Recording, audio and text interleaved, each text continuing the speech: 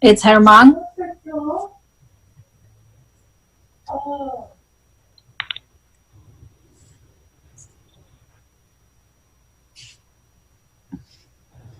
Was that you, Herman?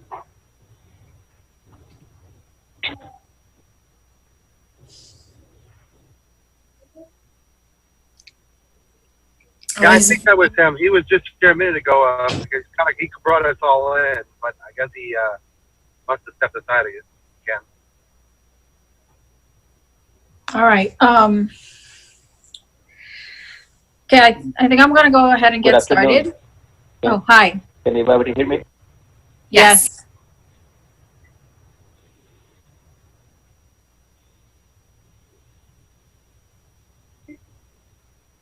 Can we get started?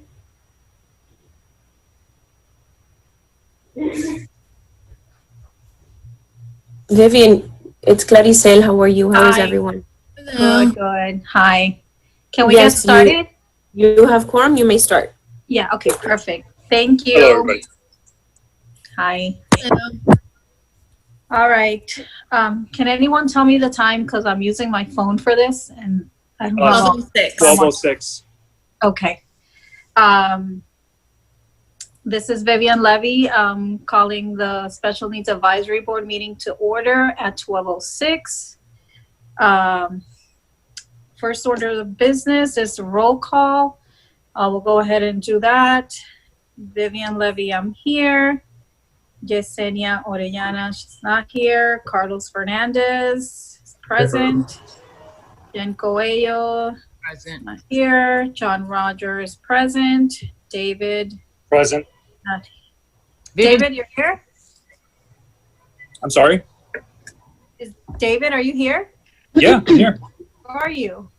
I'm under David Gomez. Oh, there you are. Jen, Yeah. she's here too. Is she there? Can she hear me? I can hear you.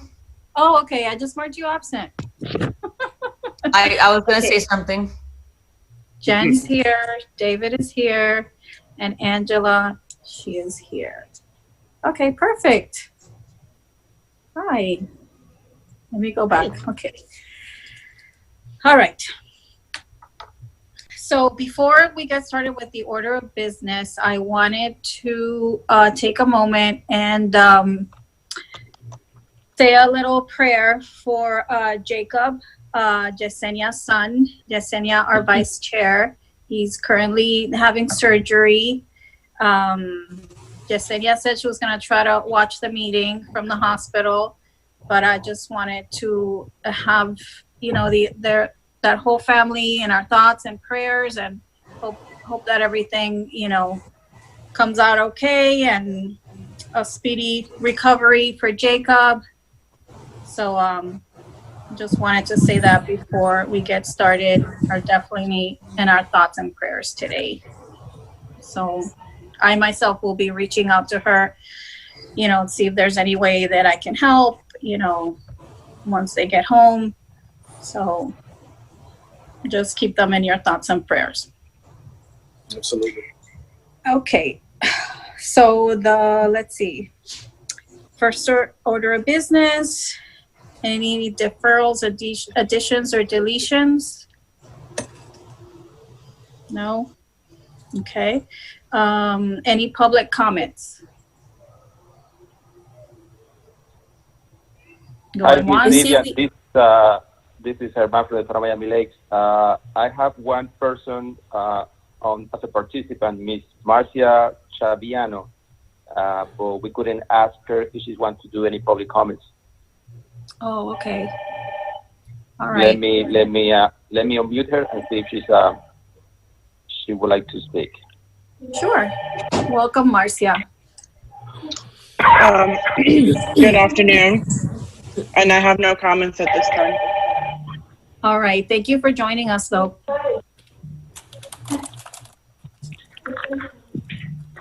Okay. All right.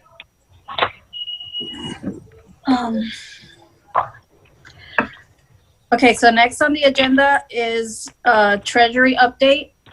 Carlos, do you have any any report or update to give us? I think I sent over, based on the February information on the Painting with the Twist event, but just to give you a snapshot, unless anything has changed in the last 30 days, the opening budget was $41,012, and then we had that Painting with a Twist event for $338.85, which got the budget down to, yeah.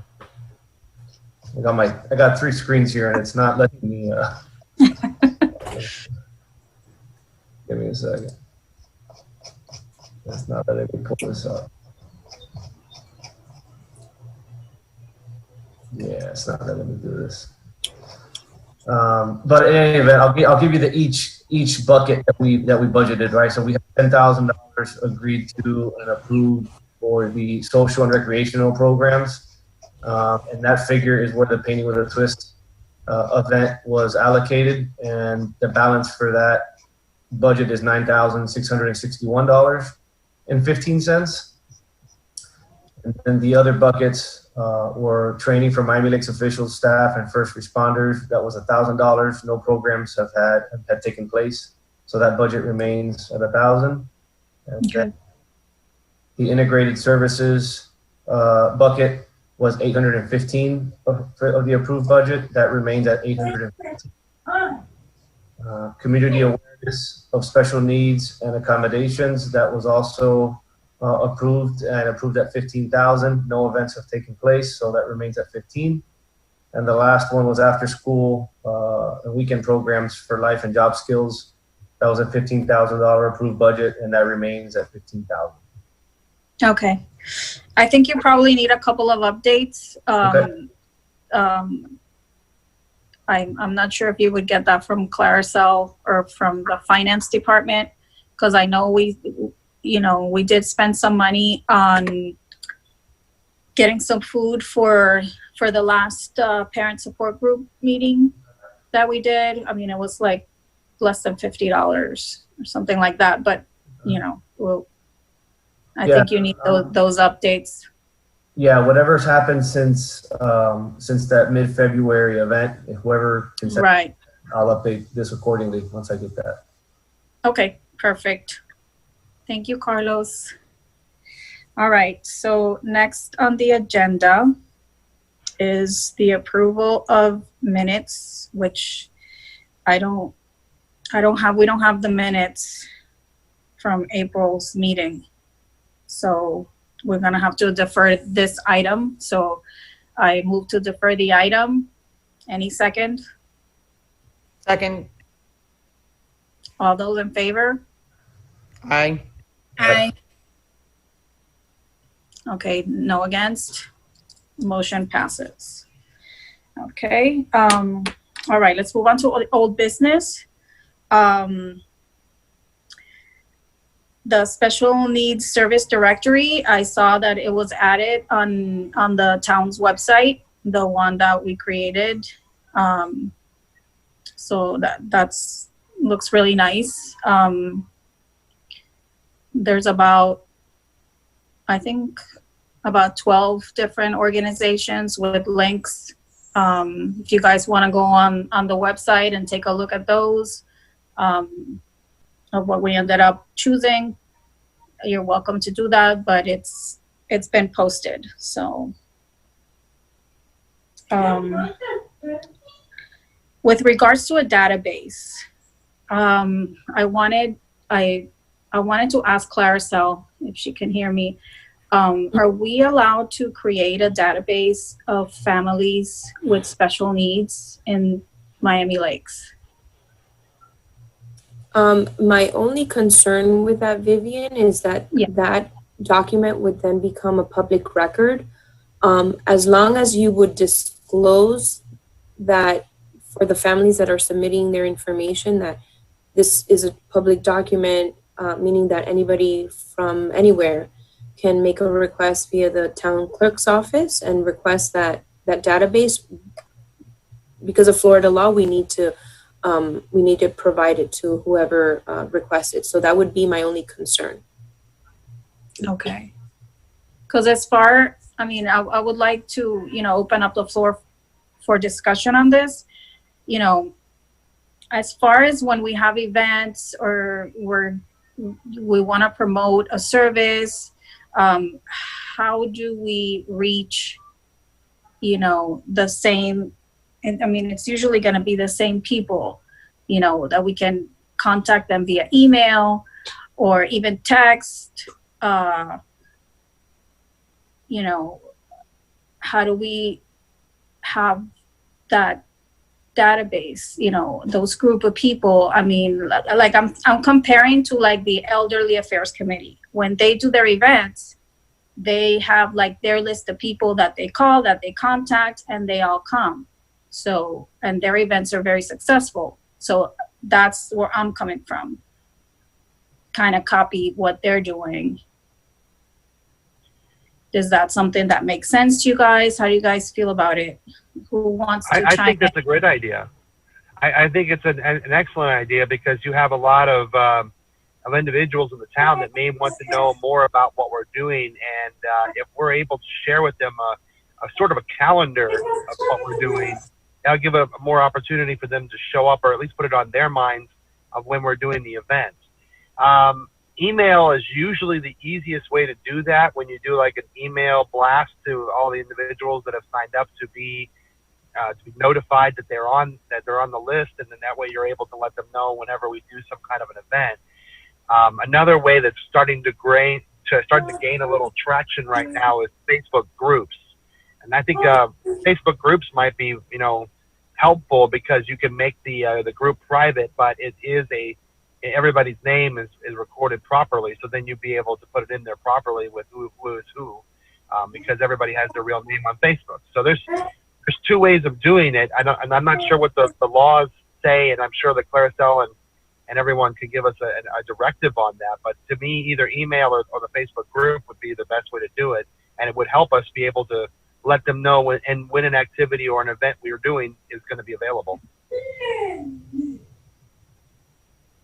Okay. Clarissa, Anybody else?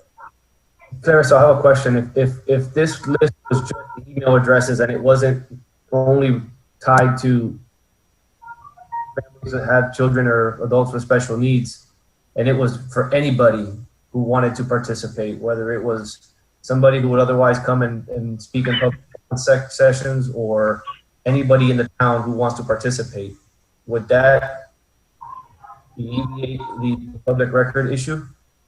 I'm sorry. You're cutting in and out, so I'm getting every other word. Can you hear me better or no? All right, we can try again. No? We can try again. Go ahead. Can you hear me okay or no? I'll put it in the chat after the chat. No, go ahead here. Yeah, what I was asking is my concern with this is the public aspect of it. And so I was wondering if there was any way for us to do the emails of having the limitation of the public record. No, any document that we would create, any record that we would create, coming from either any of our departments or any of our committees, becomes a public record. Which then requires consent, right? That requires consent. Does that then require consent by the person providing the information? Well, they would. So how we do it for our newsletter is you have to subscribe in order to receive our newsletter. So yeah, that there's some level of consent for joining a certain database or email list or any of that. But there's no. So then, if that's the case, what information is gathered to be put on that other than a name and address and an email address? Is that just it, or? For our general email list, our newsletter and such, we only collect the person's email address. There's no other identifying information that we collect. I'd be okay with doing that then. I don't think that poses any issue. That point.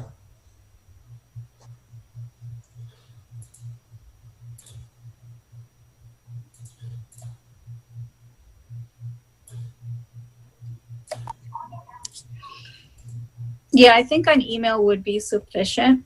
What if we were to have a newsletter? And people could subscribe to it. I know the Economic Development Committee has a newsletter. That's exactly what I was saying with the email blast. I think it would be perfect. We just do a newsletter, and that way people can subscribe to it. And that way everything's legal.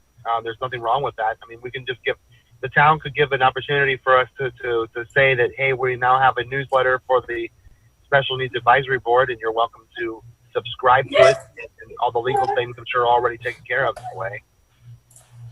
Right, and that newsletter would be for everybody.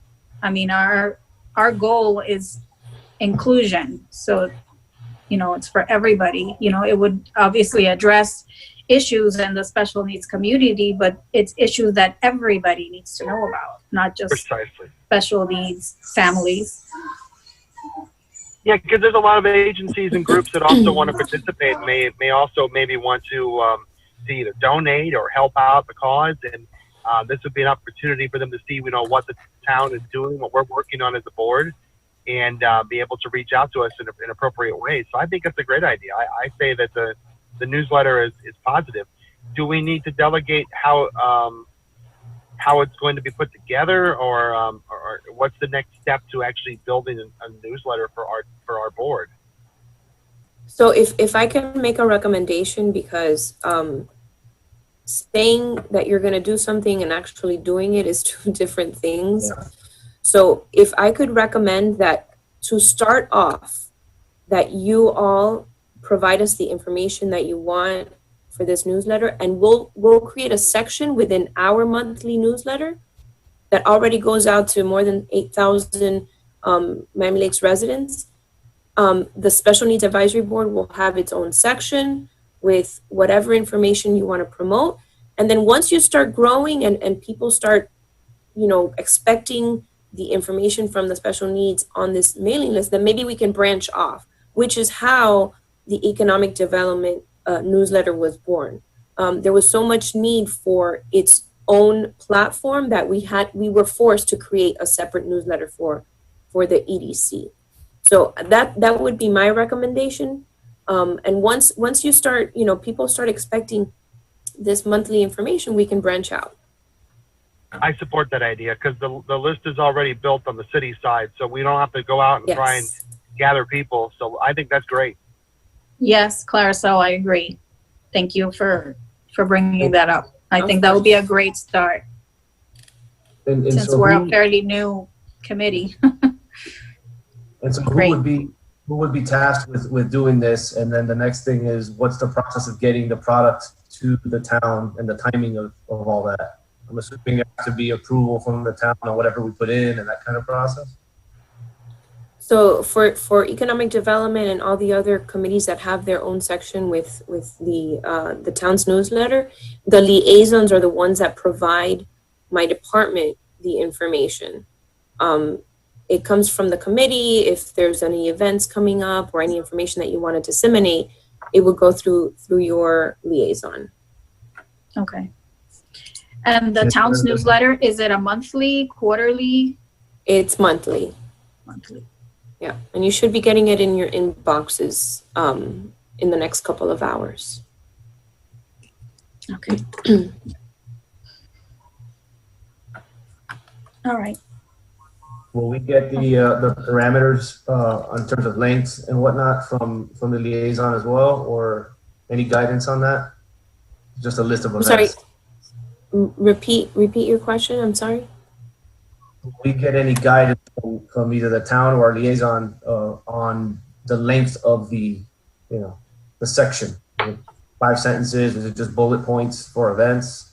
So what I like to do is have it so that it's like an icon, and that icon drives you to the town's website for more information. So it's kind of like a little teaser, and then the bulk of the information would be on the town's website, and we can direct them back to the Special Needs Advisory webpage or any other article on the town's website that would be pertinent to the icon.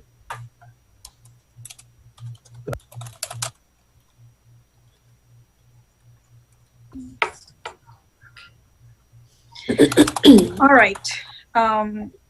Okay, moving on to the next item. Actually, should we vote? I think we should vote on whether you agree on having a newsletter or being part of the town's newsletter.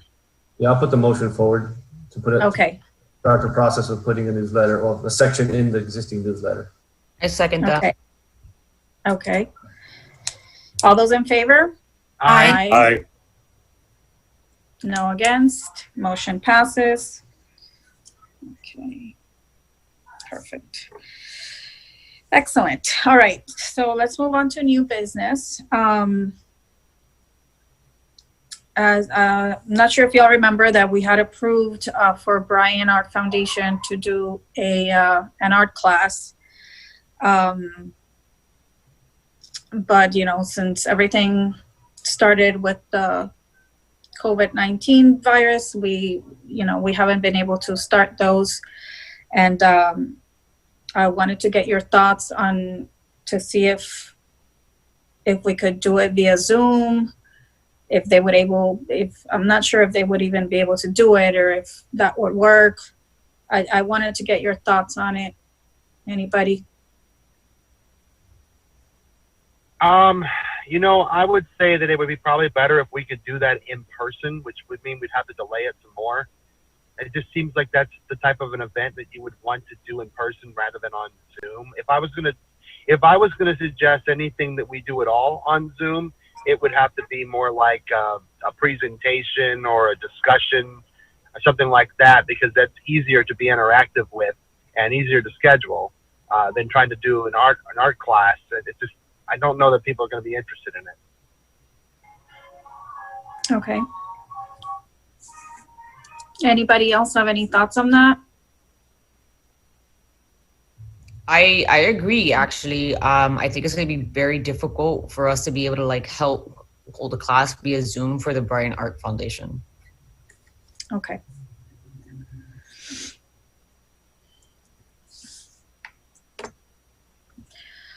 All right. Okay.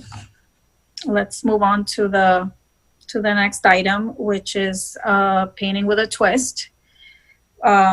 We had our painting with a twist event, our second one, scheduled for May, and obviously we had to cancel it. So I spoke with the painting with a twist company.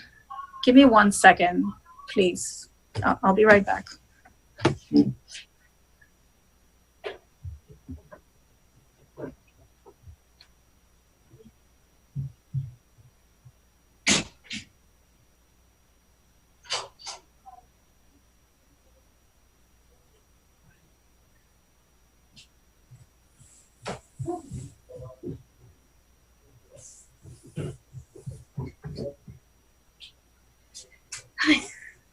Sorry, guys. I had to put Ryan in his room with his iPad because I don't want you guys to be hearing that.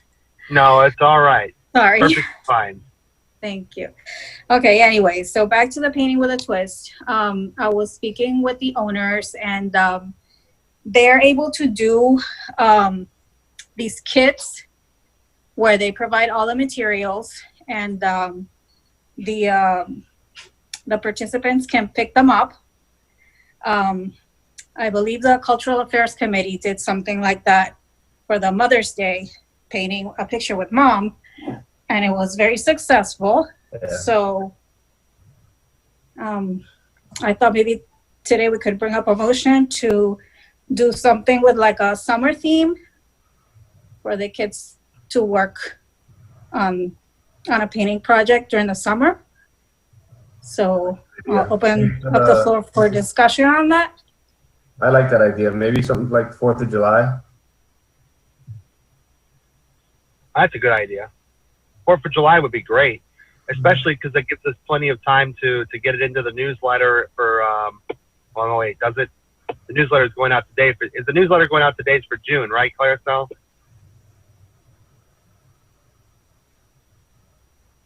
Yes, that's she correct. said, yeah. It's the June newsletter. When does the July newsletter go out? It'll be the first couple of days of July. End of June, first couple of days in July.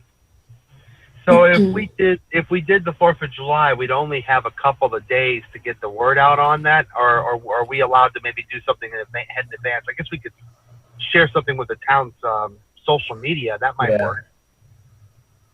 That's what I was thinking. I don't know what that process is like, but that's what I was thinking. Well, if I remember right, the discussion Claricel had with us a couple months ago was that if we submitted it with time, they could get it out. So if we have a set plan from today, Jesse can work on that verbiage, and probably in the next week or so we could have it up on their Facebook pages and on whatever sources that we can get out there, and then just have the article ready to go into the newsletter prior, and we'll have only 1 or 2 days before the 4th of July, but so be it.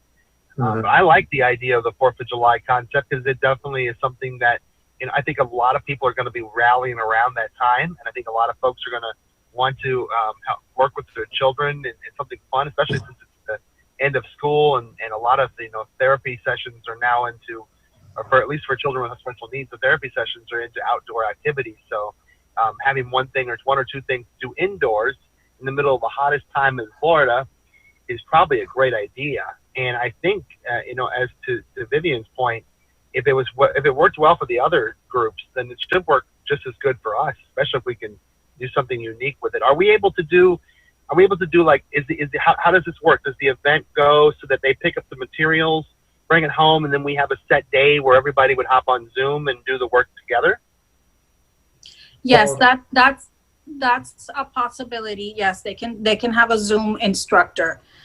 But the kid, let me read off of the quote that she sent me. This is what you receive with the kit. It's 1 paper bag, 1 11 by 14 canvas, 5 colors, white, black, blue, yellow, and red, 2 brushes, and 1 sheet including 5 painting options. So, you could choose from 5 different drawings, so I had thought we could do like a summer theme, 1 can be 4th of July related, another one could be like beach related, because there's, they're going to have 5 different paintings or drawings to choose from that they can paint on their canvas.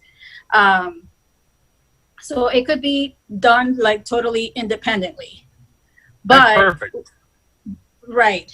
But they can also do 1 Zoom session where they will, choose one of the drawings or paintings to guide the class through. Otherwise, if you don't choose to do that, it can be done independently. The instructions, the painting options come, with the kit. Yeah, so for those, I think that's good. Yeah, for those who want to participate, who are, for example, my son, he does not do well, like paying attention for a long period of time to like a 1 hour Zoom session. He can go at his own pace. He can just do it independently. Yeah, I would be more inclined to the independent route. I think the Zoom creates another layer of complexity and logistical planning that we don't necessarily need to do. My wife did the Mother's Day one with our son, and they had a great time just doing it here by themselves. And so you can kind of control the environment a little bit better and a little more personal, I think. I'm good with both, because I quite honestly, I'm not artistic in any way, shape, or form except in my mind. So, having a little bit of an instructor, I think that is one of the things that made that event, which you did last time, Vivian, and I think it helped make that event, so unique. Not only that it was everybody getting together, but you had someone who could help give a little bit of guidance. I don't see why we couldn't do both, as long as we had ample time to have the planning done for Zoom, because most of the work is being done with Painting by the Twist. So all we have to do is just monitor the event for them, and then just pick a specific day and get it out on the public word so that everybody knows that it's happening, and we follow all the guidelines that the town needs us to follow so that everything's legal.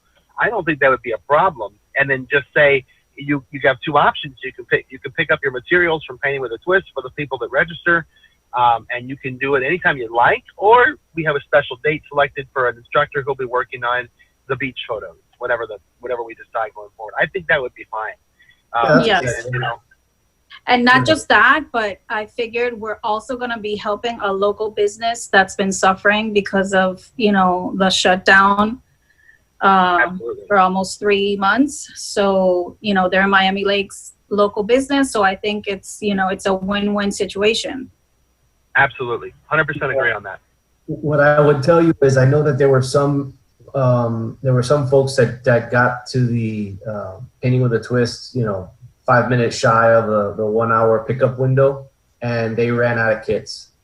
And so I think we should, depending on, I guess, how much volume we think we'll get, we should think about managing the kit count and going with the right figure so we don't end up in that situation. Right. So People that were bummed about it. right. So the kit that I described, it's $10 per kit. And I think we have plenty of money. Yeah. How many So did they do for Mother's Day? Did they give you that number? I don't know how many they did for Mother's Day.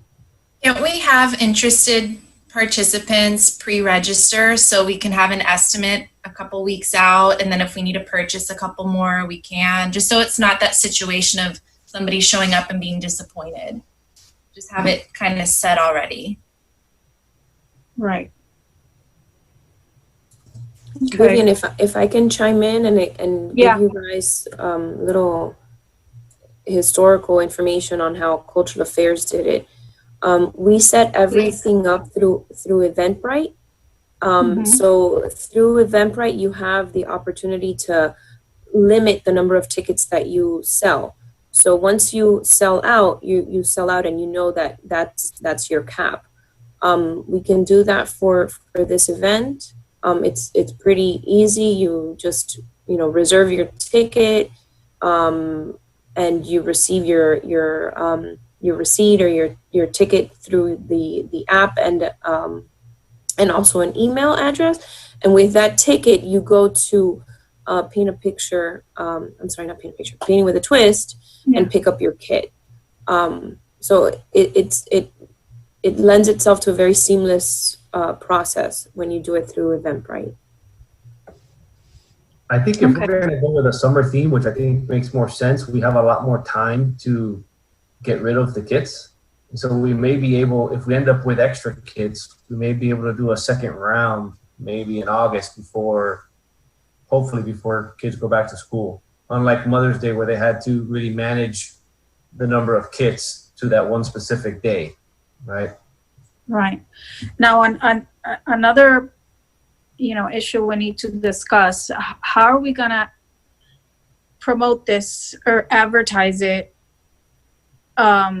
Is it gonna be for all abilities, or because it always gets tricky like that, because I don't want then, if we open it up for everybody, like I know how things get in Miami Lakes, like everybody's gonna sign up for it, and then, we're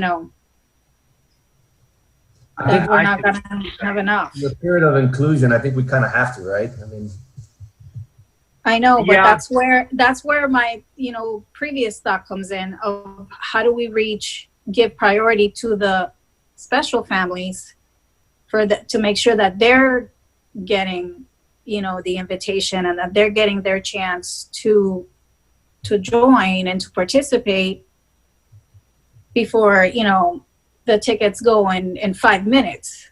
Because with the Easter Bunny, I remember, like, I didn't get to do the Easter Bunny thing because it was like in 5 minutes they're gone.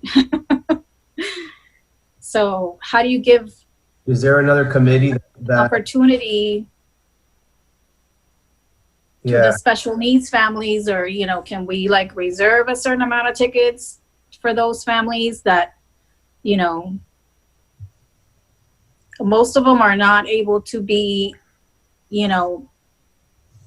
on the lookout, right when the tickets go on sale, like, to be on top of it like that before they get sold out. What would be the process in determining whether one qualifies for one of those reserved kits or not? Like, how would you determine, well, this family has a bigger need than the other family, right? I know. That's kind of tricky. That's Is there a way? See, I'm not trying. So we can't. Because with HIPAA laws, you can't ask them, their diagnosis. How do they do it with other groups? I mean, like agencies like Autism Society of Florida, they send you an email, and in there they ask, what specific diagnosis do you have, and do you need any assistance to participate in the event? I don't know if that's something that we can ask, and that would be able, when the results come in, it would be able to tell us if we have the ability to approve or disapprove somebody being involved. Would that give us the ability to say, okay, this is a family from Miami Lakes that has special needs, and they can participate? This is a real tough area, because we don't want to come off as jerks, and say, right. Oh, the rest of the town can't participate. It's just that we're trying to make sure that these individuals who are special needs in our community do get the opportunity to participate and not be missing out because, our neurotypical families thought that it was a great idea and they wanted to participate as well. I don't say that we don't want them involved. We do want them involved. So, it's going to have to be open for them as well. That's tough. Well, that's a tough question to ask. I would just like to really make a point to, when we advertise it, that it, that is for all abilities, that is like an inclusion event. That just really focus on the wording, so that, so that people understand that this, yes, you can still join, but, it's coming from us. Sense. It's, Yeah, we can do that. I'm sure that Jesse could put it together. Yeah, I think that's the workaround, right? Is to be very selective in how we word it, so that it implies, what the true priority is, but it doesn't completely exclude. Right. And at the end of the day, I think if somebody feels, I would hope that if somebody hears about it or feels left out, or they weren't able to get tickets, that maybe they would contact us, or, somebody in the Special Needs Advisory Board, either me or Jesse or, one of you guys, and let us know, hey, can you please count us in? We weren't able to sign up, and then we would be able to add them in. Is there? I mean, if we get, let's say we do 100 on the Eventbrite, but we purchase 120 kits, so we have like kind of 20 in case there's people that are left out, something like that. Are we able to do like a deadline on the Eventbrite, so that if we You have to do them, a deadline. Yeah, you have to do a deadline. So we could pre-register everybody, and then once that we could set a cap of our own. We could say, well, let's say our cap is 100 or 150, whatever you want to do, and then once we reach that cap, then that would be the closure of it. If we don't reach that cap, then we don't have to worry about it. So we would just make the purchase with Painting with a Twist after the sign-up period ends. Would that work? I think so. We could probably tell them, look, we'll guarantee a certain number. So I don't know what that number would look like. Maybe that number is 50. We guarantee we're going to be purchasing 50, but we would like to make it, 120 is our limit. And if we get 120 participants, great. Then we'll just buy up to the 120. If we only get 85, then we already buy 85.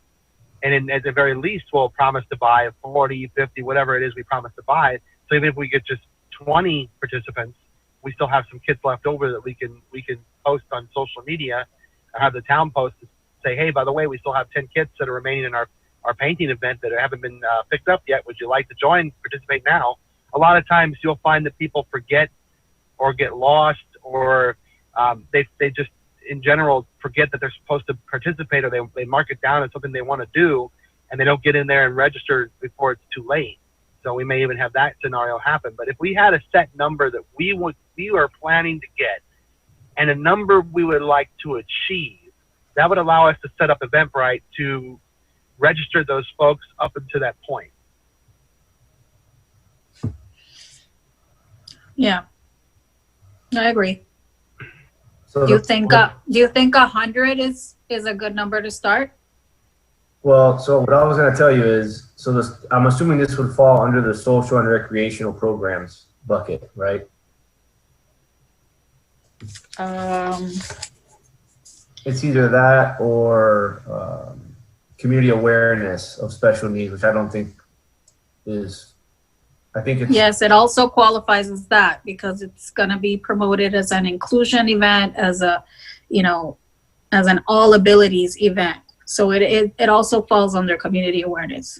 Okay. Well, that budget, in my opinion. There's plenty. I'm not sure what the rest of the group thinks, but I could see how it could go in either direction. It seems more appropriate to be in the social and recreational programs, but either way, the balance in that bucket is $9,661, and in the other is $15,000. So there's right. So yeah. So I don't know how many other events we're going to be doing given the circumstances.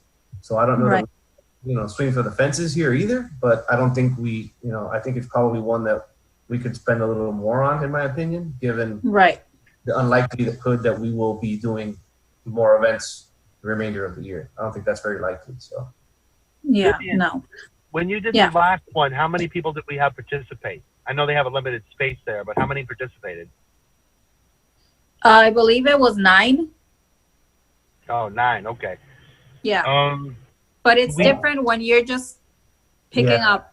I think it was 100. I think the Mother's Day was 100, and they went very, very fast. Right. And so I would imagine for this, it's probably going to go even faster because it'll be for a longer period of time. Right. Plus, it's the summer, and there's a lot of summer camps not happening. Right. I think there's going to be a big demand. I think we can start with 100. I mean, what's the worst that can happen? Only 50 sign up? Then we only get 50. But I think we should do more than 100. But hold on. Just what we said was what we would do is a base minimum, and then we could do a larger number above that, which is not a guarantee. If we did a base number of 100, say, okay, so we guarantee we're going to be buying 100 kits from Painting with a Twist in the story, but we are going to set our Eventbrite to allow up to 250 participants. And if we go all the way to 250 and that's where it's capped off, then we'll buy up to 250. If we only go up to 150 or 175, then we buy the 175. We've already guaranteed the 100. Everything else above that is based off of who registers and to get the kits. Would that be a fair way of doing it so that everyone's able to participate and we do have that point where we can say there is a limit? Or do you just want to go all the way until, that to me seems like that would be a lot smarter. That way we've guaranteed 100 people, but we can go up to 250. We'd be much happier, and then we just make those extra purchases after the registration date ends, because your registration date can end well before the event actually occurs. Yeah, my only concern with that is that we don't end up with the supplies that we need to put the kits together. And then we have to deal with communicating back that, we were unable to, get the supplies and, thanks, but you can't, participate. Is that a question we need to pose to Painting with a Twist? What's the limit on how many supplies they can supply us? Yeah, maybe. I mean, if that's the case. She gave me this quote based on 100. So Vivian, if I can just interject for a second. Sure. We sold 420 plus kits for Mother's Day. Just to give you guys an idea. Cow. Well, I think we're really low in our numbers here. Wow. I mean, Mother's Day is going to be a little bit higher. Let me ask you guys this. How many events do you think we're going to do from this point until December 31st? zero. Right. And so that's As why I far think- as like One. people gathering events, well, maybe I they're don't not- think there's anything happening. maybe they're not people gathering specifically, but maybe they're variations of some stuff like this, right? Maybe you do it for each holiday season. I mean, I don't know, but or maybe there's other things that we do via Zoom. I'm not sure, but I guess given the budget that we have allocated to these various objectives, and given the unlikelihood that we will be able to put on a number of events to fulfill these objectives in their entirety, it seems like there will be enough demand over the 2.5 months of summer to do more kits and commit to the more kits and figuring out a way to liquidate them over the 2.5 months of the summer, whether it's July and August or July and September. I mean, I'm not sure, but I'd rather commit up front and know that we have the materials and we can effectively market that, as opposed to taking a flyer on getting everything and running into that issue of supply, you know? I agree. Right. I agree. So maybe what we should do then is we should try to find the number we're comfortable with and what we'd like to do, and an estimated date of when we want to do it. Agree as a committee to do so, and then form a subcommittee that can the weeks that would allow us to be able to finalize those plans and put it into motion. Would that be, because obviously we can't wait till next meeting to be able to get this done. And as Claricel pointed out, we can do those subcommittees with just 1 or 2 people who could help finish and finalize what we all agree on as in a group. Would that be a fair idea to move forward with? I like that idea. Yeah. So is everybody on board with like the summer theme? I am. Absolutely. I think, right? Yeah, sounds good, actually. Yes. Okay. What about the number? 500? Yeah, 500. If it's sold out to 4, if it's sold out at 4,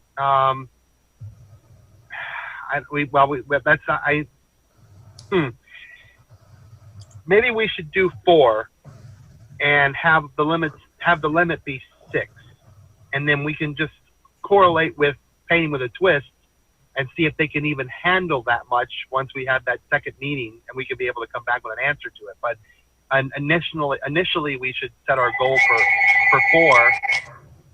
Set our goal for 4, and then maybe have a limit of 6 on the invitation. Yeah, I like That makes 4. I like 4 better. It still gives us north of 5,000. So we still have half the budget for the remainder of the year on these social items, recreational items. I agree. perfect.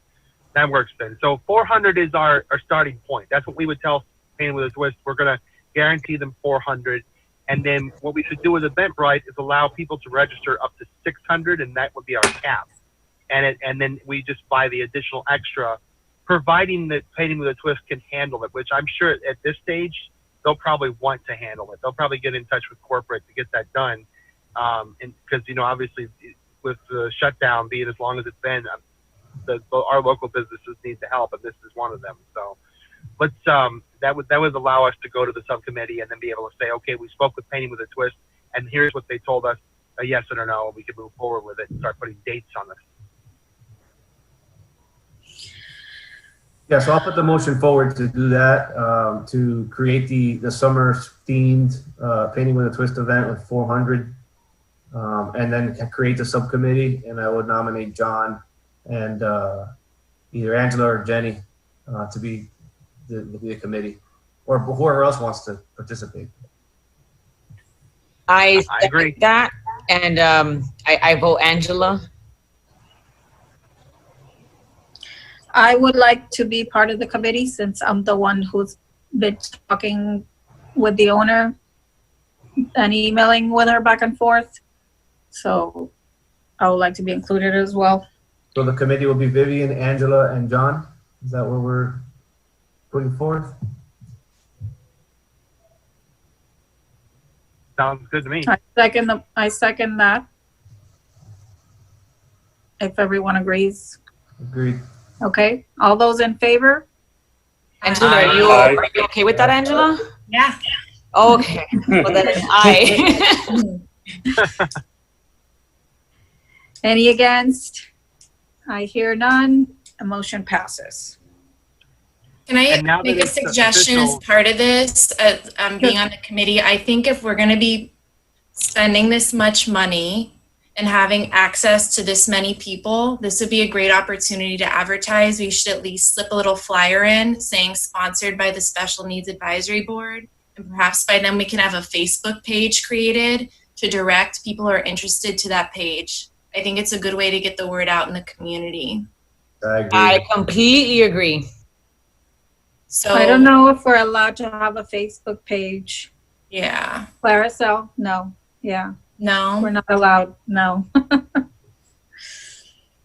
Do we have our own little spot on the Town of Miami Lakes website? Just somewhere to direct people so they know Yes, that we exist that and we where to do. find us. Okay, Yes, maybe and that link is miamilakes-fl.gov/SNAB.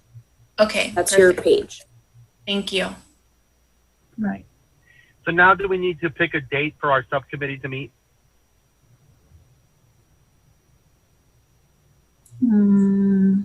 I have to say Go ahead. that because we are forced to hold these committee meetings virtually, it's going to be hard to set a date right now. If it's something that you guys cannot decide now, then and we have to schedule a meeting in the future, then so be it. But if there's something that you guys can quickly just decide on, I would recommend doing that instead of waiting for, because what we've been having to do is group committee meetings together. Each time that we have a live stream meeting that needs to be captioned and all of that for all of Miami Lakers and the public to participate in, it takes away from the number of meetings that in our contract up until the end of the fiscal year, and anything above that we have to pay in the upwards of $700. So if you all can just quickly make your suggestions and your motions, I would rather you do it here now than wait for a subcommittee that I can't guarantee when that will happen. So subcommittee meetings have to be, is all public as well. Yes, correct. Well, that puts us in Okay, line. so can we come up with a date where we would, have everyone pick up the kits?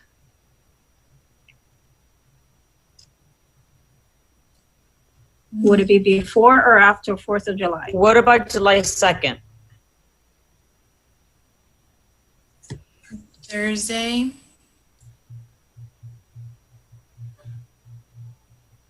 I would recommend a weekend.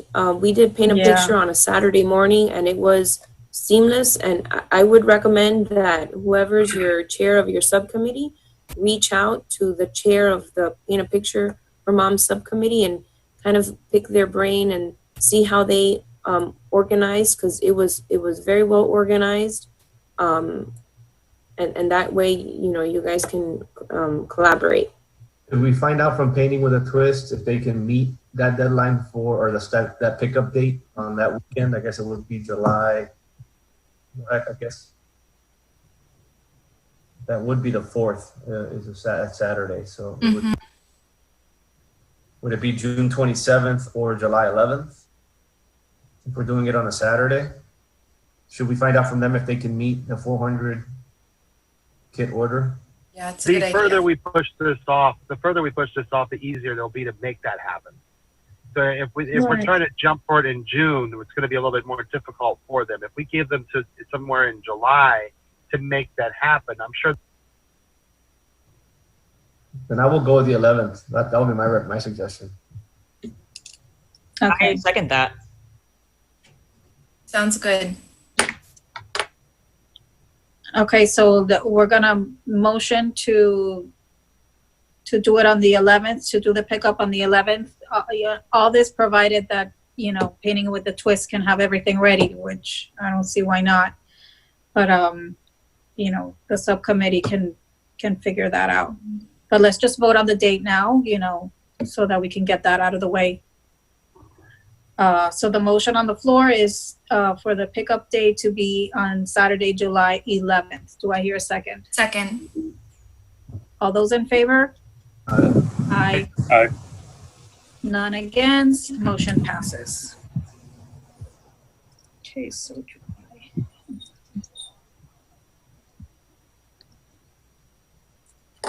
Perfect. All right. So I think we're done with this item, unless anybody else has anything else to say. Okay,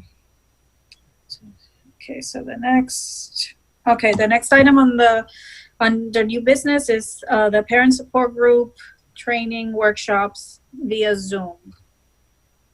How do you guys feel about that? I open up the floor for discussion. I've been holding my stuttering support groups via Zoom, and I've actually gotten a lot more people showing up because it's on Zoom, because there's no more traffic on the way to the meeting. They can do it from home. So I've found that to be a plus, at least for my group. Okay. Anyone else?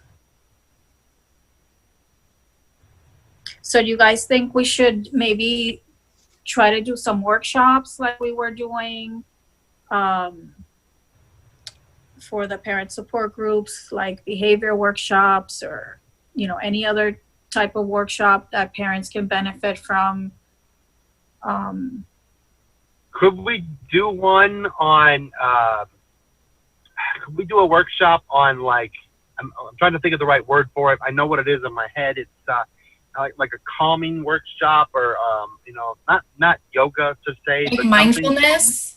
Yeah, because I think a lot of people are stressed right now, especially us special needs parents. We are just maxed out because we've been locked inside with our kids, and a lot of our therapies have been either slowed down or shut down. And a calming meditation type thing where we can work with parents and families on how to do things that'll help them de-stress around the situation that they're in with COVID, with whatever.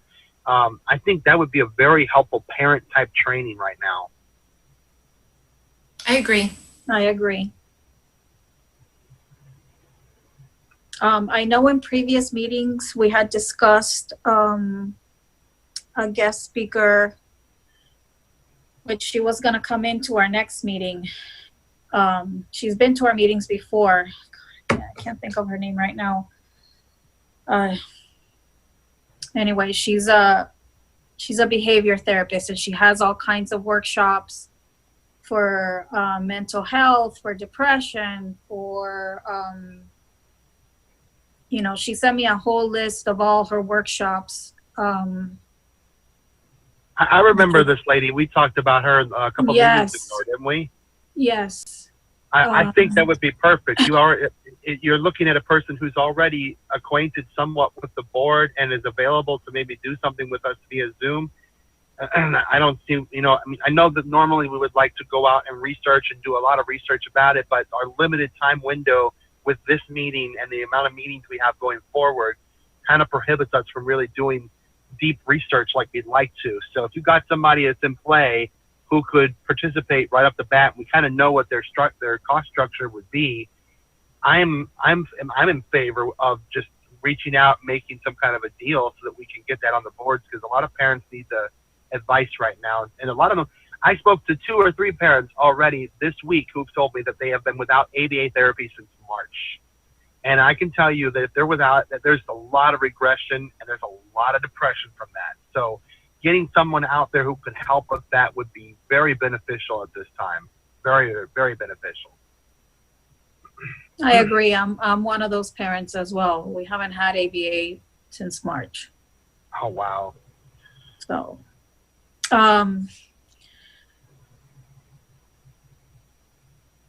yeah, I don't know how the rest of the board feels. I mean, but if you guys, I know we've talked about this the 2 meetings ago before COVID started, that we were a little, skeptical at hiring somebody when we don't really have a chance to, see, do we really want them or not, or is there other people we can hire?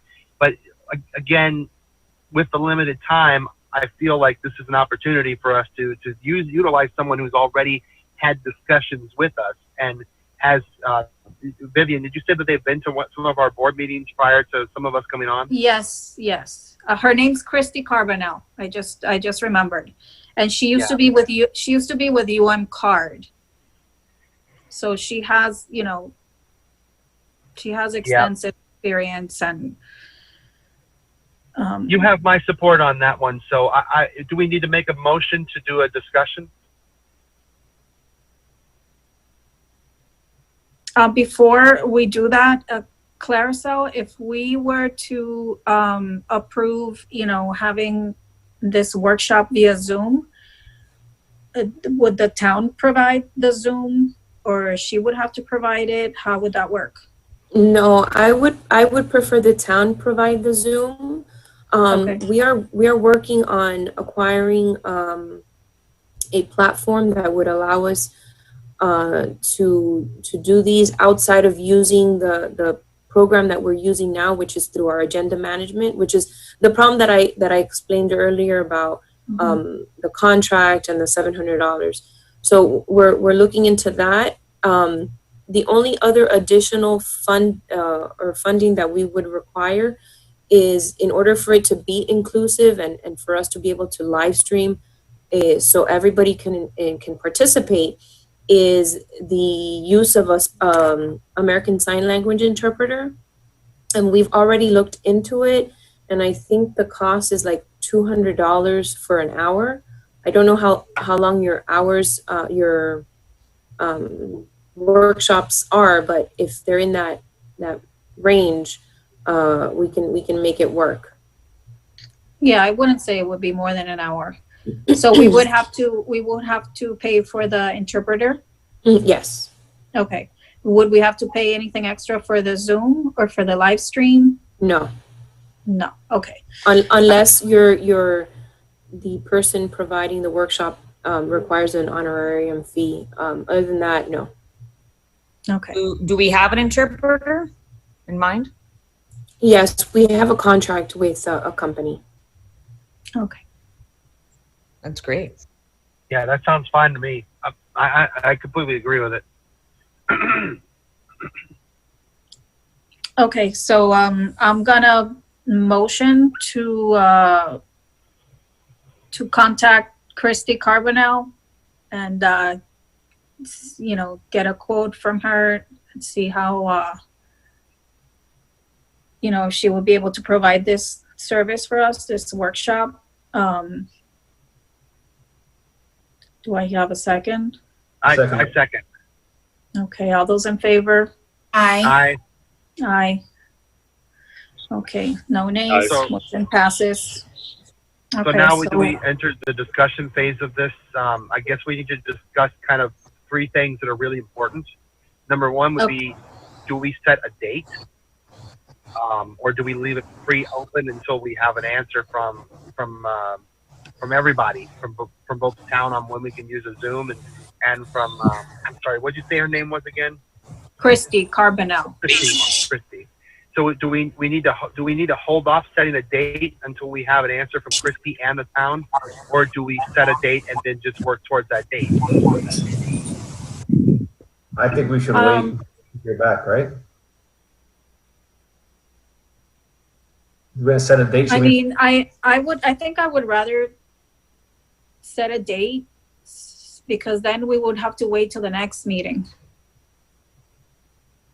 That's kind of what I was thinking. Because it's only gonna, I'm sure it's only gonna take a few days for her to answer me, if that much. But then we would have to wait till the next meeting to then vote on a date. So I think Vivian, we don't need a motion on a date if that's something okay. that you, yeah, we just need a Oh, okay. motion that you're going to That move we're forward gonna- with this Okay, good. and spending the funding that for the interpreter, and then we don't need a date Okay. for a motion. Okay, perfect. Thank you, Claricel. Okay. All right then. So did you want me to open the floor up for more discussion? No, I think that's Anybody? fine. As long as we have we're an answer good. for that, we're good. Okay. Yeah. All right. Perfect. Okay.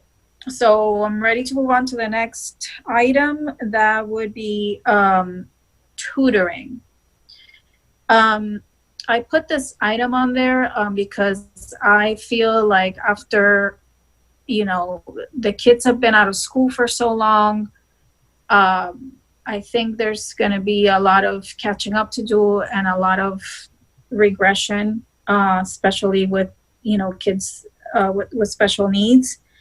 And I was wondering if there was any way, or what you guys thought about providing some type of tutoring once school comes back, or, maybe partnering up with a tutoring company or somebody in the town who provides tutoring for kids with special needs, and maybe, sponsor that, spend some money on that, because I feel like there's going to be a big need, because they're going to be out for almost 6 months. So I like the idea. Do we want to open up the floor for discussion on that? Yeah, we probably should. Okay. I move to open up the floor for discussion on tutoring. Any second? All in favor? Aye. Aye. Motion passes. Okay. Anybody who wants to speak first? Well, here's my thoughts on it. I like the idea. The concept is very good, especially since it is something we're needing right now. Here's the thing that I'm worried about. How do we do the tutoring? Because, this is really strange. I've never lived at a time like this in my life, where right now we've gone and visited other cities, and everything's wide open. They're all back to normal as if nothing happened in some of the cities that are in the central part of the state. But here, we're very limited to what we can do. Miami-Dade County still has a lot of rules on the books, that don't allow a lot of us to be able to participate in things like that are, personal contact. So it kind of leaves you with either the agency that we would work with would either have to have that discretion to be able to go work with these people in their homes, or it would have to be done via Zoom. And I can already tell you the personal experience here. We've been doing Zoom for speech with our children, and it has been miserable because, every special needs child is different, but majority of them can't really focus on a screen in front of them, and they want to play with YouTube. So it hasn't really gone very far, and it's actually made things more complicated and more frustrating than it was if I was just working one-on-one with my child doing whatever homework it was we were doing ourselves. We can do it via Zoom if the agency, if that's what they want to do, but with all this no contact stuff, I almost feel like the idea is strong, but we'd have to wait until they start lifting some of these restrictions to be able to even put it into place if we want to do person-to-person tutoring. Well, I was thinking, for the tutoring, it would be like when school comes back on. Once when the kids go back to school, hopefully they'll be going back to school. Yeah, no, because they still haven't made that decision.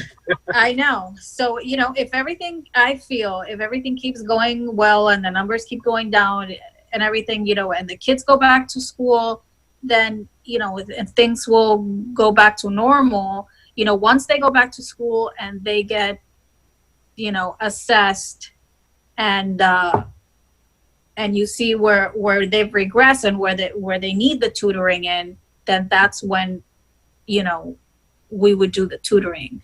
Like, it wouldn't be now. I don't think I the way that I was thinking about it. I was thinking, for when school comes back. Yeah, that's not a bad idea. Obviously, we still have to wait and see what schools do moving forward. But if we were to say, the idea is sound that we'd like to do it, what we could do now is if everyone as a group likes the idea, we could do a motion to investigate on the idea. So we could go and research, as a committee, who out there does tutoring for children with special needs in the town of Miami Lakes, and we could find out what a cost would be for them to be involved. and we could find out logistics of how to do so, providing that the town and the county and the school districts all reopen. Then we could set a date somewhere in August or September, maybe, that we could use one of the town's facilities that are, the town's community centers, and we could set up a shop with social distancing to allow a few people to come in and be able to get a little tutoring assistance on catching up. That would be good, but it would definitely be good to say, like, okay, our plan is to do this, and our next step is to find out the information that we need to know, which is 1, who can we work with? 2, what is their costs? And 3, can we use a facility in the town community center to do this, or does it have to be done in people's home? Which, if it's done in people's homes, I think that would be a little out of our control, and we wouldn't want that. Right. Okay. Yeah, this is just the beginning of the idea.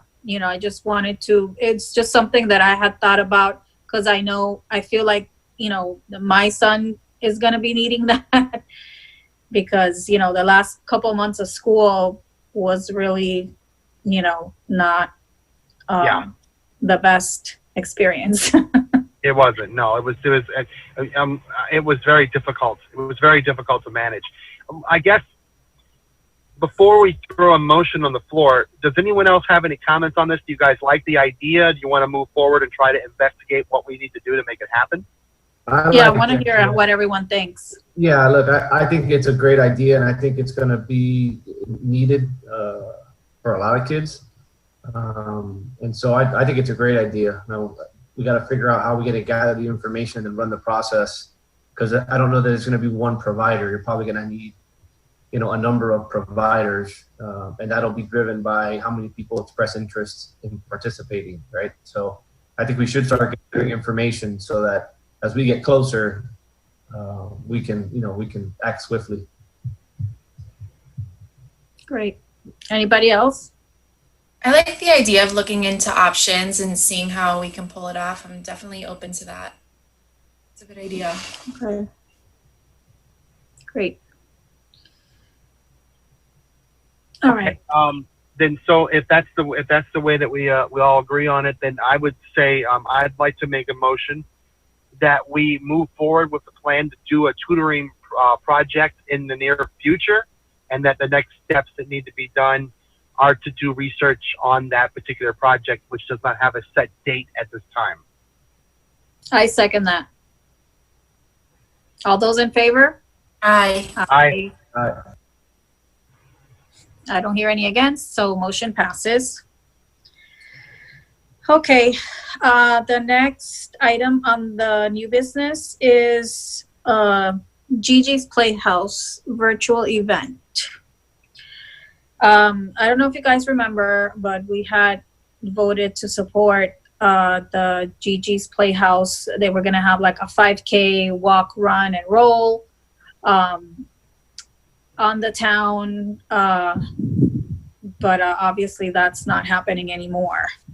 They have turned their event into a virtual event, and they've asked for our support, which we had already voted on the fact that we were going to support them. So I thought maybe we could, between just us board members, we could form a little team, and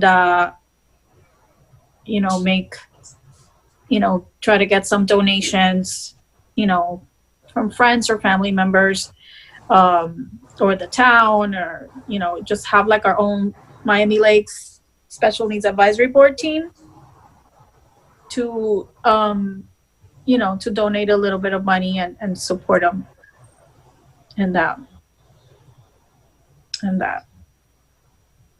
Any thoughts on that? I'm sorry, Vivian. I missed the first part of that. I'm sorry. I thought that we could create our own team, like just us board members, or anybody else who wants to join, to fundraise a little, a little money and support the event. This was the walk and run, right? The 5K and the walk. Yes, the one that was going to take place here in Miami Lakes, that we had voted we were going to support.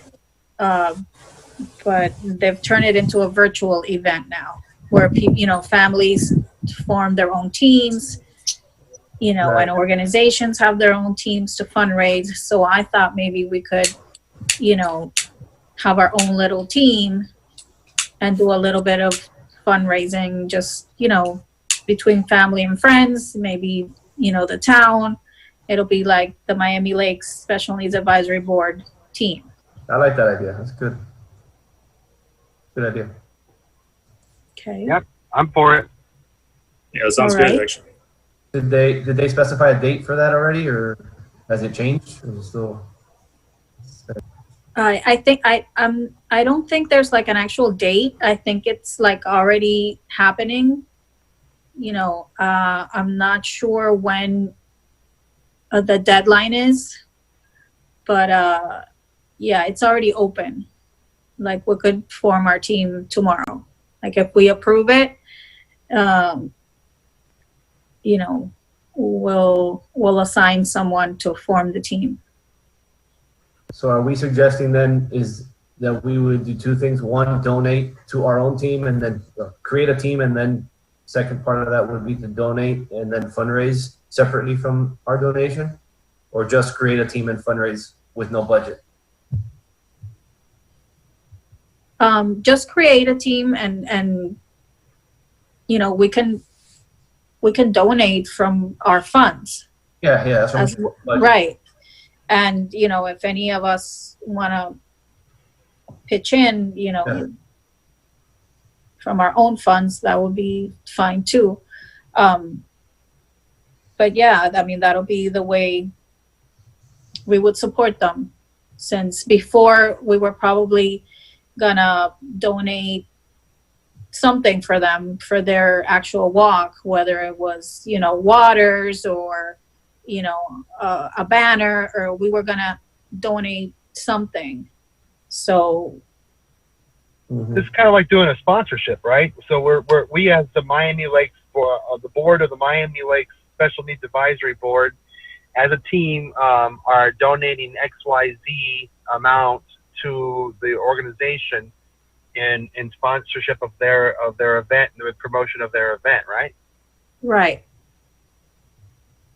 Is it the Gigi's Generation Step to Accept? Yes. Okay, it says that it's June 6th at 11 a.m. Central Time, and it's $21 for adults and $10 for kids. I don't know, and it's virtual, of course, but it's like a virtual run, walk, and ride. So will we have to all register by the 6th, and then later we can give a donation, or are we going to try to and collect all that money by the 6th? I'm not sure how that works. I'm not sure how it works either. I've never done anything like this virtually, but I think, I hope you don't have to run, because I'm not very good at that. But from what I understood, I think if we just form the team and and put the money in there, we're good. Like we can form the team from now, because I know I've been contacted by several teams to donate. Okay. So there's already teams, fundraising. Mm-hmm. So And I is would the like donation, is the donation coming from us as individuals, or is it coming from us as a board? Both. Whoever chooses to donate from their personal funds can donate, but I think we should, donate from our funds as well, because we were going to anyways. For their actual walk. We were gonna, we had voted to support them. Right. So then we need to set a number for that now. If we're gonna make a group and join and donate, we'll need to set a certain number that comes out of our budget to go to them as a support of the event before we wrap it up. Definitely, yes. Do you have a number in mind? I do not. Do you guys have a number in mind? Are there minimums? I mean, typically for this kind of stuff, I mean, this is an unprecedented time, obviously, but typically with these kind of events, there's a minimum, fundraising requirement. Do they have that, or is there not? Angela, I don't think so. The only thing I'm seeing is that it's $21 for adults and 10 for kids. I haven't clicked to start a team or anything. Okay. Yeah, I think we probably have to go through the motions and see how it is, but there's 7 of us on the board. Let's say, the minimum would be $21, right, per Right. person. Mhm. So that's, That's roughly $150 right there. right. So I don't know if could we give them $250? We could give them $250. There's an extra 100. That's an extra 100 for what would normally be our entry. $250 sounds like a good number for us to donate. I'm okay with that. Well, what did we set any expectations, prior to COVID on what we were going to contribute? Did we have any deep discussion? No. Water or any specific? No. No, we never got to that because they never actually got to set a date. So we never got that far.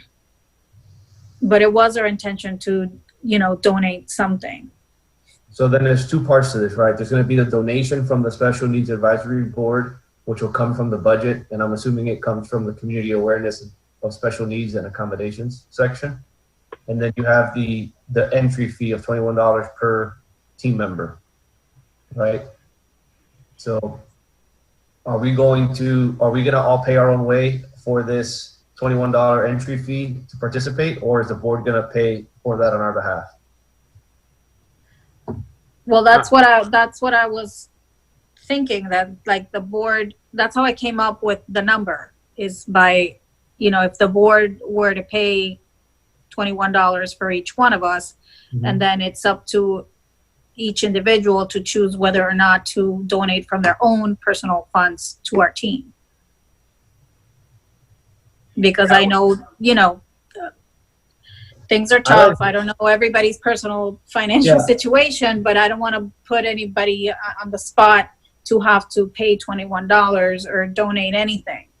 Right, Carlos. That's why I suggested $250, because $150 of that would be for our entry fee, and the other $100 would be a donation back from just us in general. Yeah, I got that. I just need to be very clear when I put this in here, and I don't want to just put $250 and not reconcile what. Oh, of course. Yeah, I would include the entrance fee for every board member is part of the $250. So whatever that total number from their actual count of the ticket cost would be, and then the remaining amount out of the $250 is a direct donation from the board. And so would we agree that this would fall under the community awareness of special needs? Yes. So training. Doesn't seem life skills related. It doesn't seem like a recreation or a social event. Yeah, it's community awareness. Yeah. So I think just back to the point of the number, right? So that bucket has 15,000 approved in there. So I'm not suggesting that we write a big check here, but is $250 the right number? Just put that out there for everybody. Yeah. Obviously we could give more, but I kind of feel like we shouldn't, not because we don't support the event, but because we need to make sure we maintain our balance as well, so that when things do open up and we start doing our own activities, we don't run ourselves out of money. So it's kind of a balancing act. And to me, we're $250 is a good number, because one, we're buying tickets, which takes up about $150 of it, and then we're actually donating a solid $100 above the amount that we paid in tickets. We could do up to $300, but I don't really think that we need to go that much higher as a board. Because remember, these funds were donated to us. So these people donated to us, so we don't want to just give away their money saying, well, we just thought it was a great cause. We do think it's a great cause. No, I hear you. I hear you, but I think it's not giving it away, right? This has a purpose. And so we're supporting a cause that we all support, but we're also we're also creating a certain level of awareness of the Special Needs Advisory Board itself. And the messaging to the town is that we're supportive of the events that happen in the town that coincide with our general, approach or our general, mandate, right? And so as I think, again, back to the question of, we have the money.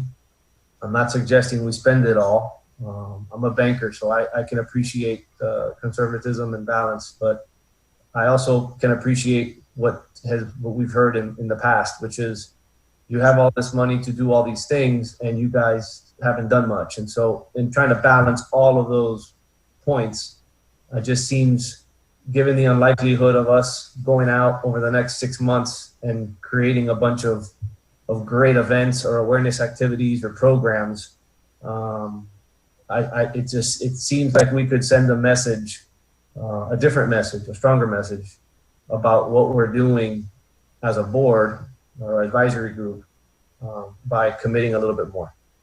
Well, for the sake of time, since we're almost out of time here, why don't you? What would your recommendation be? I was going to say 500. I was going to say 500. Let's do it. I'm for. I for second Let's do that. 500. I second that. Because I'm all for spending the money. Yeah, I think it's spending the money appropriately, right? I mean, this is something that's going to have visibility, and I think to Angela's point, we're trying to create awareness so that the group exists and what we're trying to do with the group, and creating this awareness of inclusion. And so I think making sure that people know the board is here and doing what we're doing, I think is important. So agreed. Agreed. So then, Okay. Go ahead. So then Go ahead and make your the motion. Okay. The motion on the floor is to form the team, Special Needs Advisory Board team for Gigi's Playhouse virtual event, and donate $500 from our budget. yeah, just to be clear, that would be the total, right? So it's the $150 of entry fees, and then the delta of $350 would be the donation. Correct. Great. Okay. So do I hear a second second? Okay. All those in favor? Aye. Aye. Okay, none against. Motion passes. Perfect.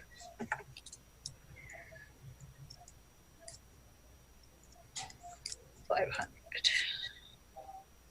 Do we need to make a motion to defer everything else to the next meeting since we're out of time? Yes, because the next thing is for the holidays anyway. So I move to defer the last item 8F until next meeting. Do I hear a second? All those in favor? Aye. Aye. Okay, none against. Motion passes. Any announcements? Okay, I just wanted to say that everything we voted on today, I'm going to be taking to the council meeting, the next council meeting, which I believe it's on the 16th of June. So they see what we're doing, so they can approve everything we're doing, everything we voted on. I really want to be more visual to the council. And I think that's how, that's going to help in promoting our goal of inclusion and awareness, for people of all abilities. Agreed. So I wanted to let you guys know. And Vivian, I'll go ahead and update this budget spreadsheet to account for everything we agreed to, and I'll leave it as a pending status so that you have the totals of actual and pending. The only thing I need is the items you mentioned for the event that took place, I guess, in February or March after Painting with a Twist. Okay. So if you get me that, I'll update it before your meeting. Okay. Have you received our budget request? We requested a budget of $25,000 for next year. Because I don't think you were at the last meeting. Okay. No. I'll send that to you so you can see, hopefully that'll get approved but so you can have an idea of what we have in mind for next year. Okay, thank you. Because I don't think there's going to be a gala Yeah, that makes this sense. year. Pretty sure there's not going to be, so unfortunately. All right, guys. So does anybody else have any other announcements? No. Okay, so I move to adjourn the meeting. A second. All those in favor? Aye. Aye. None against? Okay, motion passes. Thank you, everybody. I think it Thank was very you. productive. Bye. So happy to Bye, see you everyone. all. It was I nice can't meeting wait to see you in person. Bye, everybody. Bye. Bye. Thank you. Care. Thank you. Take care. There.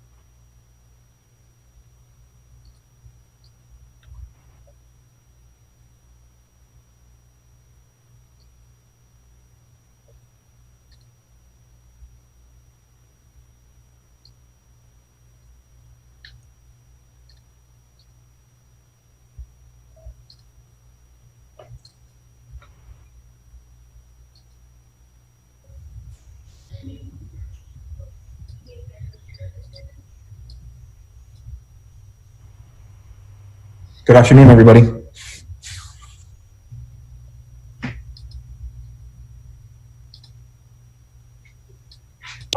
Hi, good afternoon. Good afternoon.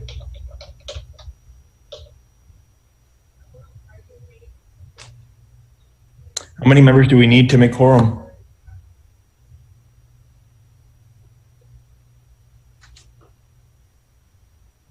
We only have 3 members present. I know, but how many do we need to make quorum? I think 7. I see 4 people. Hi, Alex. And hi, Esther. Hi, Johanna. It's Claricel. How is everyone doing? Hi, Claricel, how are you? Very well, thank you. So we have 9 sworn members. So we need 5 for quorum. Okay. Right now we're at 4. Right now it's Johanna, Esther, and yourself. 3. Okay. So 4 more, hopefully.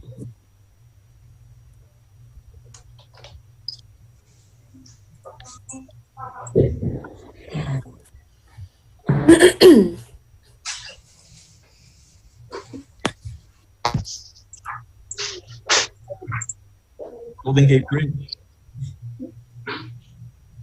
Yeah, I don't know how to change it, so No? it's there. Gosh. I have no idea why that's there. That's fine. Wondering how you change it. I don't know, I've never put one up, so. I don't want to deal with it because then he's going to kick me out. Oh, I see a virtual background. Okay. There you go. Yeah.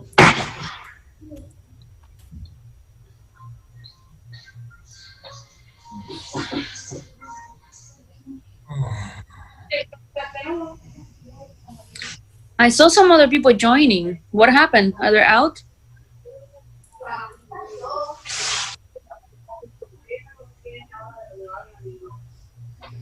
I think they're there. They're just not showing their screen.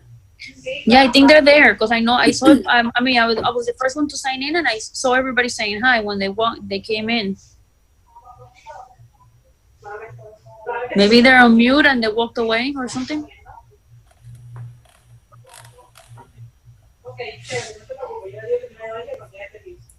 Claricel, there's only Esther, Alejandro, Johanna, Yvonne just logged in. And I see that there's Glenn D. Glenn is 5. Yeah. Yeah.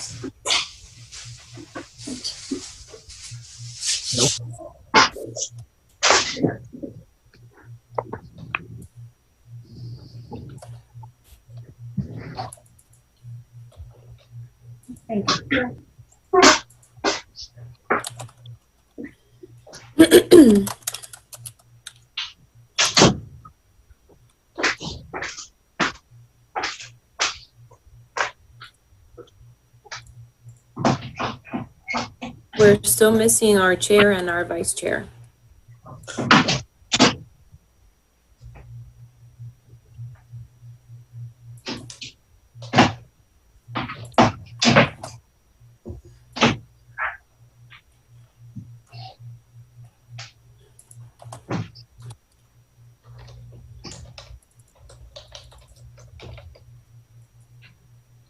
Clary, I see Mr. Miguel Martinez trying to join in, but for some reason he's not joining. I don't know if it's his connection or if he needs to be in a place or something, but I see him.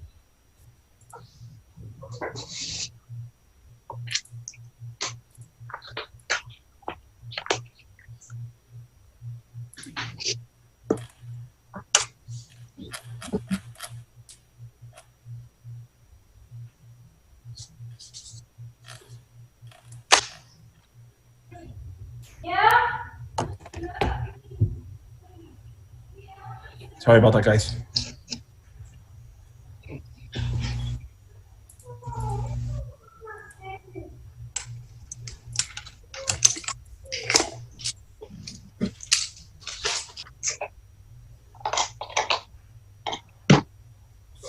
Three, 4, 5.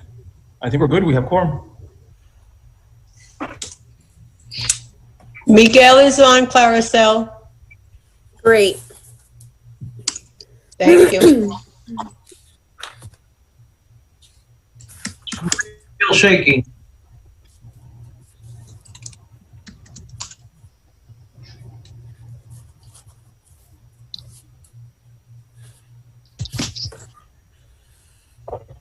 And go. I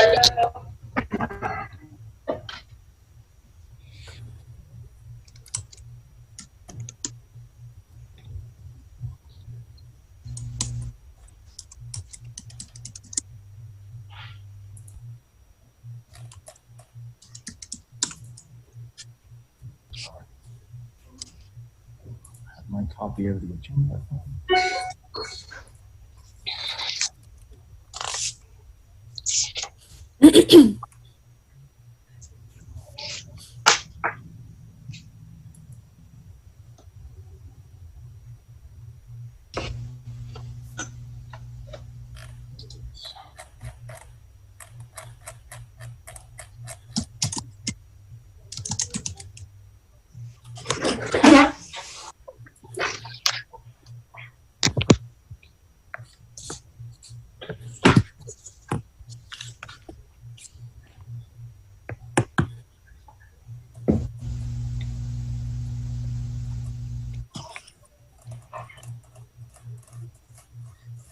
If I may ask, who are the officers on the committee?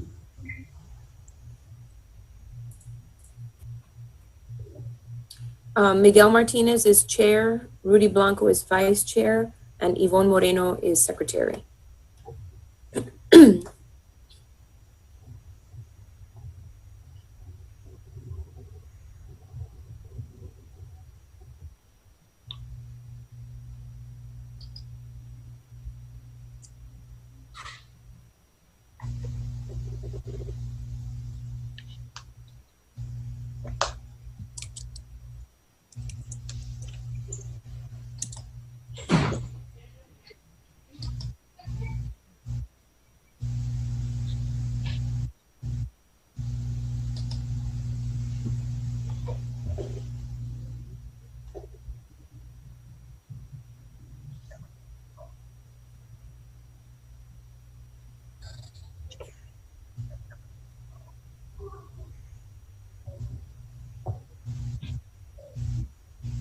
Because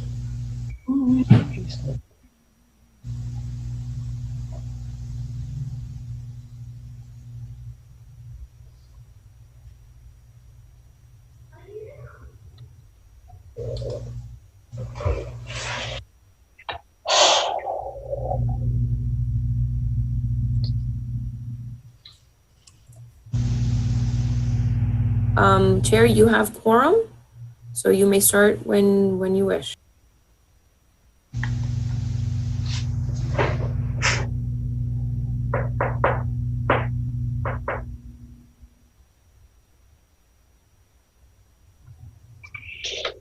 Miguel is muted. I can see his mic on red.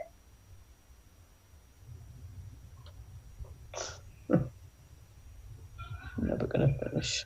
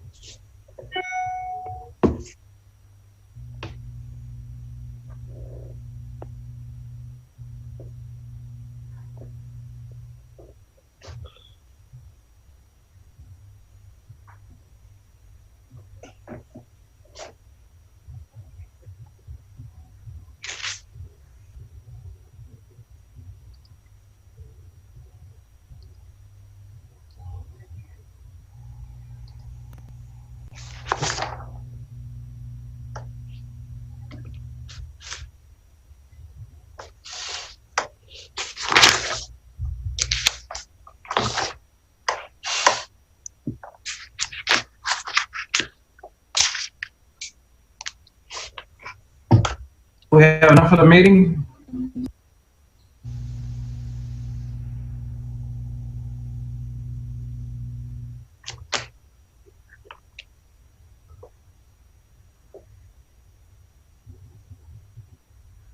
Miguel, we do. We're ready. We have quorum. We have 5. So if you just unmute your microphone, you can begin.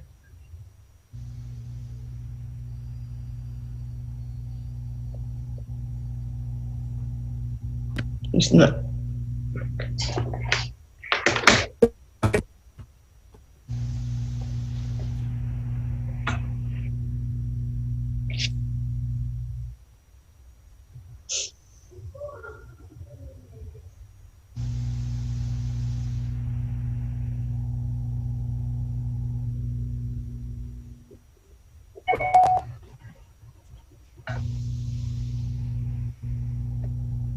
Hi, Rudy Blanco here. Hi. Hi.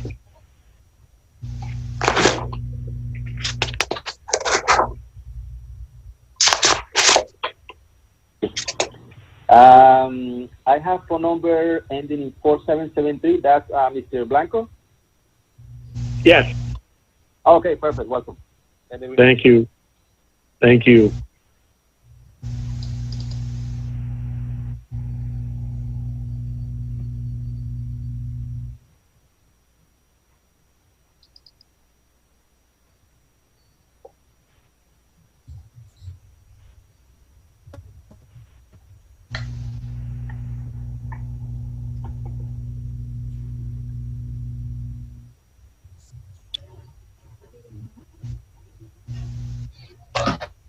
Clarissa. Yes.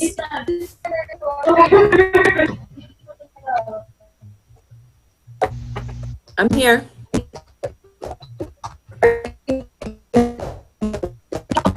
Miguel, we do. Yeah, can you hear me? Yes, Miguel, we can hear you.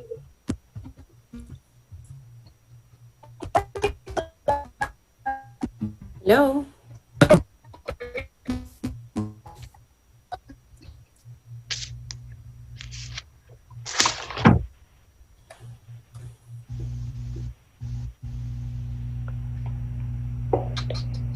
Claricel, if the chair is having problems with his microphone, can the vice chair take over? Blanco? Yes. Thank you. Otherwise, another half hour will pass.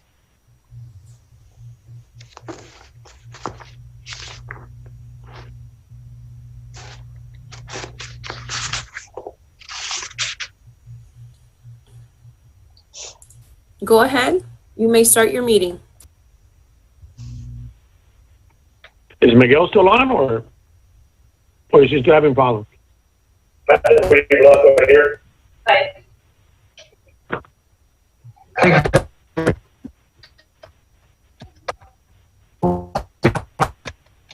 Is it just me, or are certain things sounding very staticky? There you go. No, it seems that somebody else is on the line with the background noise.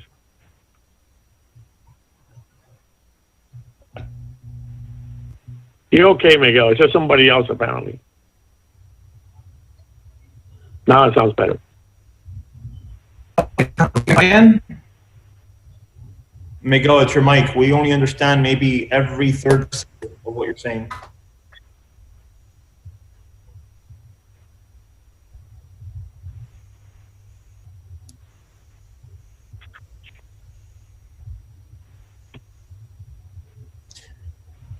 Mr. Blanco, Miguel came off the meeting. Guessing he's restarting his computer or leaving and trying to come back. He's probably restarting the computer.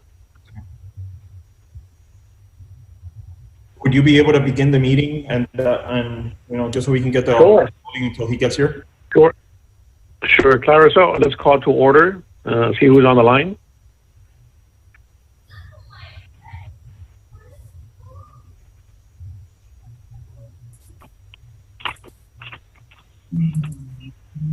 Okay, I know I'm in the line. I think, so Rudy Blanco, I think Esther.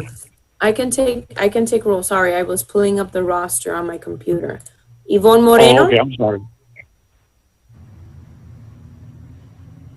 Yvonne Moreno. No. Present. No. Oh, wait, I heard a present. Joanna Hurtado. Oh, yeah. Yes, I'm here. Mara Falero, absent. Esther Colon. Present. Magali Rubio, absent. Rudy Blanco. Here. Miguel Martinez. He's absent for the moment. Oh, he's there. He just came back. Oh. Alejandro Sanchez. I'm sorry, Alejandro, yes, here? Yes. Sorry. Glenn Drezewecki, sorry, I didn't mean to butcher your name. I see him, but he's muted and he's on the phone. All right, I think that's better on my end here. Can you hear me now? Oh, much better, yeah. Yep. So much better. Perfect. Mr. Glenn. He's here, but you on? He's muted. But he's on the phone, so if whoever is the host can unmute him. He's muted. Okay, there we go. And Miguel, thank you for coming back on. I just took roll. So you're on number 3 of your agenda. All right. Excellent. Then I never got back from, can we do screen sharing?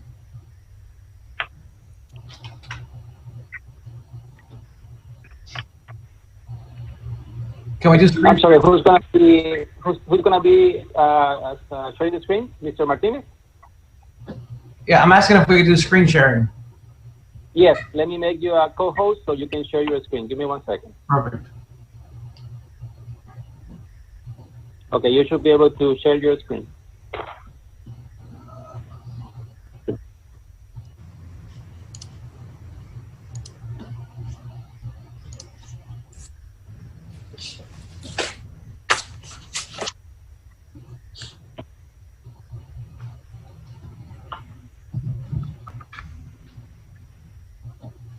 Let me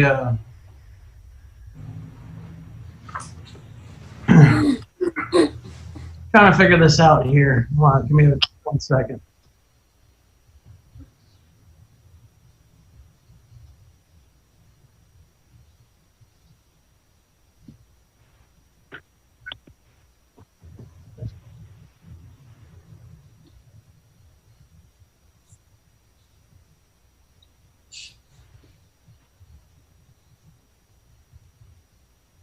All right.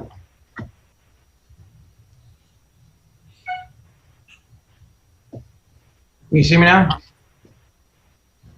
that an AutoCAD? Oh. Yeah. But I get everything situated here. All right. So we took a roll call already? Yes, we did. All right. We have to adopt the minutes, I think, from last time. Right. So we got any of the adoption of the minutes. Do we have the minutes? Yeah.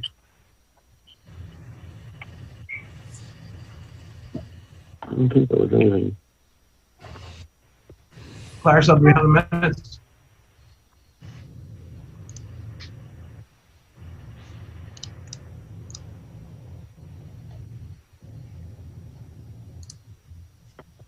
Clarissa?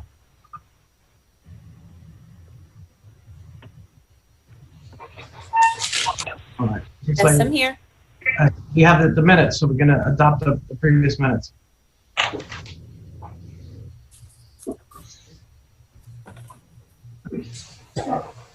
I believe I don't have the minutes. Well, I sent the minutes. I can resend them. Please do, and we can just do a motion to defer for the next meeting. Okay, so I have a motion. Motion to defer the minutes to the next meeting. I'll second. Thank you. I'll third, yep. Mm-hmm. All in favor? Aye. Aye. Aye. Aye. Aye. All right. Next thing is we have any public comments? Well, I'd like to say, I know I'm not part of the public, but I'm part of the committee. But it's not part of the agenda. I just want to say thank you for accepting me into the blasting advisory committee.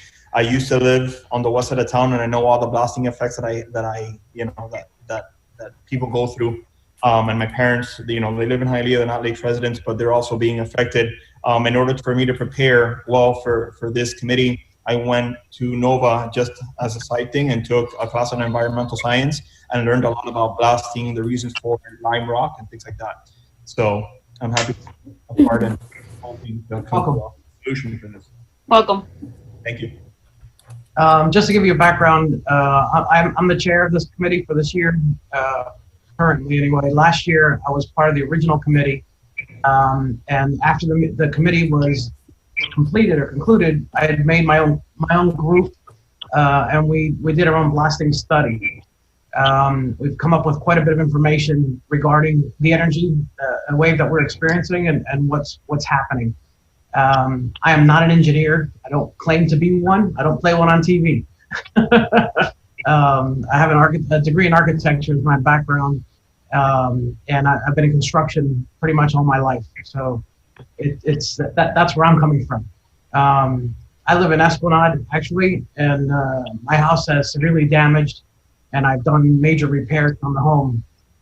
So it has a personal thing to me of what's happened, what it's affected myself and my family, obviously. So that's on a personal account. I've been involved in this the mining issue or blasting issue for over a decade, and I have extensive research and background information on all of this. So for that reason, I was asked to become on board for this committee, and at that meeting when I came on board, they asked me to be the chair. So that's how I ended up here. Good job. Nice to meet you. Likewise, again, welcome on board. So if that's the case, that's all there is to be said. I guess we'll move on to the new business. If you guys received the agenda, and Alejandro, so you're aware of what we decided on the last meeting that we actually met on, was to create a town hall meeting of sorts to educate the public of what's been going on. There's a lot of misinformation that's been happening, and there's a lot of people spreading rumors and just no knowledge. So that, I think, it was agreed upon. It was the first rule of order to inform the public of what's going on and for them properly, or at least to the best of our knowledge. So the next meeting that we had decided on, which falls into today, is for me to give some background information or inform the committee. So basically we're all on the same page. It's a lot of information. Like I said, it's over a decade. I have a background stuff, and I'm not going to bore you guys with it. I think it'll be overkill. However, you guys really should understand where things are coming from. So I like to get everybody on the same page. It will be a Reader's Digest version. I have over 80 gigs on my hard drive, put it that way. That's a lot of info. Got it. So without further ado, we can go, let's see. I have a little outline, so I'll be referring to that from my own part. I don't know if you guys are aware, but going back when mining started formally in Florida, it's been 1914. So there was quite a bit of time has been going on. The lime rock, it's discovered that our area has the A grade, the best, let's say, grade of lime rock. Lime rock, if you're aware of, it's used for road construction. The biggest producer of lime rock is here, and the biggest client is the Florida Department of Transportation, roadbed. However, it's also used as the aggregate for concrete, making cinder blocks and whatnot. That fact comes into play coming up, so just keep that in the back of your mind. If you're aware of, along the turnpike, you're going to see a series of lake belts and whatnot. That area is called the lake belt for Dade County. The lake belt is where it's been designated for mining. Let's see if this works here.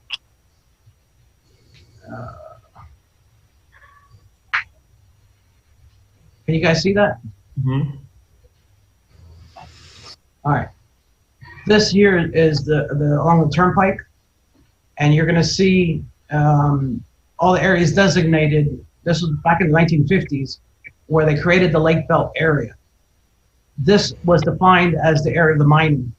Back in that time, this area was the westmost of the county, and didn't consider to be habited, all the way down to the Kendall Chrome mine. So you can see here all the different companies: Vulcan, CEMEX, Old Castle, White Rock. CEMEX here, Tarmac, and White Rock owns the property or leasing the property in the area that's affecting us. In reality, we are being affected. This area here, Miami Lakes and PSN, northwest corner of the county, we're actually being affected by White Rock, by CEMEX, and Tarmac. All three of them are producing energy waves that we're experiencing. So, however, White Rock has been the strongest producing of the energy waves.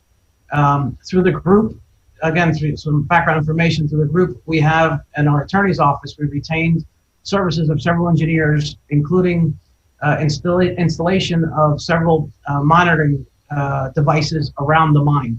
So we actually recorded and have data of what the energy wave actually is. So that's what I'm sharing with you is what I'm allowed to share with. There's a lot of sensitive information that I can't divulge, but what I'm sharing you is what basically what I've been allowed access to. So let me see where we're at.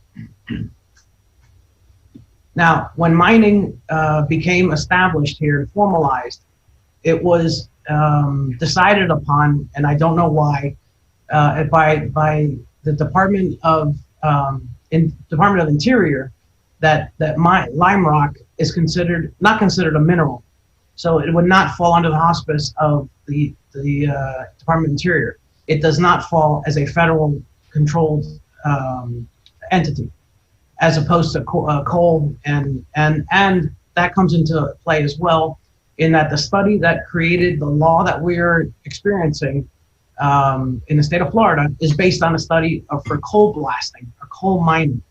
It was done in an area that is based on shale, not of lime rock. Our strata is lime rock and the Biscayne Aquifer. We're in water. So the study was based on shale, on solid stone, and the energy transmission of the two materials are highly different. Thus, the law is based on inapplicable information. That's significant. If you guys have any questions, please let me know. I guess speak up. You got to unmute your mic and let me know.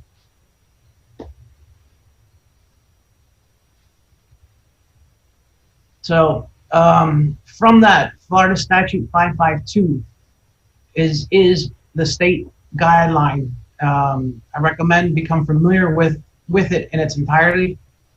However, 55225 and 55230 are very significant. Both sections of the chapter contradict each other. So we have discovered a conflict in this regulation, which basically is who do we follow, which law? Each of them say that the law. You can see it.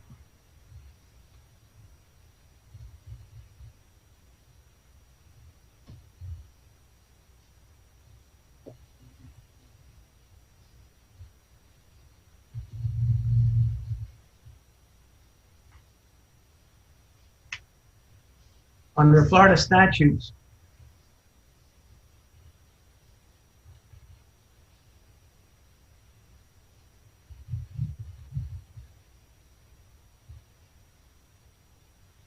okay, so chapter 552 under Florida statutes, you can come down to 25.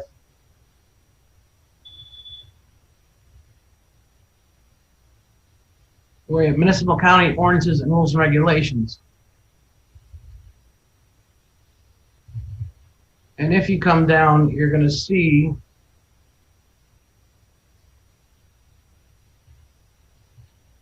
municipal and county ordinances, rules, regulations, corporate a government agency shall not less be restricted of provisions in this chapter rules. Nothing contained in this chapter shall affect any existing ordinance, rule, or regulation. That contradicts chapter 13 under county rules, or not contradicts, but supports chapter 13 under the Miami-Dade County Code of Ordinances, which it states that the director of public transportation, which her name is Alice Bravo, it governs over this. And you're gonna have the county licenses and permitted uses and whatnot. It also explains if there's any issues, how can it be addressed, and us as citizens file complaints against it. However, when you go back to the county or the state ordinance, I'm sorry, and I apologize, I got like 10 things open here at once. Bear with me.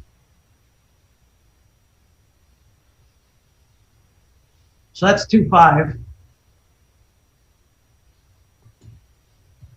When you come to 55230, it says, notwithstanding provisions of 2.5, the fire marshal has sole and exclusive authority to promulgate standards. So which one is it? The one that says nothing else in this chapter, or this one that says nothing else in this chapter? There's a conflict. So those two items should be recognized and reviewed, so you guys are familiar with it. It needs to be corrected. That's a legal standpoint within law.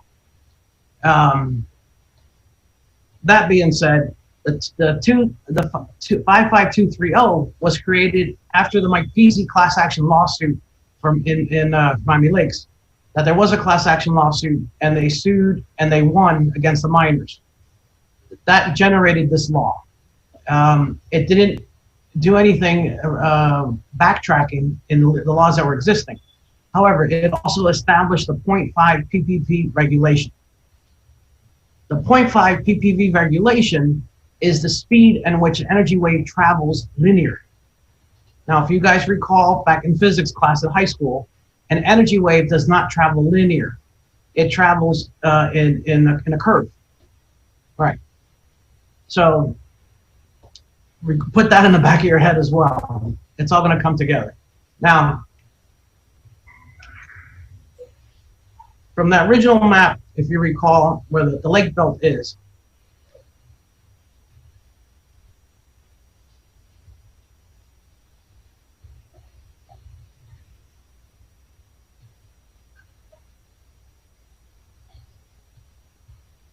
I'm just pulling up Google Maps, current shot.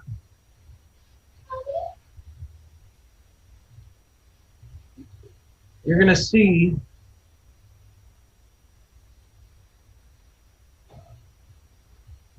here all these lake belts that's you could see them from the turnpike. Those were once mines. This radius, and it actually will be created on the top, is around these markings here. These markings are actually wellheads. These are 30 or 36-inch diameter pickup tubes with a pump on top of it. This is where our drinking water from Miami-Dade County comes from. The drinking water gets pumped up from the Biscayne Aquifer and gets piped to the water treatment plants. You'll notice the adjacency and how close this is for these mines. This wellhead here, once upon a time, detected benzene from the ground water. Now, benzene is actually less dense than water. It floats. It was discovered that the water contamination was coming from an explosion from the mine as they blasted. At that time, they were ordered on a federal court to stop using any of this type of contamination. So that's, and you could read about that in the Miami New Times. There's a Miami New Times article called Poison Well, and you can read up on it there. Now, moving forward up into our area and what has become known as the White Rock Quarry, this is the White Rock Quarry here off 75 in Miami Gardens and the Turnpike. This area here is an ancient Indian burial ground. It was identified when they were allowed to get a federal permit by the Army Corps of Engineers when they did the study to allow this mine to exist here. They uncovered this ancient Indian burial ground. Actual artifacts and bones have been discovered here. It's been respected, the area. That's why the island still exists. You can see it today. If you go up 75, you'll see it. Now, how they operate the mine, if you're familiar or not, what they do, what you see outside, especially at night, it's easily seen as a big blue crane. We call her Big Blue. That crane is actually a drag line. What they do is, and we'll zoom in tight, so we can see. Okay. You can see a series of holes. These holes are drilled down at about 20-foot increments, one to the next, and it goes down about 85 feet down into the earth. This is a driller. They have 3 of them on site. This is an 18-wheeler. The 18-wheeler, a tractor trailer, has the material, the supplies that they use for the explosives. You can see for reference a 65-foot tractor trailer for reference the height of this drill. And you can see the distance between these drill holes. Now, they'll drill the hole, they'll fill it with the explosives, and then they detonate it. When they detonate it, they use one of the things that happened with the regulation update was a thing called blast caps. It's electronic caps. It's not like what you see like the Roadrunner style where they just hit a plunger and everything blows up. It's actually a timed blast, and it allows the blast to go in order in a series of controlled blasts. So basically, if this row goes first, then the second row, the third row. This row will blast what's in front, the second row will blast what's in front of that, and so on. Yeah. I'm looking at it on my phone to have a better image. To the right of the semi, are those holes that have already been made in the same way from the ones on the left? Correct. The holes were just bigger and I'm guessing are higher in age? Correct. It's exactly it. And if you come around it, I don't know how old this image is, but you can come up here and you can see everything's been drilled ready to go. So all these are sections ready to blast. They're ready to go, and once they blast, they'll explode. The rock falls into the lake, and then the Big Blue, the crane, where is he? In this case, she's here. No. No, it's to the right. Lower right corner. There it is, right. That's Big Blue. So all that does is drops a bucket, a scoop, if you will, into the water, 85 feet down, and scoops up the rock and dumps it to the side. So Big Blue isn't really doing much as far as our damages, let's say. The damage actually is produced from the mining and explosion operation, which happens by this machine here. They work in spiral, opposite of each other. So as the drillers go, opposite to that, you're going to find the bulldozers, or I'm sorry, in this case, the crane. The crane scoops the rock out. Then the bulldozers come and load the dump trucks, which is what going on here. This operation happens in a spiral around the mine. As they operate, the mine grows bigger and bigger and bigger until they use all the available land. Once they use available land, the mine is abandoned, and that's it, which is what the water bodies that we see down further south, what these are.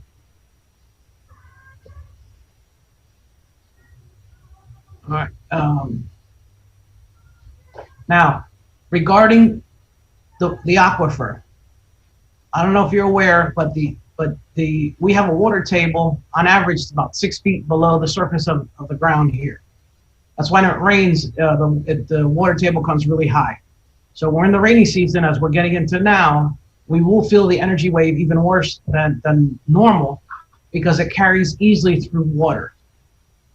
water is incompressible. So an energy wave that enters the water can carry through.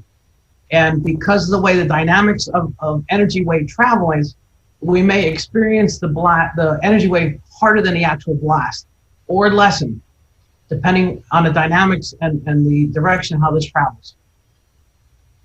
Now, regarding the study of this area, it was uncovered that there are 2 endangered species from the Everglades here: the brown snake and the Florida indigo snake.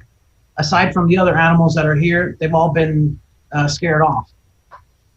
This community here, Riviera Isles, is known to have hundreds of snakes run across this canal that divides Dade and Broward, and obviously they kill them. You have an 8-foot snake running through your backyard, you kill it. Little do they know that it may be an endangered snake. That's That's Miramar, isn't it? Yes.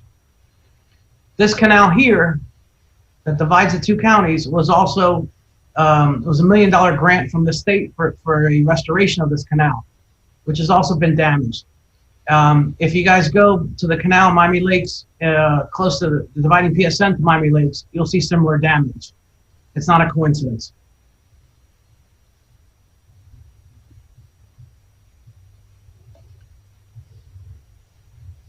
Now, what's been uncovered since we've been, no pun intended, blasting the state with complaints, the state hired a company called Haskell, Lambert, and Hubert. They're engineers, and they just study the effects or the results of what the state has. They actually presented in Miami Lakes about 3 years ago, their findings. They have discovered that first of all, by law, a blasting operation has to have 1 monitoring device within a mile of the blast at the nearest structure. They are to monitor the PPV, peak particle velocity, of 0.5, which is the legal limit. It has never been found more than 0.3 something PPV. So a little more than half has been the greatest recorded number. So if you guys experience blasting, know that it's the heaviest blast you ever experienced. They didn't even get close to reaching the legal limit. It was found that Geosonics is the company that is hired and monitors for White Rock. It is also found that Geosonics is the state certified company that calibrates the devices. And it was found that the device used in White Rock had not been calibrated. When they sent it to be calibrated to verify, it was found that it was in fact out of calibration.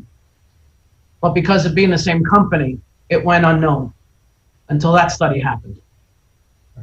The state then was approved, Manny Diaz pushed for $320,000 budget to make its own a major study of blasting in the state.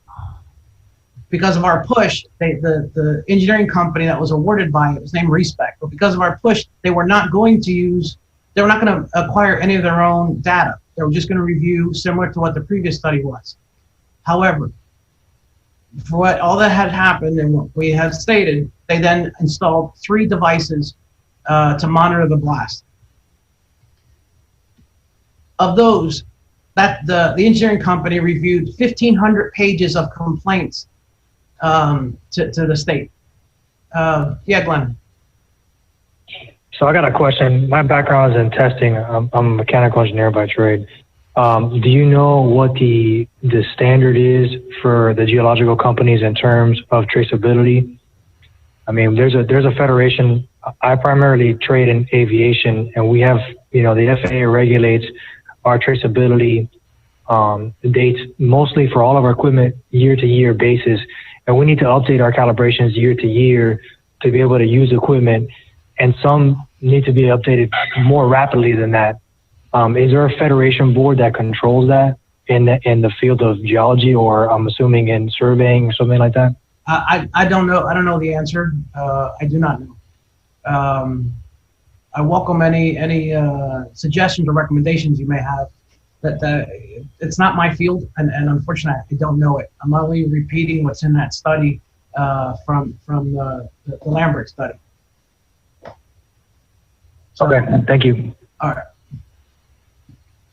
Now, in that report by Respect, there was a lot of information given. However, I challenge it myself. Again, I am not an engineer, but in that report, one of the things that's stated on page 62, as a matter of fact, and please verify it, but they state that the cracks that we see happens from thermal expansion. In other words, the heat expands our masonry walls and it cracks. They have a chart or a diagram showing a time lapse of across a day and the size of a crack. And it shows a surge at 10:15 in the morning, which that would equate that we have a surge of heat at 10:15 in the morning. That we know, living in South Florida, there is no surge of heat at 10:15 in the morning. So I will question it. Now, something significant that came out of that study is that they identified 6 different stratas in the state of Florida. 6. Each strata, and I'm sorry, the gentleman that just questioned, he's an engineer, he can verify. As far as the strata is concerned, each strata type will move the energy differently. So it's identified in there. The state law is only not identifying, I'm sorry, any strata. However, it is based on a strata that is different than any strata here in the state of Florida. So that needs to be questioned as well.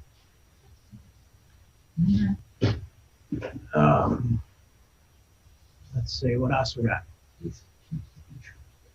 So in our own study, now what we've uncovered was that there are actually, and I'm looking, yeah, bear with me a second.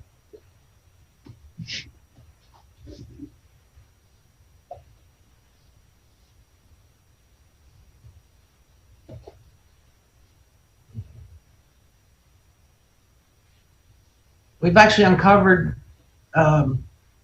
4 different energy waves that are seismic, similar to an earthquake, and an air wave, an air pressure, which is above ground.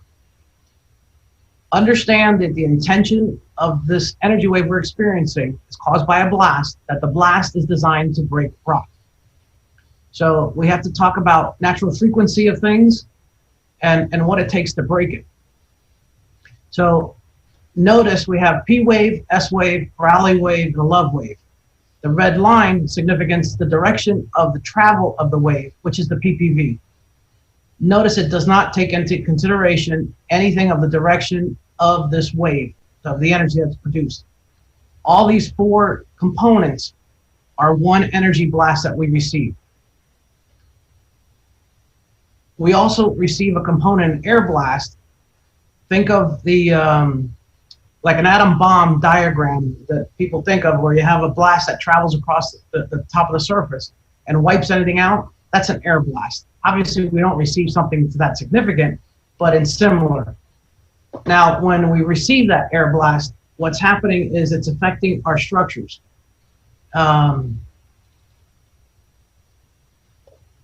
And we have uncovered this effect to our structures. The response to our reinforced masonry structures. Hold on a second again. I got a lag on my own computer with this.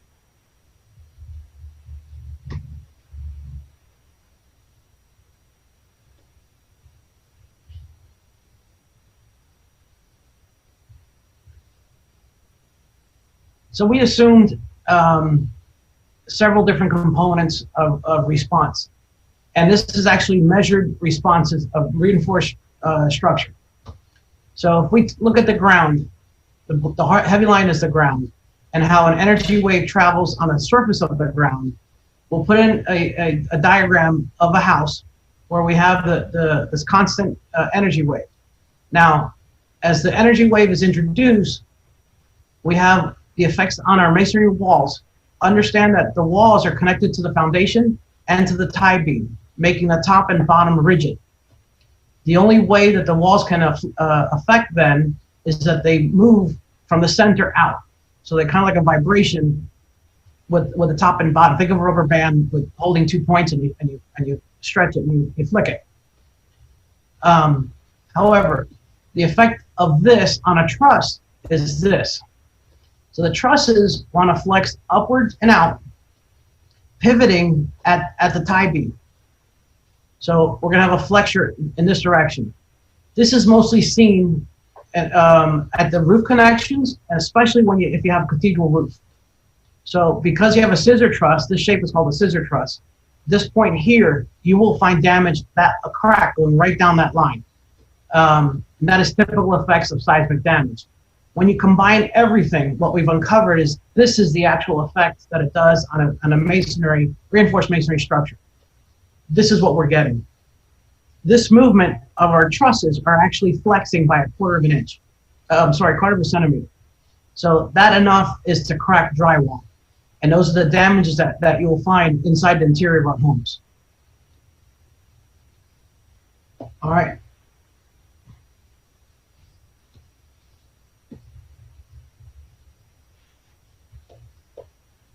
So that being said,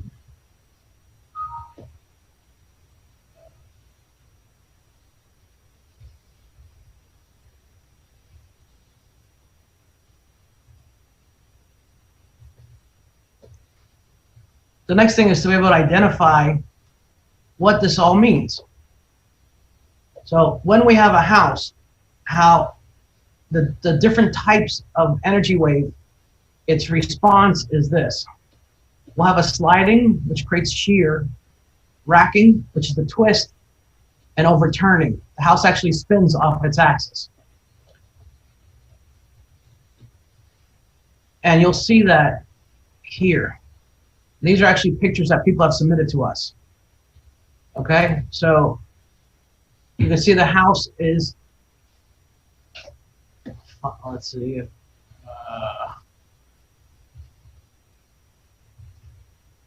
all right, trying to get things lined up here. See this effect? This is no joke. And this is what we're being susceptible to. As that crack starts, the energy wave starts, this is the telltale sign of seismic damage.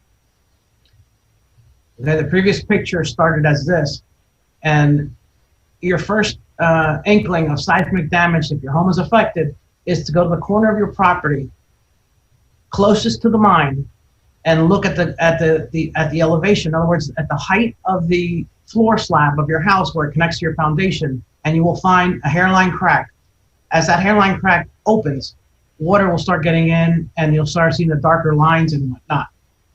Now you're also going to see this step crack. That step crack is a shear crack, which happens from this sliding. Oh, sorry, happens from the sliding. So y'all can see that? Did I lose you guys? You still there? We're here. Thank you, Miguel. You're doing great. All right. We're here, Miguel. We're here. Excellent, excellent.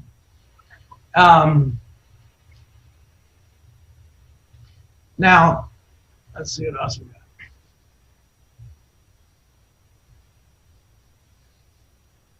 So as far as the air pressure, again, you may see complaints, or you may feel it, you may hear it yourself. We actually hear that's the air pressure that's coming across the surface of the ground. And so you can hear it approach, and trailing behind it is the actual energy wave, seismic energy wave. Seismic energy wave is actually slower than the air wave. The difference of the two, we can calculate the distance of the actual blast. And that's how we triangulate by having several devices. We can triangulate and locate the actual blast. Now, what does this all mean? The energy wave, first of all, this is a typical Miami Lakes home, and a typical site is 80 feet wide. This actually is a client of mine, and I'm just using it for diagrammatic purposes. These vertical lines represent the left and right side property boundaries, okay? So, and this is, again, any generic Miami Lakes home. Now, what happens? What we've measured is the seismic energy wave is actually running at 3 kilometers, is a full one cycle of energy. The energy wave can hit you on the vertical, going up, or it can hit you vertical, going down, the actual energy wave. However, if you realize there's 4 energy waves produced within that energy wave, that is taking a clean sweep. So take this energy wave and run it, and you're going to see it smashing everything in its way, except items that may get missed, which is why some of your neighbors say, I didn't feel anything. They're not lying. They fall into this area. Other people say, I felt it really bad. They're not lying. They may fall in this area. You will see cracks that are vertical or going vertical that are wider on the bottom or wider on the top. If they're wider on the bottom, that means there was an energy wave that was hit coming from below. If the crack is wider on the top, let's say look at a window opening, you're going to see a crack diagonal from the corner. That's the energy wave that was coming from the top down. It may have skipped over the house. Your neighbors may not feel anything, or your neighbor may have a direct hit. Okay? Again, this energy wave, we have complaints of 10 or 11 miles away from the location of the mine. So it makes sense that if that's the said and done, we're looking at whatever, 11 miles, we have damages that are being expressed that far. This is how it travels in that through that strata. So this is real. Like I said, I've made it a bridge as much as I can, but it is pretty intense. Do you guys have any questions or anything?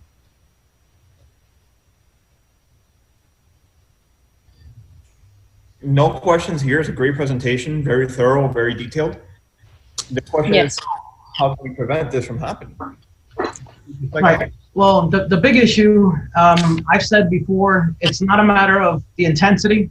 The reality is if they were blasting at triple the intensity and we didn't feel it, the reality is nobody would care. Nobody would even know it was happening. So the issue is what needs to be addressed is how they're blasting because it's affecting us. And the reason it affects us because at this level down, they're in the Biscayne Aquifer. And that's carrying this energy wave real nice, real efficient. It's the same theory as, or fact, if you throw a pebble in a pond and you can watch the ripples run across the lake. Yeah, Glenn. All right, just to give you guys a little bit of background, frequency and amplitude are 2 different things. A high frequency with a high amplitude doesn't carry a lot of energy, but a low frequency with a high amplitude carries a ton of energy. So it's not so much that they're blasting, but it's how they're blasting and where they're blasting is how much we're feeling it and how much we affect. And shift and all that sediment shift and all that stuff is all be frequency and amplitude. So, depending on how your foundation, how thick your foundation is, and Miguel was getting into that briefly, how thick your foundation is, what's under your foundation, how much water, how close you are to the water table, all that stuff is going to affect all the shift. I would be curious to know if there is a target frequency they're trying to get to break down the rock and what that target frequency is and how that correlates to the damage that is caused to us and why there isn't any law or any information that limits the frequency. I mean, there's actually, in Miami, we have laws on the frequencies that we can transmit and cannot transmit in terms of air traffic. So why don't we have one for blasting? If there is, I'm not aware of it. Is that a state one or is that a state one for air traffic? State, I would assume, Glenn, correct me, that's gotta be a federal guidance. We have one for state. We have a federal one, and we have one that's international also. You can't, in our state, you can't fly old generation 727s anymore because of noise pollution and also for particulate pollution in many other regions. That's the reason that you see so many South American countries buying our old planes, and they take them over to South America where they don't care about air pollution and they don't care about noise pollution. So it varies from state to state, and we have limits.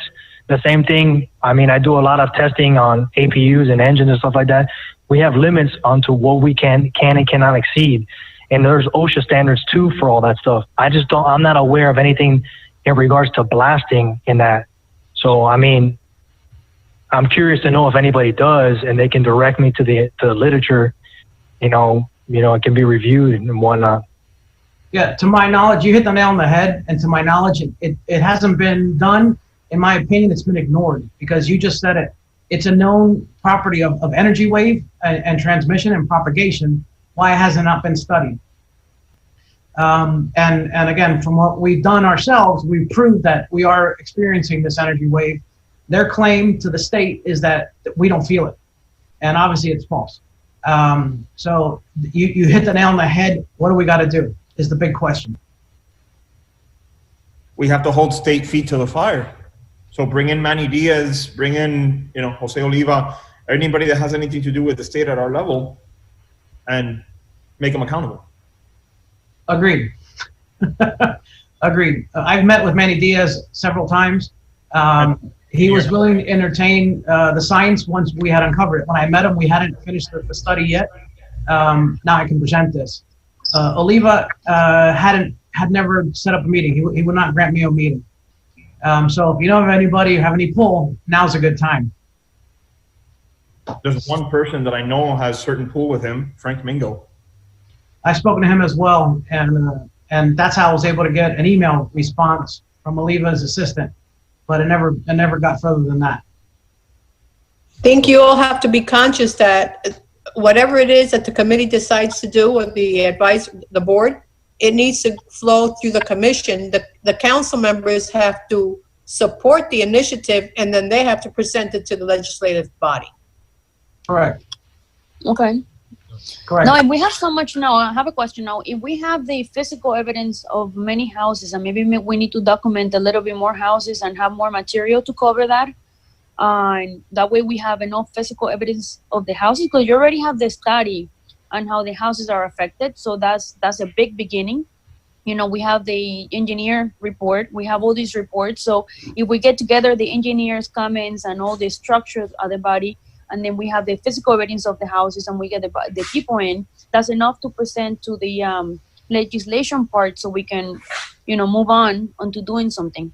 Yes and no. I understand that the study I'm showing you is a private-based study. It's not a government body that did it. Exactly. They will contest it, for one. Unless this goes to court and it's proven in court, then they can't do anything about it.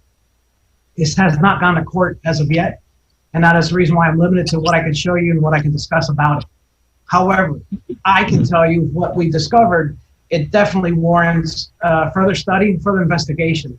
And again, in my opinion, it's been intentionally avoided.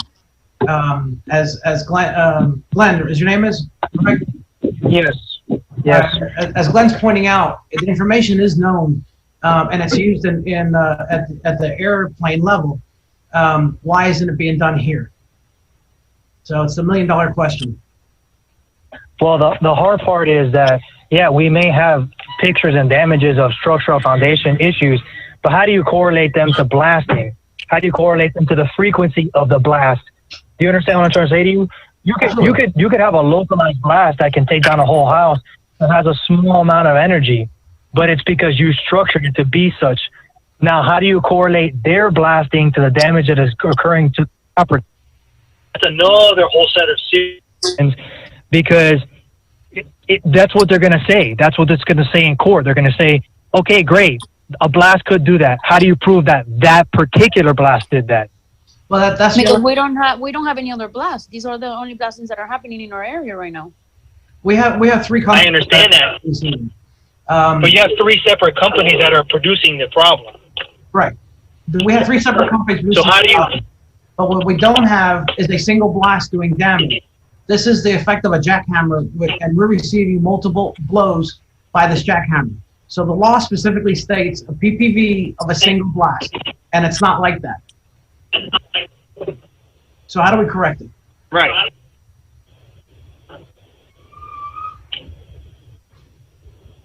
So, by the way, have you thought of joining the committee? Are you referring to me? Yes. He is a committee member, Miguel. No, we have this. You're on the committee now? I thought you were not. Yes. Yeah, I am. I apologize then. I thought you were from somebody from the audience. No, sir. All right. Then I'm glad you're on board. So the next question is then, what do we got to do? How do we do this? And I think, can you get reports from the aviation side of parallel energy properties such as this? I can do some research and I can dig up the FAA standards for noise pollution and what's allowed and what's not allowed. I just don't know how that correlates to, the realm of geology or into the realm of blasting. Like I said, in every industry, I'm involved not just in aviation, but in automation and manufacturing. In every industry, there is a governing body. There is somebody who sets the standard. I mean, in our field, ASME, the American Society of Mechanical Engineers, sets standards for everything. And I'm unaware of anything that relates to the geological side of blasting that is there. And that's really where I would start, because if they're not complying with the standards, then that's really where you can start getting a foothold, because if the standard states that they need to be testing every blast, or they need to be measuring every blast, or doing X, Y, Z, and they're not complying with that, or they're not keeping records of compliance, they're out of compliance. They need to stop until they comply. Right. So then that starts, in my opinion, that gets you somewhere to a point where, okay, you're not complying. How long have you not been complying? Right. And then you can start digging back. You can start digging a hole for them where they can't get out of, because I'll tell you, for an example, I've saved a couple of aviation companies in Florida just because of compliance. The FAA will go in and say, you are not complying with your bylaws or with the FAA standard bylaws, and we'll stop production, we'll stop repair. Right. And we have to go back and back trace things. And once you back trace things, they allow you to now operate, but you operate under a different scrutiny level now, because the FAA inspectors are going to go visit you more often because they know you're at fault. Right.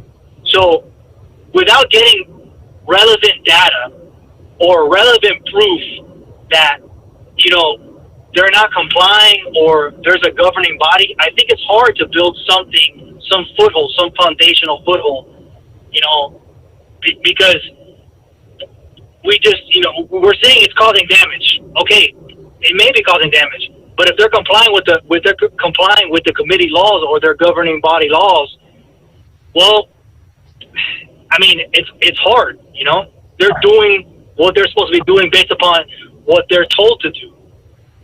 And that's exactly it. I'm showing you here what is required by state, which is a blasting. Okay.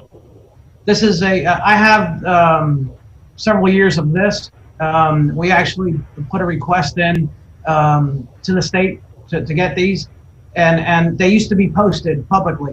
They were no longer publicly posted. However, you could see here, for example, the date of the blast, the time of the blast, what section it was, the depth of the hole, the drill. It's a 4.5 inch diameter hole at 82 feet. And pounds per explosive per hole, 550 pounds. Pounds of explosive for this blast is 31,000 pounds. So this is the information that you're asking, but the only thing that is the state law is this here. Peak particle velocity at 0.133. The law is 0.5, so they're way under the limit.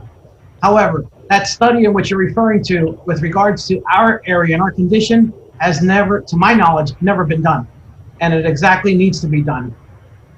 Right, and that's what I'm referring to. You know, as you had mentioned earlier, different materials carry energy differently.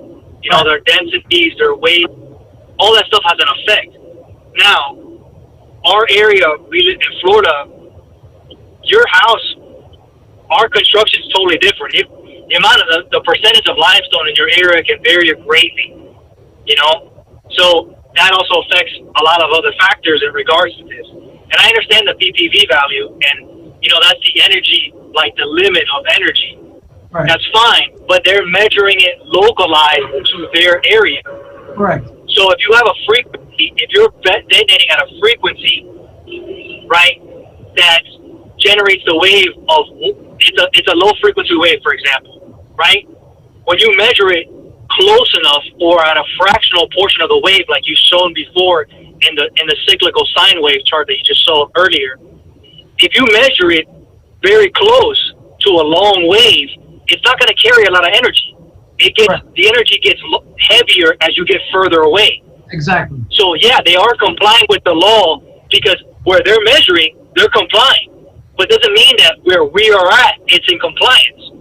Now, that might be a revisional thing that maybe need to be placed into the law, and you know, they need to measure site-wide or within a 10-mile radius or within the radius of the frequency of the blast. Because all that matters, you know what I'm saying? Because I'll give you a specific example. A decibel reading is how we measure sound levels, right? But a decimal reading without a distance associated to it is meaningless. Because 89 decibels at 1,000 meters means that where it's being generated is 400 times the amount of energy. Right. So you're only giving one piece of the information, a PPV. PPV at what distance? Right. At what frequency? Which is, in our case, that's meaningless. In terms of my engineering, that's meaningless. So you know, this is the quarry at White Rock. This is River Isles of Miramar. The closest station they have is around this area here, from the blast site, which is about a mile. So as I showed you in the partial diagram, more than likely, exactly what you're saying. It's too close to the mine, and the energy wave is going under the monitored station. So it's not really picking up the energy that we're experiencing, obviously. Yeah, the sensor's only as good as where you put it. Right. Or how you use it. Right. So, I mean, in other words, isn't that convenient, the way they've done it? They do it for their convenience. Of course they do. They do it so they're complying. They're complying with it, but because there's no other rule in place that says they need to measure other things than PPV, hey, they're complying. So now how do you get that? How do you get that to change? That's not really my field of expertise, but I can tell you that's what needs to change. Right. If you want it to stop or you want it to get more control of it, then you need to enforce more regulation. And more regulation is that they need to measure more information and understand what's happening. Because right now they're just like, hey, the sensor's there, it's reading. Okay, we comply. Done. What's next? Esther, what are you thinking as far as a recommendation then? That we could do something to Well, honestly, if I could review the data more in depth, and I'd have to familiarize myself more with blasting. You know, I'm not an expert in that. I'd have to get more acquainted with it and give you more recommendations. But as I'm just looking at it for face value in the hour that I've been listening to you, I've drawn to that conclusion that I know from experience that when I do frequency analysis on any resident structure, there's criticals, and those are the criticals are the ones you want to avoid. And there's also natural residents, which generally don't cause a lot of problems. But in the grand scheme of things, it's all about frequency and amplitude. And a really high frequency with a really high amplitude doesn't have a lot of energy. But a really low frequency with a really high amplitude has a ton of energy. So that's what I'm trying to get to. Is this a low frequency wave that is being transmitted? And if it is, well, if it's a low frequency wave, say 20 hertz, when you do the math, a mile away, it's not gonna be picked up. It's gonna happen much further on because it's a 20 hertz blast. You understand what I'm trying to say to you? Like, Absolutely. if the study never looked at the frequency, if they only looked at the amplitude, if they only looked at one portion of it without the frequency, there's a ton of information missing. And whether the regulated bodies require that they only measure amplitude, well, how do we get them to change that? That's a $1 million question. Yes. Glenn, this is Esther. Out of curiosity, Glenn, Alejandro, and Joanna, have any of you gone back to just listen to at least 2 of the blasting meetings that were held by the previous board?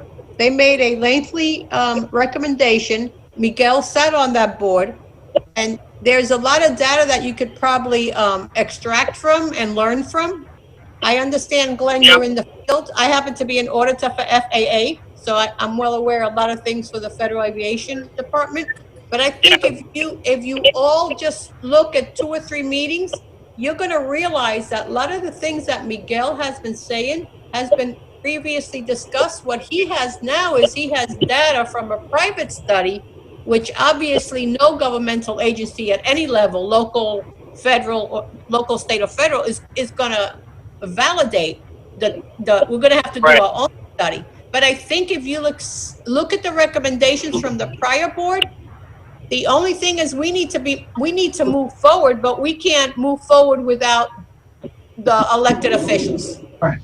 Yeah, the bottom line is from what we exactly what you described. Exactly what you described is how this came about, and through the private study, we're now able to prove it. However, as far as a governmental body, they can't accept that unless it were to go to court. However, it is also, in my opinion, that you can use it as a stepping stone to get to the governmental body and say, we got this. You guys need to do this now. Now, they did pass a law for monitoring, but it doesn't do much for monitoring. It's a lot of money spent for similar info data acquisition that we've done, but it doesn't take into account any analysis. And like you're saying, this is known information. We just have to prove it. So if the analysis isn't part of this law that they passed, it's for naught. And I think we should have recommendation, put our minds together with this, and maybe make a parallel study because of the similarities with the effects of the aviation world and energy transmission. That study be included in this. You could also have what they call a validation study of your study. That's true. Yeah, that's a great idea. That's what it's called. It's called a validation study. And a lot of, I have 32 years in local government. A lot of governments do that when they have another study that they can validate. Validate study of this one you're talking about, the one we did?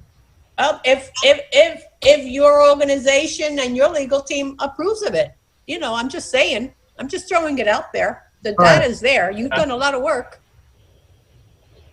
Your group has done a lot of work. Right. The food for thought, definitely. And Glenn, I'm sure you're aware of that. There's a lot of validation studies that FAA does. Yeah, I mean, any component that you overhaul, we go through the whole CMM, and we reverse engineer all the tooling, and we go through all the validation of all the tooling. It's a huge compliance. It's a huge process.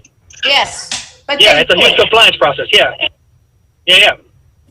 But that's what I'm saying. I mean, it's hard to fault them if they're complying. But like I said, I have to go back and review to see if they're complying with all the laws, because that's really where you can get them. Because like Miguel was saying, is like if they're not complying and they're not doing the validation part of it, then we can stop them and we can tell them you need to go back and do the validation and prove. Right. The issue is not that they're not compliant. They are compliant with the law. The issue is the law is basically worthless. It does not take into account the issues that we have, and it's monitoring the speed, not any of the frequency, amplitude, the actual wavelength itself. So without doing a proper study or incorporating those things, it's irrelevant. So it's really not a compliance issue. It is changing the law to address the frequency and the wavelength. Okay, I mean, then I think our best course of action is to get an appointment with the director of environmental sciences of engineering at FIU that have the wind tunnel and all that, and they could possibly help us dig up some information on, structure and resonance and frequency and what's actual damaging, and that gives us a better idea of what we should look for, what frequency ranges we should look for, what amplitudes we should look for. I mean, they should have statistical data on all that stuff. They run a whole wind tunnel program. Have you looked at the RESPECT study out of curiosity? I have not, but if you send it to me, I will. It's online. It's on the blasting website for the town. Exactly. Okay. You go to the town's website. We posted, last committee, we posted all this literature of the references that we're talking about. And as far as the frequency, I mean, again, I'm not an engineer. I'm glad you're on board with us. But as far as frequency, the frequency used to break the rock theoretically has to be the same frequency to break our walls, being that the material is the same. It's the same material. It's the same basis. So it only makes sense that if they can break a rock, they can break our cinder block. It's the same material.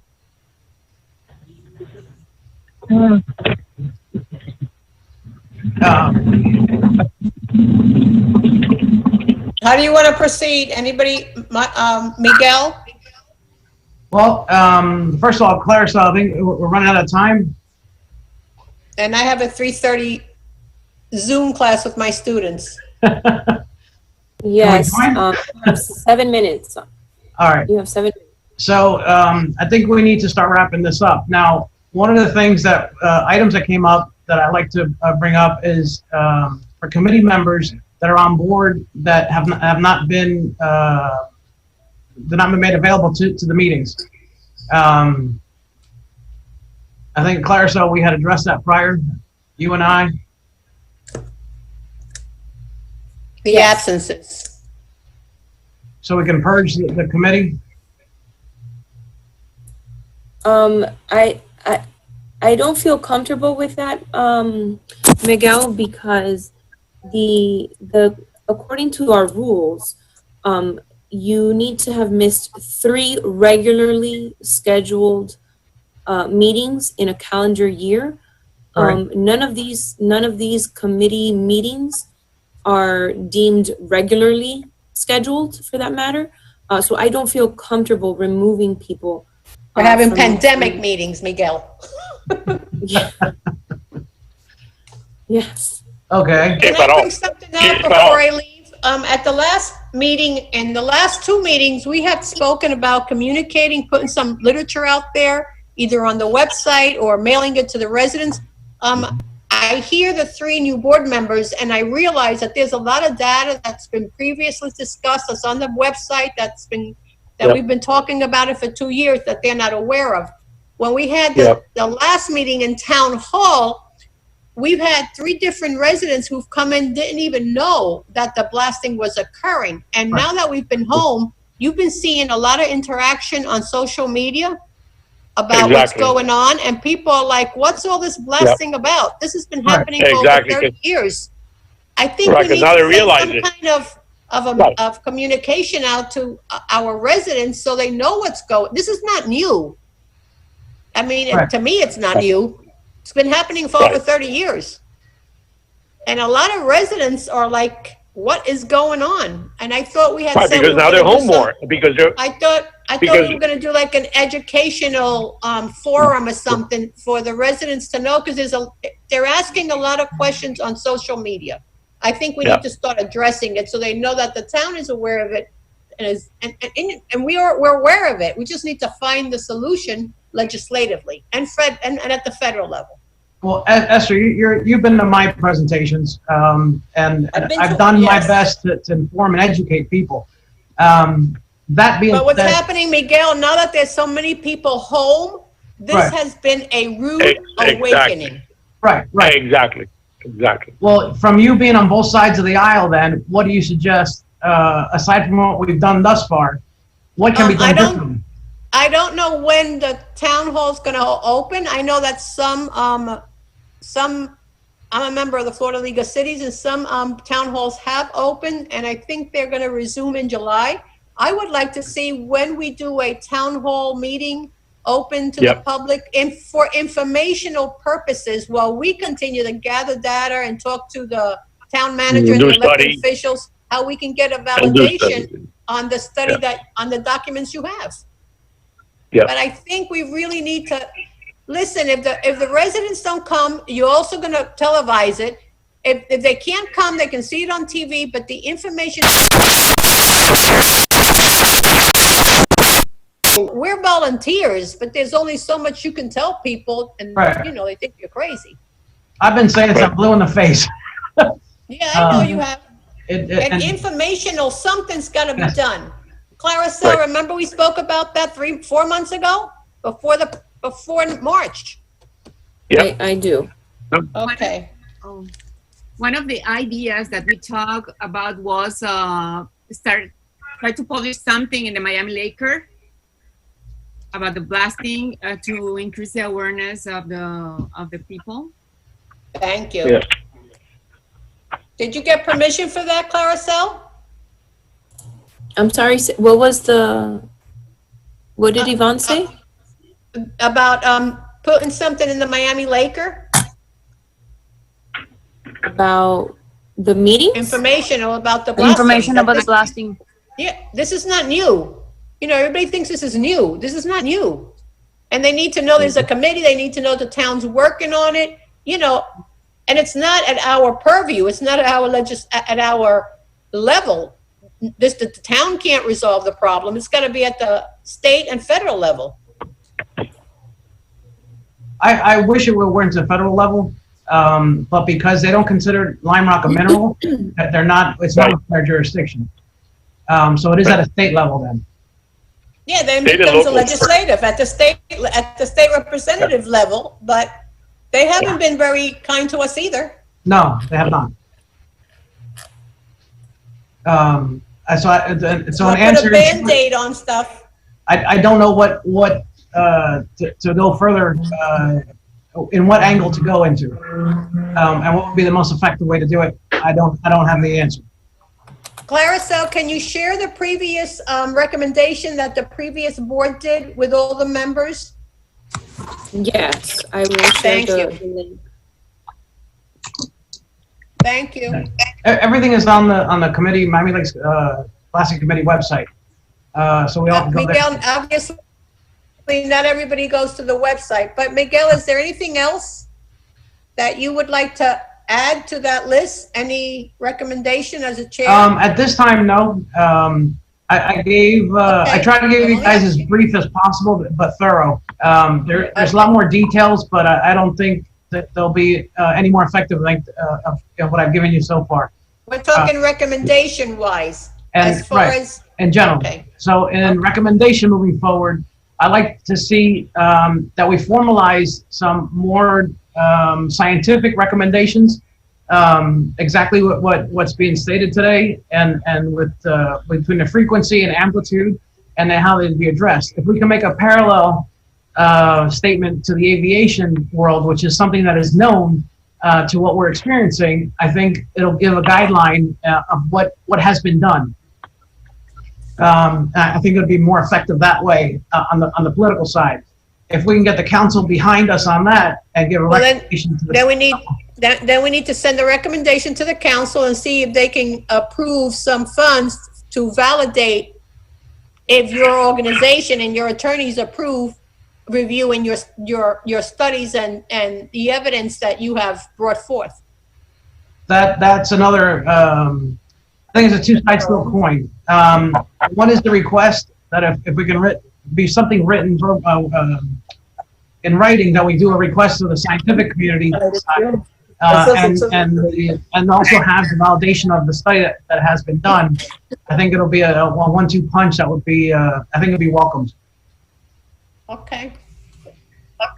I make that motion. We have a second? I second it, Rudy. All right. Now, would it be possible with your background, Glenn, that you can do a write-up recommendation on this? Yeah. Is there any way I can? I know the information is viable. Can somebody send me all the direct links? It'll be faster for me to parse through the data, and I can parse through, and I can make my recommendations, and I can then go to the FAA regulations. I don't remember the exact chapters, but I can cite the chapters and all that in correlation to, they have a regulatory board. Why don't we have one in this field? You know, or if there, you know, what is the regulation that is not being aware of, we're not aware of? I think that's whatever the case may excellent. be. I think that's excellent. If Clarissa, if you could send the link to the town web page for the blasting committee, that there's a list of the documents, because it's quite a number of them. It's not just a matter of emailing it. It'll bombard your email server. No, that's fine. The directory is there as a starting point. And if you have any further questions, then please reach out and request it. I think if you get that as a background, I think it's a good start. Okay. No problem. So for It now, was a nice meeting. Thank you. I have to leave. I have Very a nice. class to start. Thank you. Okay. Excellent meeting. Thank you. Excellent meeting. Thank you. thank you. Bye, Esther. All right. Clarissa, Motion to adjourn. motion? You got it. For me, Rudy Blanco. All right, so you're second? You second yourself? All in favor? I guess, Aye. all right, so the ayes have it. So, Aye. meeting adjourned. Clarissa, can we get a date for the next meeting?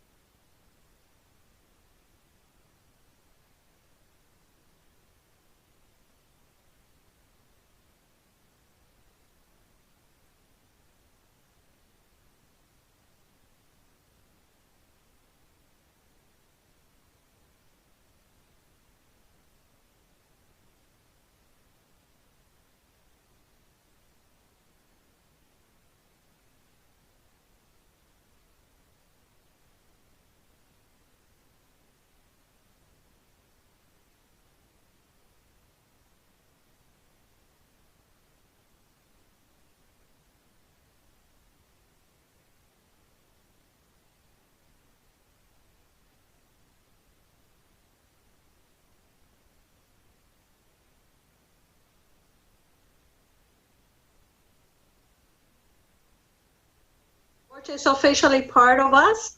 Yes, he is. Good. So, Welcome. Thank you. we're glad to have him. Glad to have him. Goodness gracious.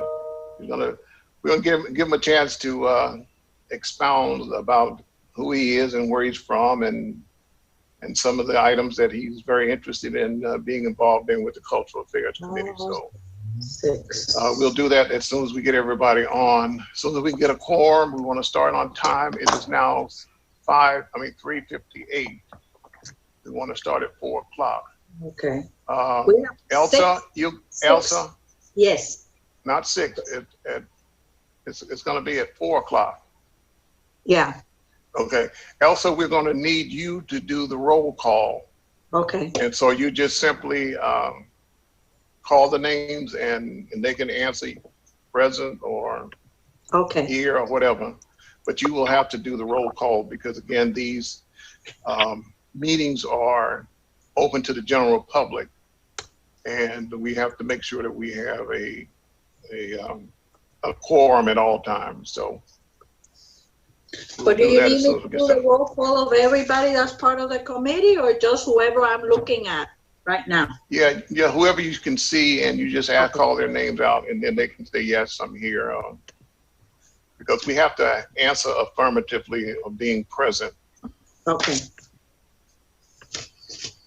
And then even if someone comes in after the roll call is done, I will acknowledge them and say to you that please let the record show that John Brown has shown up or has arrived. Okay. He's a part of the committee.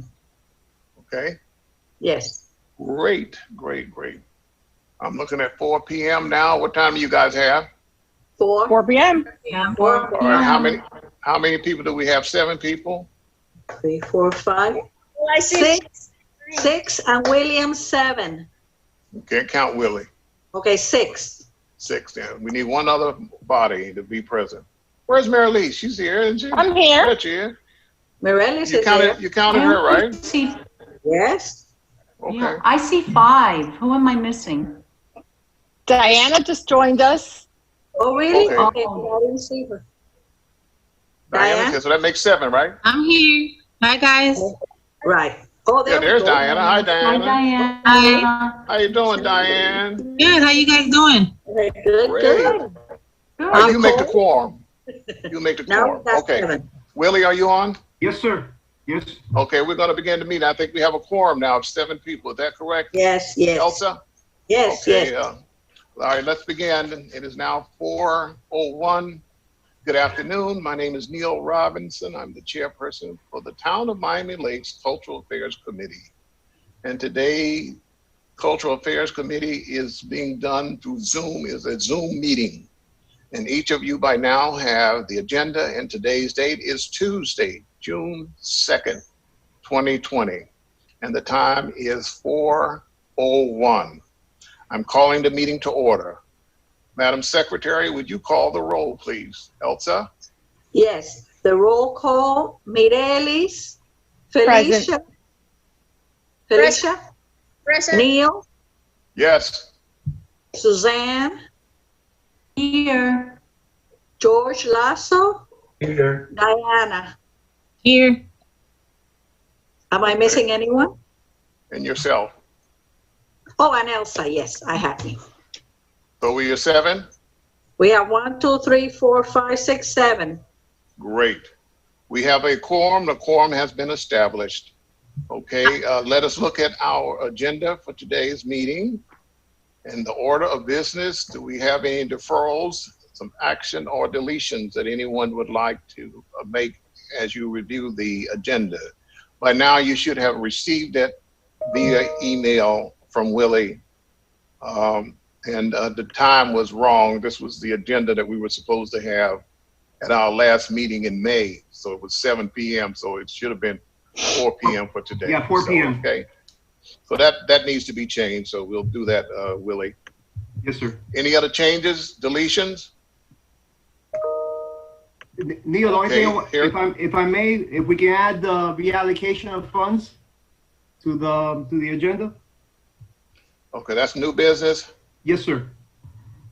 Allocation of funds. All right. Is there a motion to do that? I need a board member or a council committee member to move it. Motion made by Melissa. Mary Lise. Is there a second, please? Yes, I make the motion. All right, it's been moved by Mary Lise. Who's the second, please? Second, Felicia? Yes, I second it. Thank you. Is there any discussion? All those in favor, let it be known by saying aye. Aye. Aye. Aye. So the allocation of funds will be added to new business. Okay, can we proceed, please? Is there any public comments? Hearing none, I'd like to take this opportunity to welcome George Lazo to our committee. And George, we will give you a couple of minutes. We're glad to have you, and would you make a statement about who you are and your interest in the Cultural Affairs Committee? Thank you, Mr. Robinson. Can everybody hear me? Yes. Okay. First of all, I'd like to take this opportunity to thank each and every one of you, along with the town of Miami Lakes, giving me this wonderful distinction of becoming a new committee member of the Cultural Affairs Committee. I've been a Miami Laker since 1997. I used to work with the City of Hialeah, Parks and Recreation Division. I met Willie there many years ago, and I was there for 25 years. I retired in 2006, and then I joined the City of Doral and worked as a outreach coordinator with the co-compliance department for 12 years, and then retired from then. So since then, I've been involved with real estate, and also very passionate of what's going on with the town of Miami Lakes. And it means so much in a way that I've participated on several occasions with the committee. I had the distinction of meeting Mr. Robinson since many of the activities starting, taking place with the town of Miami Lakes, specifically with the 4th of July, a Mayor's Gala event, and many other events that have been, that have transpired with the town. And I really enjoyed participating and taking part and volunteering and making sure that the community was very, proactive and happy with the way, our town has projected throughout these years. So again, I'm here, and it's a pleasure for me to be here, sharing with each and every one of you. I know I've also met Elsa a few years ago, also participated with Our Lady of the Lakes throughout their festivals. And each and every year it's getting bigger and bigger and better.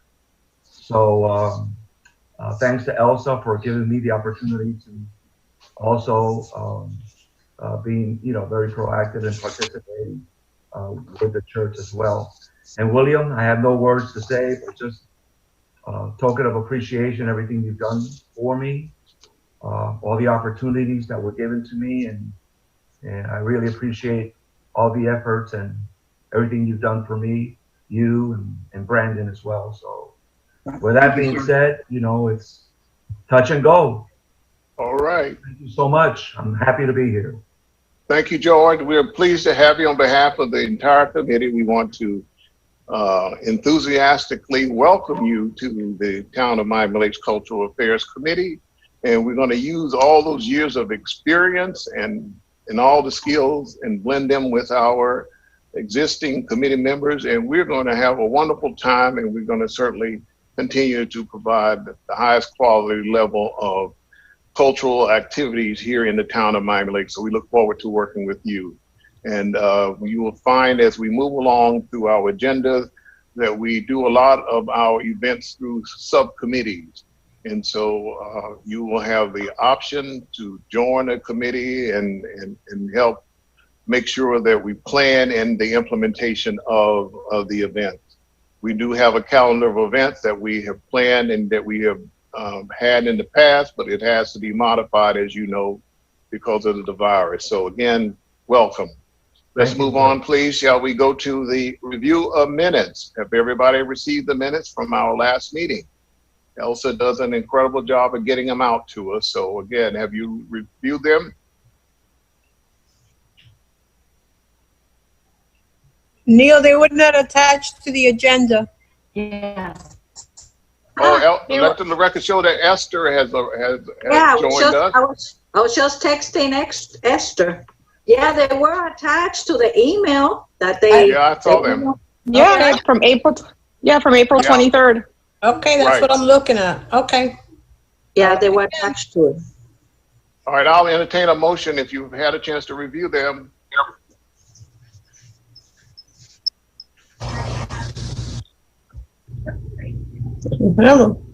Oh, culture affairs.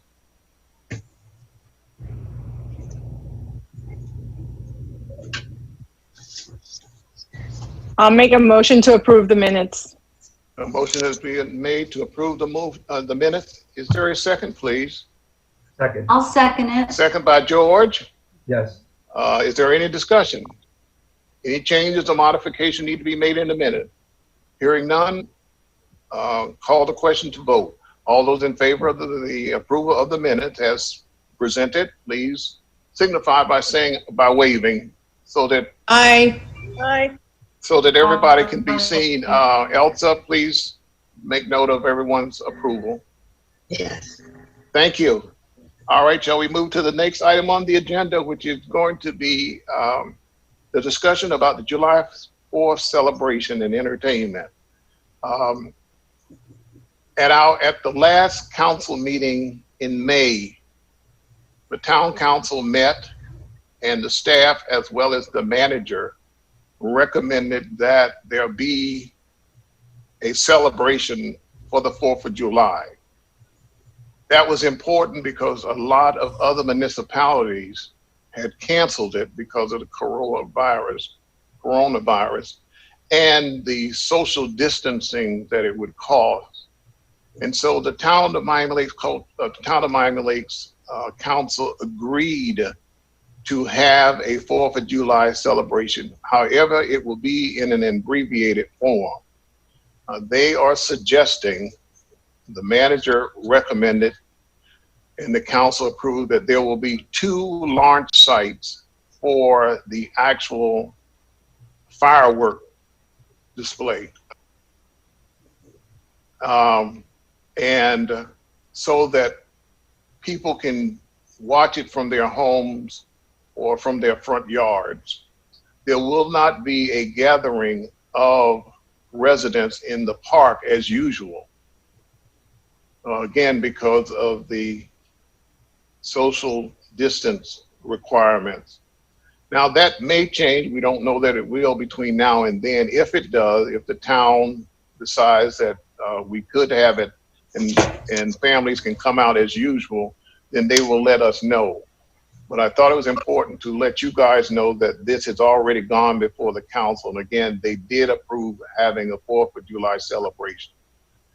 There is some discussion about there not being any kind of entertainment that would be done locally because of copyright issues. If a band begins to play and it is streamed on the internet, there are copyright issues. Whatever songs they're singing, they have to pay the author of the song. And so it was agreed that we could not stream as I had hoped that we would be able to do. So Willie, are you there? Yes, I am. And why don't you chime in? There are some other issues that we were dealing with. yes, sir. So what Neil said was correct. We tried, like Neil said, about the live stream, but it's not doable at this point. But yes, we're gonna have 2 fireworks shoots, one at the original location, the Grand Lake, and the other one, God willing, at Optimus Park. For those who cannot see it from those 2 particular locations, the fireworks itself is going to be live streamed. So if you're home, you'll be able to see it.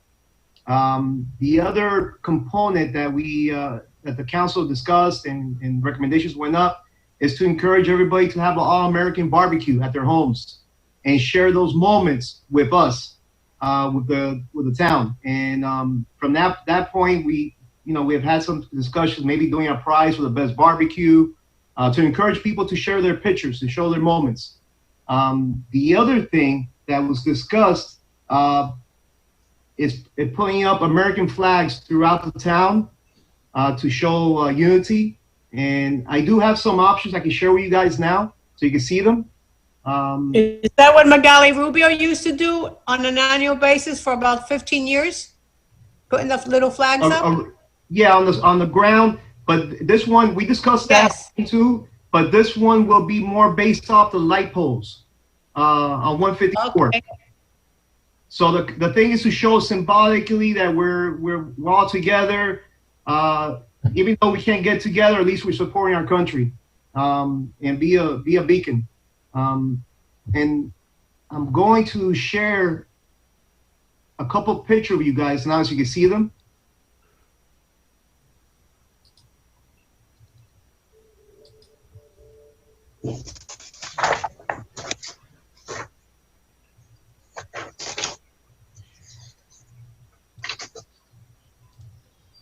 This is not happening.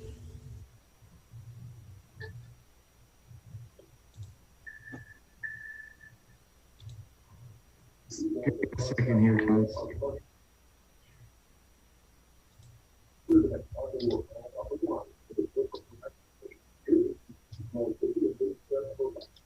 Can you guys see the flag? Oh, yeah. Yeah. Yes. Very nice. So, yeah, this is Very option. nice. This is option one, but let me show you another, which is a little bit more.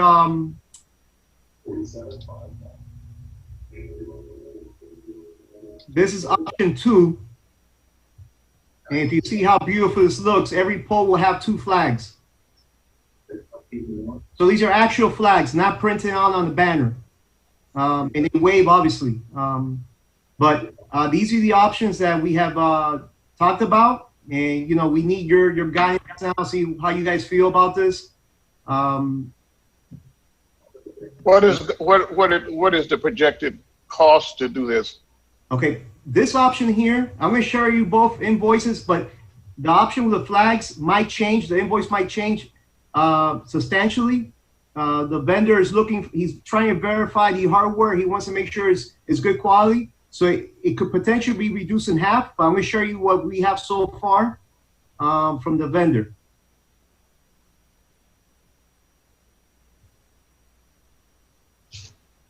Give me a second here. Neil, can you Yes, see me? go right ahead. Yes, go My right ahead, question Stan. is, I only see one sample right now. Does anyone see the other samples? I can only see one. We can only see one, William. Okay, I can only see one as well. I'm going to close this one here so you can see the other ones. Yes. Give me a second here. Thank you. And I apologize.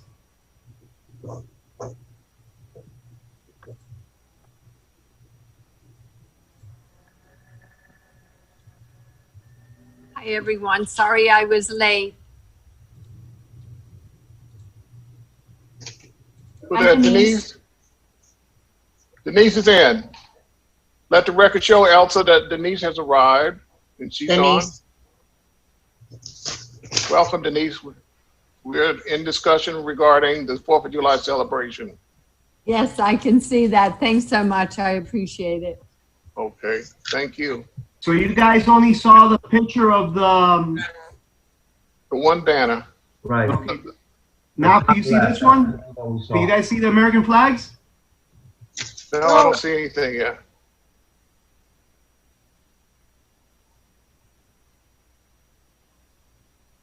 Willie, we can see your screen, but the files are minimized. So if you don't open them, we can't see them unless we have bionic eyes, and I don't. They changed now? No. No. It doesn't open. Click on it. Very good, Elsa. see it, Elsa? You can see it now? No, No, you we don't gotta see click, anything. open it. Your email with the attachment. Give me a second here. Take your time, Willie. We only got an hour.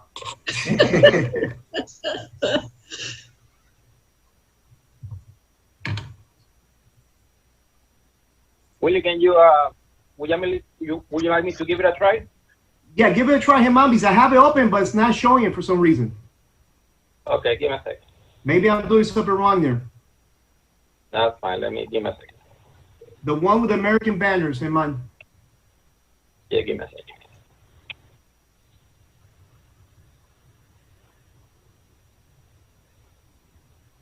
The one that says pictures, the Word document? Yes, sir. Because you saw the ones with the banner, right? Correct? On the flag? Yes. So one flag. Flags now.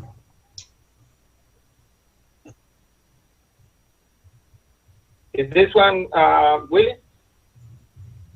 I don't see it on the screen yet, Heman. You guys don't see it?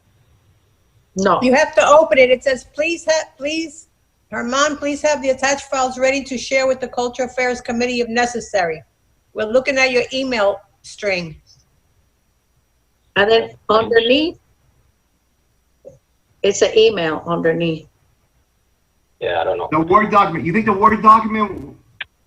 All right, while you're doing that, let's move on. And while we're doing it, is there any input from any of you guys regarding what is being proposed?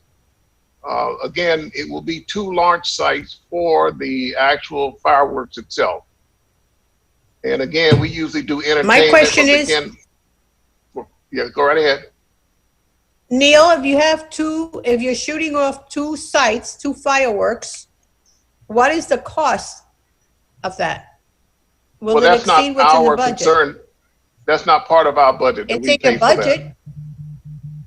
That It's usually in your comes from the budget. I town. have it right here. But it's in the Culture Affairs budget line item, no? Well, what's on the budget is for entertainment and the other assets that we need. The fireworks are covered by the town. Exactly. So if you're short, you'll take from us? No, Oh, we're not. I can see the flags now. Yeah. Oh, yeah. Beautiful. Yeah, so that's option 2. That's option 2. In my opinion, this option has a little bit more impact. They're actual flags. All right, so what are we talking about? Let's do option 1. What are we talking about in option 1? Which is the Heman, could you share the quote that we have right now? Okay, give me a... And to answer Esther's question, the firework budget's already accounted for. So there's no extra money coming from the committee account. Good. But the flags would come from our account. Yeah, yes, Right, ma'am. that would be dollars that we would ordinarily use for entertainment. Correct. Right, Pay for I'm just asking for the cost, Neil, that's all. Yeah, Well, I am too, but I was simply explaining to you that that's what the cost, and that's why it's important for us to know what the 2 options are, the cost for each of them, so that we can make an informed decision about what works and what makes sense. Because again, We have $11,000 in our budget. right. So William, this is one of the quotes. Can you see Yes, it? this is which one? You option 1.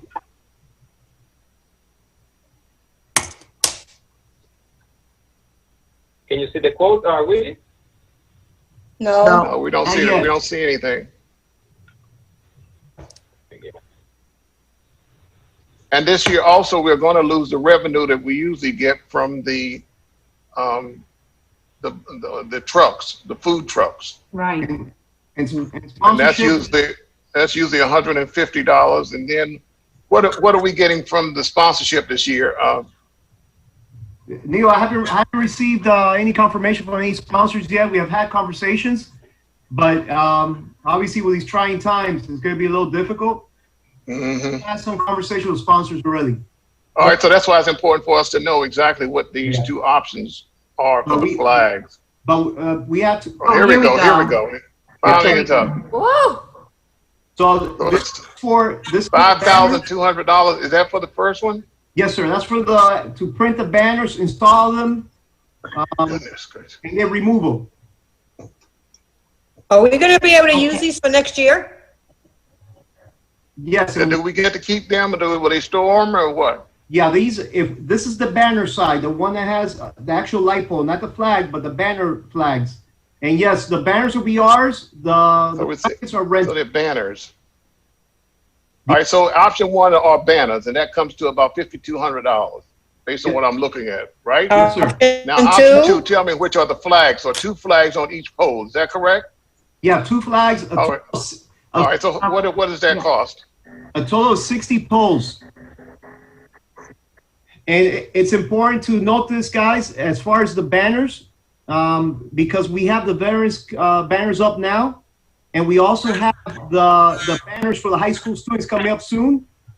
We may not have any poles available on 154, so the only option we can really consider will be the flags. All right, so the flags are $1,200, it appears. Is that correct? Well, yeah, So 12 the flags are plus the brackets. Yeah, that's for installation, guys. The 1,200 for installation. And then the brackets and the then- flags. If you let him bring up the flags. Now, I spoke to the vendor earlier today. He says this price could substantially change, but I don't have anything yet, so I can't tell you. Why? But why would it substantially change? Probably in half. Well, in a reduction. For the equipment, not for the installation, for the equipment. All right, but I'm listening at the, and it says here $1,200 for installation in the bracket. Is that correct? Yes, and here's the. Oh Lord, look at that! My God, God, that's $6,200. Christ. They're gouging. What is it? I can't see what the total is. 6,800. 90. $8,090. $8,090 in total. Oh Lord, that's too much. And then with tax or whatever, it's almost 7,000. No, tax, we don't pay tax, so we don't. Okay, No, it's $8,090 with both quotes. Yeah. We're tax exempt. That's right. All right, so it's 8,900. So. And that could potentially change, guys, but we won't have that paperwork yet. So we'll. No. Then I need a motion I need discussion. Go right ahead, Elsa. Yeah, I have a question because I was trying to copy what was displayed and then they took it out. The installation and the American flags, I saw a total of $6,890. Is that correct?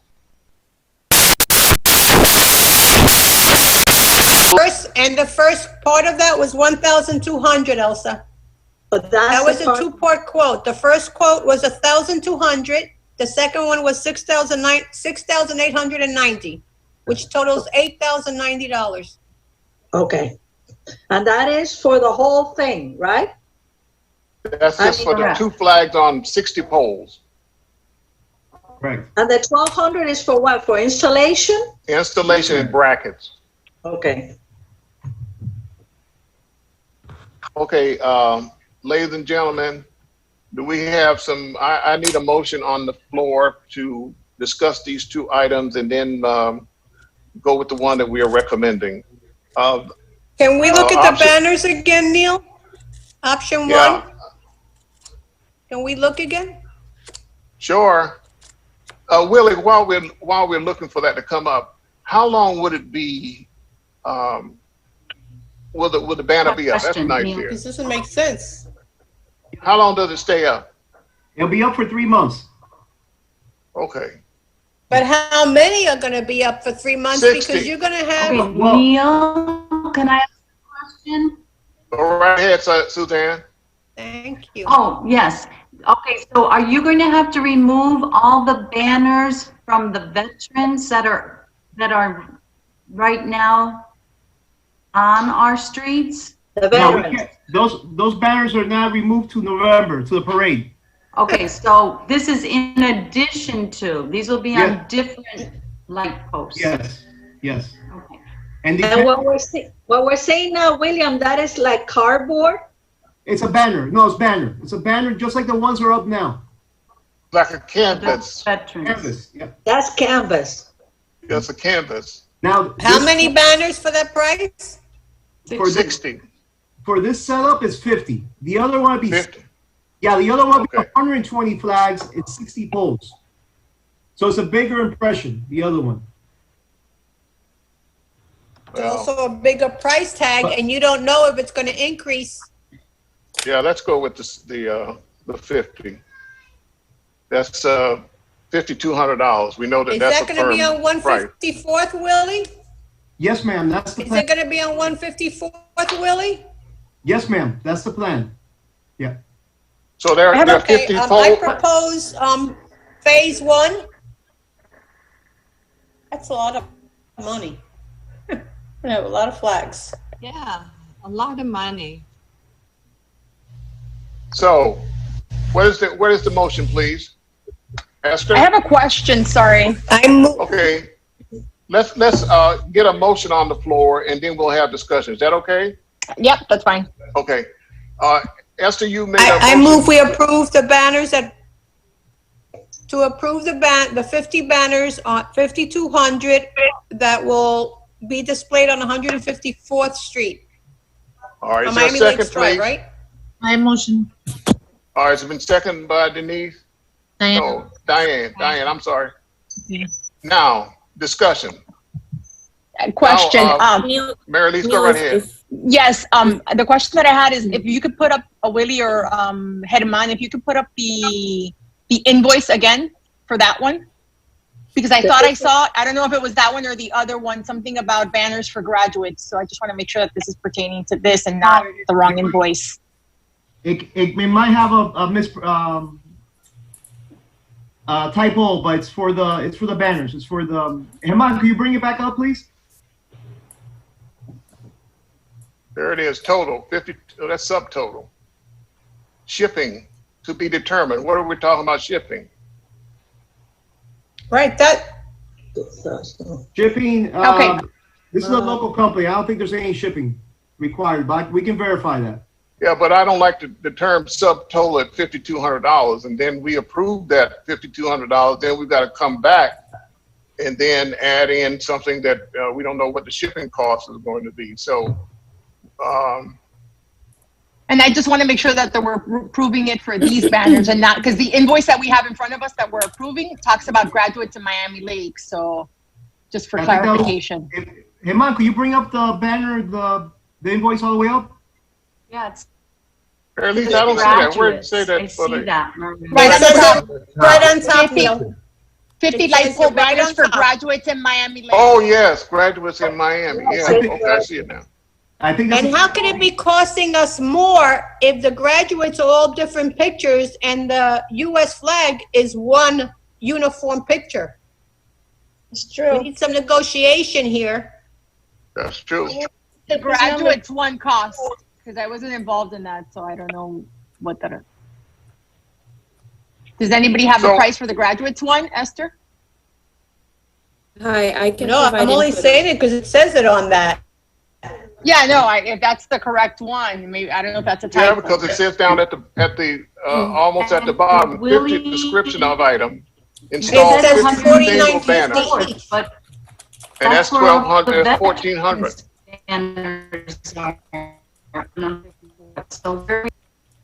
Willie? Go ahead. I'm sorry, Neo, you broke up there? Okay. Yeah, look at the bottom. It says 50 description. 50, and it says install 50 single banners in Miami Lakes, one on one street in Miami Lakes. It's $28 each banner. That comes to a total of $1,425. Then it says the next line description item, remove the singles, and that will be $1,300. And then the total becomes $5,200, but that's not right. Because what has happened, you've added in the $2,475 at the top, which we don't have anything to do with the graduates, do we? No, but what he's saying is the flags are going to cost us $49.50 each. Yeah, I understand. If I may, this is a typo from the company, but this is the correct invoice for the banners. for the. So I'm saying to you, $1,425 plus $1,300 does not come to $5,200. So it really comes down to about $2,800, isn't it? No, but the banner, to produce the banners are $49.50 each. Exactly. Neil, it's the banners are costing them. Just the banners. The other is the installation and the removal. All right. So the total is still $5,200. Yeah, that's correct. And I believe, Neil, there's no charge for the shipping because they're local. We've never been charged the shipping, but we've clarify that. All right, can I ask you a question, Willie? Willie, yes, let me clarify. What banners are on 154th now? What 50 banners are on 154th now? On what pole? What kind of a bracket? We have 61 banners up right now. All right, but 60 of them we're gonna use. So it means we're gonna use the existing brackets? No. Let me clarify that. I mentioned that I think before you logged in, Esther. We're not sure. After the high school banners go up, there may not be 50 left to put this type of banner up. So that's why the other option might be the option that we have to pursue, because we have close to 100 banners for high school, the high school campaign right now. We have 61 up. So it just depends when we get them all up, how many poles are left. But what I'm trying to say is we're gonna have the veterans up. We're gonna have the graduates up. You're gonna have American flags up. At least have the American flags in one specific area where it's not all convoluted. That's all I'm asking. Okay. Yeah, could we pick 67th Avenue instead of 154th? Yeah, that's 67. A different place. No, hi, it's Claricel. Unfortunately, 67th Avenue is a county road, which will require us to pull a permit, and we just don't have the time to do that this year, unfortunately. Okay, well, can you pick a flag, Willie, that can accommodate the existing brackets? Exactly. Well, the brackets, if we go the banner option, the brackets, they're rented, so that's included in the price. We don't have to. They have to add another piece of bracket if we use the same pole. So it'll be one side. So are you telling me we're renting the brackets for the banners that we put up every year? We're renting those brackets? We own some. That does not make sense. We own some of them, but we don't have them. We own all those brackets. That's correct. Do we own 50 of them? We do. They're currently being used. So I need some clarification here. If we are considering putting up these banners, 50 of them on the existing poles, which currently have, I believe, isn't it veterans pictures up now on those same poles? Yes. Is that what all right. So yes, they're going to Neil. stay. All right, let me finish. So they're going to stay up until when? November. To November, right? For Veterans Day. So then you're telling me now, if we put up flags or a banner, they wouldn't be on the same pole, but other poles, or they would be on the same pole. Wouldn't that be a lot of decoration on poles? So That's what I'm telling you, Neil. Let me clear this up, Neil. Let me explain this again. So the first option requires being on the pole, and they have to be the only banner on there. That's we use both sides of the pole. I don't know how that would look. So that's not an option then if they have to be on the pole and they have to be the only one up, right? Because you already got the veterans up already. Yeah, the veteran, it aesthetically depends how you guys want to see it. Now the flags, if we get the flags the actual flags with like a typical flag you see in the street, those flags can coexist with the banners that are up now. Yeah, but there's a difference of about $3,000, right? There's $8,090. Yeah, it's a difference. There is a difference, and it could be a potentially a bigger difference if the price is what the vendor told me. It might be cut in half, depending on the vendor, if the quality is good. I don't have that to share Yeah, with you. but right now the difference is $3,090, and you're telling us that we don't know if there's going to be a change in price. So how do you want us to make a decision? Well, again, you have to base it off what we have right now. You're right. So it's what we have now. But just keep in mind that we might not have 50 poles available after the high school banners go up. It might be. So let me understand. So currently we have the veterans banners up. Then in the next 30 days or whatever the time frame is, we're going to have up graduation banners on the same pole. Is that right? Not the same and poles. Now at the same street, not the same poles. Okay. So the graduation. So the graduation banners. Let me give you a visual. The graduation banners will start from Red Road all the way to Bank of America, and then from McDonald's all the way to 87th Avenue.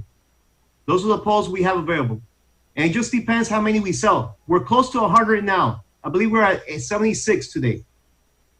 Willie, how long are the graduates going to stay up? 3 months.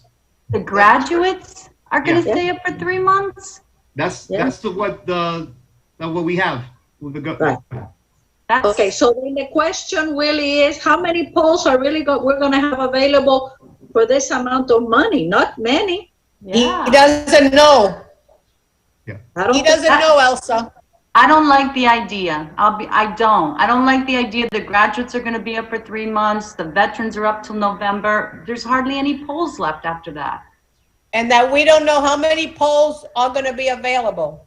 I agree with the lady. Especially it's just too much. The veterans are very patriotic. I'd rather spend the money on something else. Me too. All right. Thank you. Me too. All right, Denise, we've got a motion on the floor, and the motion was made by Esther. Who was it second by? Diana. Diane. Now, we want to call the question because I think we need to either vote this down or vote it up. So based on what I've just heard is... I withdraw my motion. All right, motion has been withdrawn. Is that the seconder accepts that? I second it. All right. So what is there a new motion now? A motion regarding the second option. I motion we put on the table to do something else with that money besides spending money on flags. All right. Is there a second to is that you, Denise? Yes. I second. Okay, Denise. Who seconded, please? I'll second Denise's motion. Okay, that's Elsa second the motion. Now, is there some discussion? Let's now look at the time is running, so we got to figure out what is it that we can do. It's now 4:41. What other options do we have? Claricel, is there an alternative? Claricel, is there an alternative? Claricel left us. Willie, is there an alternative? Some flags on the ground, maybe? Or hand flags out to the people that are coming for fireworks. Maybe we're handing Nobody's them out. coming for fireworks. No one's going to fireworks. Okay. Oh, Denise, you came in late. They're not going to have a gathering this year. Okay. Yeah, then maybe a couple of our main streets put the flags on the ground. I know in other communities they do that. I just think in the pandemic, we're supposed to be cutting costs. People have lost jobs. 20 million people have lost jobs, and we're spending $6,000 or $8,000 on flags. Do people really care to see that right now? I don't know. I'd rather. Okay. Thank you for your comment. Thank you. George, you want to say something? Well, maybe give the homeowners an option if they want to have and put up their own flags, in front of their homes, something that may appear patriotic as well, in order to, at least show some type of symbolism. I mean, leave it up to the homeowners if they wish to do that.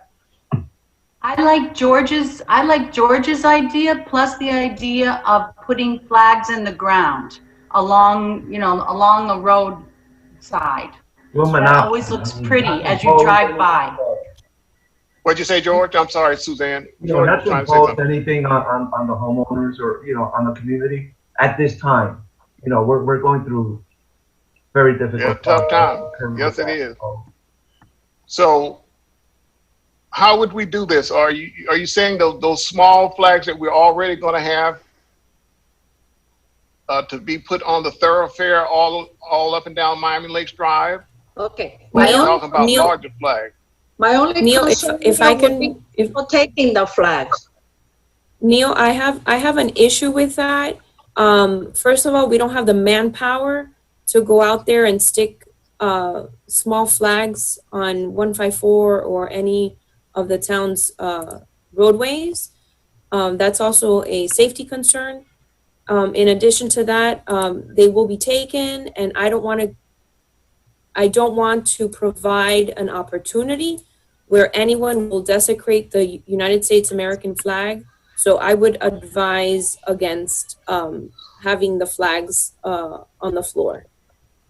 On the ground. You have an alternative? On the ground. Claricel, do you have an alternative? No, I don't. We did some research, and Willie did a great job of trying to get some quotes on a relatively quick with a quick turnaround. So those are the two options that we have. The price seems high because they're quoting us at $50 banners. I don't think we have that many light poles available after the veterans and the high school banners. So I don't think the cost will be that high. But Do we know, it's really up to you. do we know how many poles we do have available with no banners on them? I don't. We have won't know number. that until they finish the graduation. Exactly. Well, he just indicated he thought he had almost 100 graduations. But you can what you can't. My recommendation is to say, we approve to have 10 light poles with the U.S. flag on 154, and then we'll kind of determine and figure out where to place them, or 20 banners, 20 poles, excuse me. Yeah, 20 poles. Yeah, we could do that. We could do that. And he'll hold the price at $49.50. He might not. If you reduce the quantity, will he hold the price at $49.50? That's something we need to get with the vendor on. If we cut the order to half, will he honor the price of $49.50? We have Usually, to the check with the vendor. less you get, the more it's going to cost. Yeah, we'll have to check with the vendor, Esther. You're correct. Because it could change. It could change. And is he the one doing the graduate banners? Is he the same vendor that's doing the graduate banners? The same vendor that's doing the graduate banners is the one that quoted you the flag banners.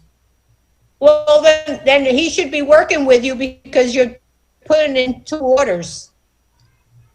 Okay, then you know what? I think if we could do like maybe a motion to approve 25 of those banners, because that's probably 20 or 25 poles is what we're going to probably have left, if anything. And then at $49.50. At $49.50, yeah. Okay. Okay. So why don't we? You make that motion, Elsa? Yes, I make a motion. I'm seconding that motion.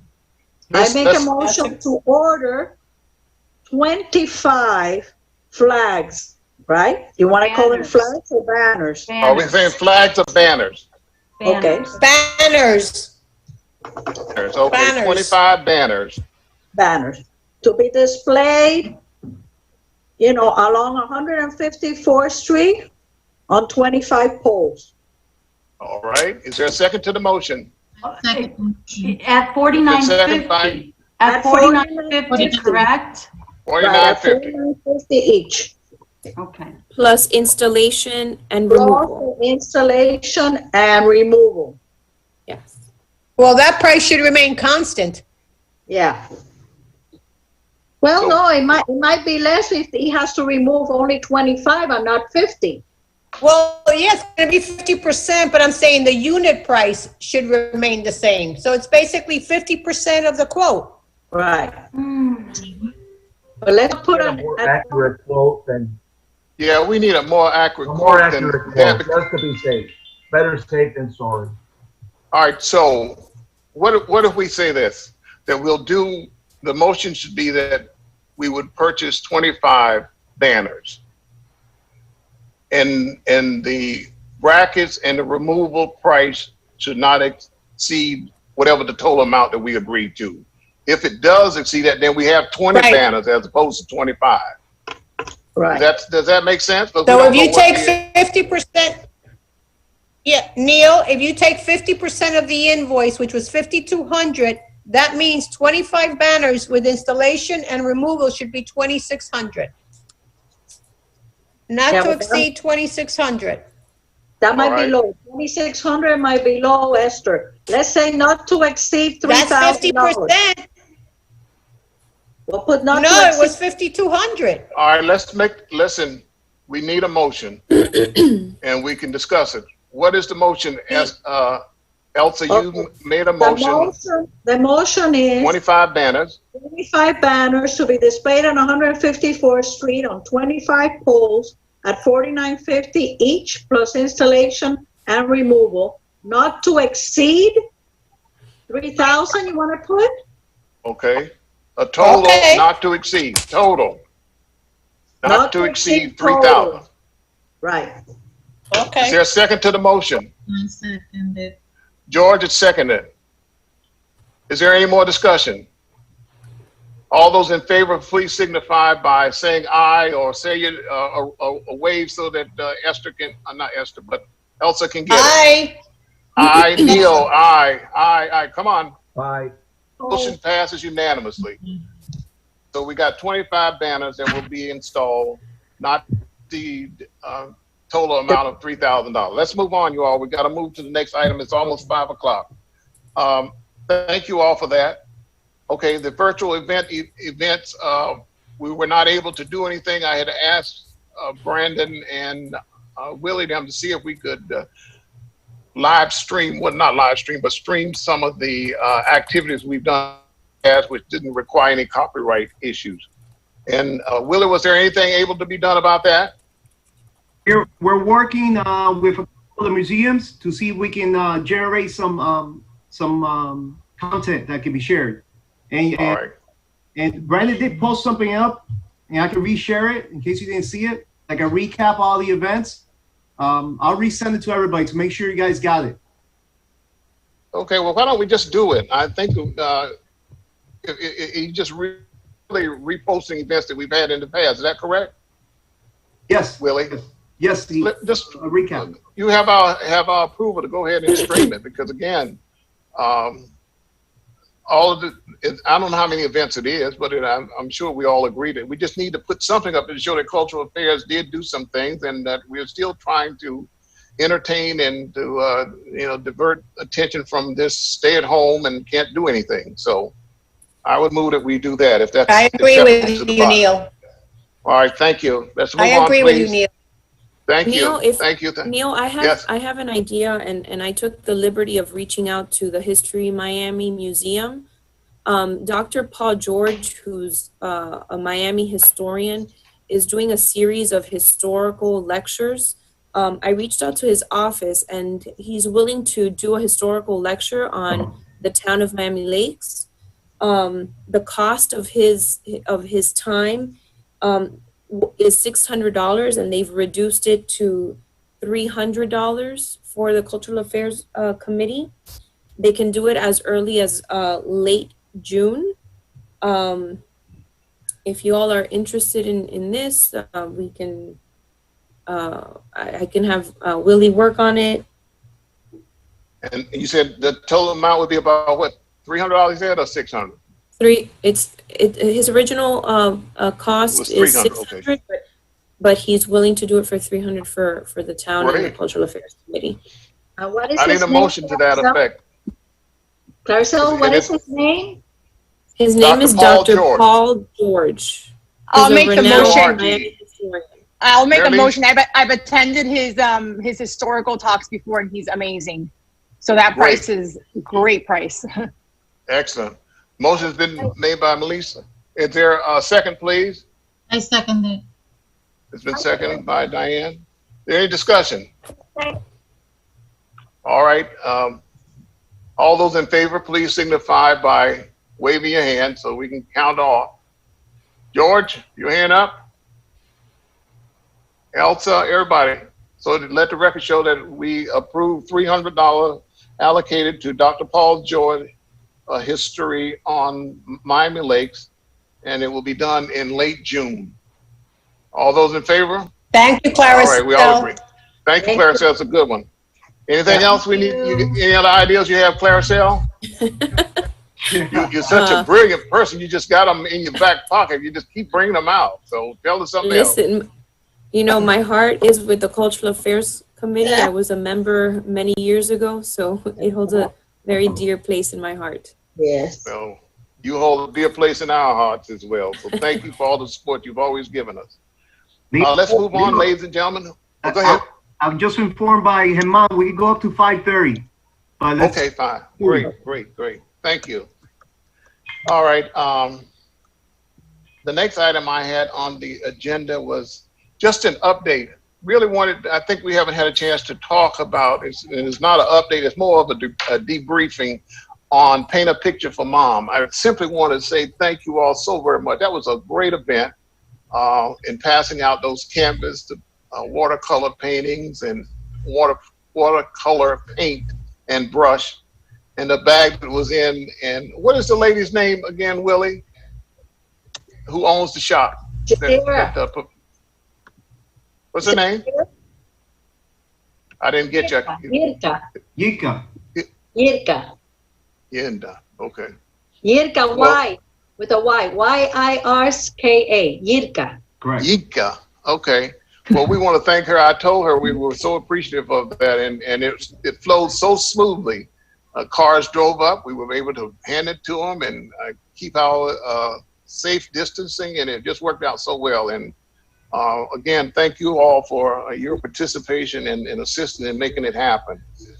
All right, next item is Father's Day tournaments coming up. Where are we, Willie? You have some items you want to talk to us about. Yes, sir. So unfortunately, we can't meet. We can't have a mass gathering, but we have an option, and Claire so brought this to our attention, to do a drive-through and give out like a kit, like we did for the Paint Picture of Mom, but this kit be based for fishing. And that's cute. Yeah, it'll be a fishing kit. We spoke with the company that helped us out last year, and they're on board. And are you there? Can you share that? Who has a dog? Okay, so this is the kit. You guys see it? Yes. Yeah. So at one side it'll be branded by the company, and the next side we need your approval to pick one of these logos here. It's branded with Cultural Affairs. And can you guys see the logos, the options? Yes. Yeah, let's do the one that says Miami Lakes Growing Beautifully, Cultural Affairs. We don't see Cultural Affairs on there. Yes, I do. I see it on the bottom, Cultural Affairs. It's there. They both have Cultural Affairs on the side. I don't You'll see make it. it larger. I don't see it either. Make it larger. It's right Look there. to your See right. the All the side way to to your your right. right, the fish. No. No. Right there, right there. Right It there. says There it goes. Miami Lakes and Cultural Affairs Committee 2020 Fishing Tournament. Yeah. They both And what have. does the bottom one say? They both say fit. They shouldn't say fit. Go ahead. Those are different options that Cancel designed. So you guys can pick the option if you want to do this event this way. And I'd like to see. Listen, I'd like to see on the bucket. Move it over a little bit. You see it? It says Miami Lakes Growing Beautifully, and then I'd like to have a Cultural Affairs on there, on the bucket there somewhere. But it should be a You're little larger. looking at the wrong pictures, Neil. I know. Neil, I'm looking look at the to right of over here. The bucket. I see that one. I see Right, that it says 2020 fishing tournament, but I No. want our writing to be enlarged so that we can see that, because it's very small. so Neil, this logo you see on the blue bucket, that was just an example. the logo you pick, it'll be from this side here. Yeah. So we'll have one of your design logos. All right. Long as our name is prominently displayed, Cultural Affairs. Do you? Town of Miami Lakes. Neil, I have a Who's calling? question. Suzanne? Suzanne. Yes. Okay, Suzanne. My question is, when would you give these out? And then if it was actually on Father's Day, or the Saturday before Father's Day, like we did paint a picture, how do we know that they won't go straight to the lake and start fishing? And then that kind of defeats the whole purpose of not having, a big gathering. Suzanne, they have to be responsible parents. We can't police parents. Well, the reason I'm asking that is because I had mentioned that we could do something like this in lieu of fishing, but maybe we would get something from like Hobby Lobby where they go back and they put together a bird feeder, or they build something with their father or significant other or their family. I don't know. I just feel like you're going to give them the fishing and they're going to go out fishing. It makes sense. What is inside the bucket? What's inside the bucket, Will? Is there anything inside the bucket? It's gonna be live bait inside the bucket and measuring tape. Let me show it to you guys. Oh, they're gonna go fishing. There'll be also a measuring tape. Damn, we are encouraging them to go fishing then, aren't we? Yeah, they're going fishing, Willie. I agree, Suzanne. That's the tradition. It's human nature. What I'm saying is, if you're gonna give them, say something. We can't hear you, Felicia. We're gonna go fishing. Hello. If you're gonna give them bait, they're gonna go fishing. So if you don't want them to go fishing, wasn't that the purpose of it? Don't give them live bait. They're gonna go fishing. I've seen the kids by my lake. They go fishing, and there's like 3 maybe friends or family, and they go fish. They have plenty of lakes. The purpose of the fishing tournament was to, to show that we have fishing activities in our lakes. Doesn't mean that, they fish now. They fish on my lake now. It's not harmful. Mine too. Yeah. I don't see a problem with it. Mine just All doesn't right. have fishes anymore. Ladies and gentlemen, we need a motion on this. My motion.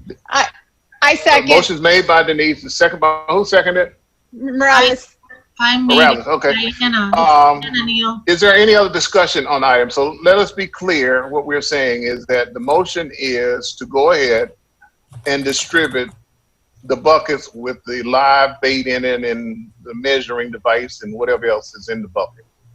And the people can do what they will with it, whether they decide to go fishing in the lakes here, but I guess if one or two people decide to fish in the lake, as long as they keep 6 feet distance, I guess that's acceptable.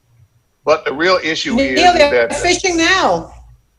Okay. They're fishing now. No big deal. But we just can't sanction a gathering of any kind. Well, of course we can't sanction anything. So before you guys go, let me give you the price. Each kit's $10. We was subsidizing 5 and selling tickets for $5. So the cost to keep it the same as the Paint a Picture of Mom. So it'd be fair what we did there. So the ticket be $5 that the residents have to pay for, and then we'll subsidize 5. Because a kit costs $10. Willie, that's not going to work. Neil, that's not going to work because for the women's event that we were supposedly supposed to sell tickets, we were in a hole over $2,000. So the selling tickets, something's going wrong where they're either not collecting the money or they're letting people in without paying. The women's event cost us over $2,000. Goodness. Okay, so if we do this, the buckets cost $10. Is that right, Willie? Yes, sir. Yes, sir. How And many buckets? How many buckets do we want? that's what I'm getting ready to say. Yeah. 50 buckets. What's our budget for this? Well, It's about, what is it, Esther? You're right. I just closed it. Hold on, I just closed it. Let me see, I might have it here. Let me see. I got it. Here it goes. Fishing tournament, $500. Oh, and we've already spent 107. We only have left 392.50. So 392.50. All right. So I guess if we do like we did with Paint a Picture for Mom, that means that people have to RSVP that they are coming, and then we've got to tap the number at not to exceed $390 then. Right. Is that right? That's about 40, like, you know, a little less than 40 buckets. That's if we pay the $10. If we pay $5, it's 80 buckets. Because they're asking the parents to pay $5, which I don't think that's going to work. No, I don't like the pain. That's just I don't me. like the pain. No, I mean, we have money left over from the 4th of July and from Yeah. other events. Let's just go with the 50 buckets and we'll assume the expense. All right, there's a motion on the floor. I George? agree with you, Elsa. I agree.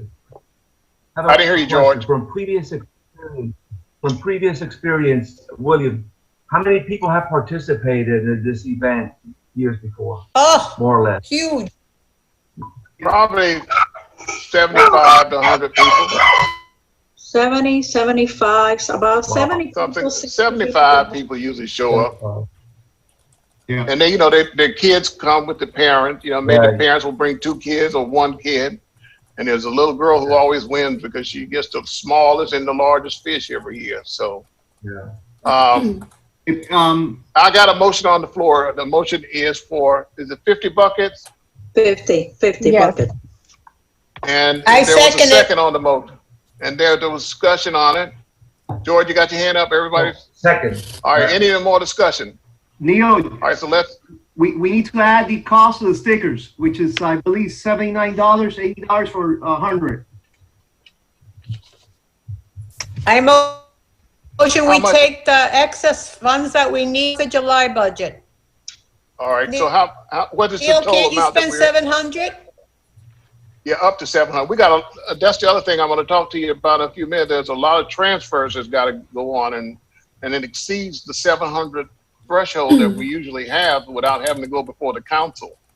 So Well, you're We've gotta up to get 579. We are up to 579. 500 for the 50 buckets, $79 for the decals. That's 579. So why don't we approve 600? And you have that authority. well, I had the votes. Who made the motion to do that? Will $600 be allocated for Elsa. for purchasing, procuring buckets, 50 along with the baits and whatever all the other items that are inside the bucket, I and second, the amount not to exceed $600. I second it. All right, Denise seconded it. Diane seconded. I'm sorry. Yeah. I second. Is there any discussion? Okay. 2 seconds. All those in favor of the $600 being allocated Aye. for Father's Day tournament buckets procurement to be given away, and I think it's 50 buckets. Is that right? Yeah, 50 buckets. Yes. Yeah. 50. All 50 those in at favor? $10. 50 at $10. Right. Those in favor, please raise your hand so we can Aye. see you. Wave it. You Aye. see it, Elsa? Yes. All right, motion passes. All right, so we're taking, and how much are we taking from the 4th of July? $100. Oh, 100. I'll tell you right now. Hold on. Okay. Hold on, I'll tell you right now. 600 plus 390. The garage. We need $210 from 4th of July. 110. Okay. Fourth of Nothing, July. a drop in the bucket. let me know. What? All right, do we need a motion to do that now? To take I make a $210? motion to move $210 from July 4th for the Father's Day fishing tournament, or for the Father's Day For you? buckets. All right, is there a second to the motion, please? I'll second the motion. It's been seconded. Morales. Okay, perfect. Morales, thank you. All those in favor, please signify by saying aye. Aye. And wave your hands. I'm sorry, I get you so used to saying that. All right, so that's done. $210 coming out of the 4th of July celebration and being transferred to the Father's Day tournament purchase of buckets, 50 buckets, not So to exceed Willie, we have $600. enough money for the buckets and for the decals, right, Willie? Yes, ma'am. If we keep at 50, so 50 is Okay. correct? Yeah. Yes. Yes. So then, William, we're gonna have an invitation, Eventbrite and everything the same? Yes, ma'am. Okay. All right. So that's done. Thank you. All May right, I also say, Neil, quickly, if by any chance, William, you could get someone to sponsor more buckets, like they did with the Paint a Picture with Mom. It could happen, yeah. We could probably Oh, ask good. the pro shops. All right, Willie, you know what we need to do. I got Thank you. All right. Shall we move on to the next item, which is Concert on the Green update? Because of the social distancing, that's going to be put on hold. And what we've got to do, Esther, we need your Yes. expertise. Esther, we need your expertise. I'm here. All right.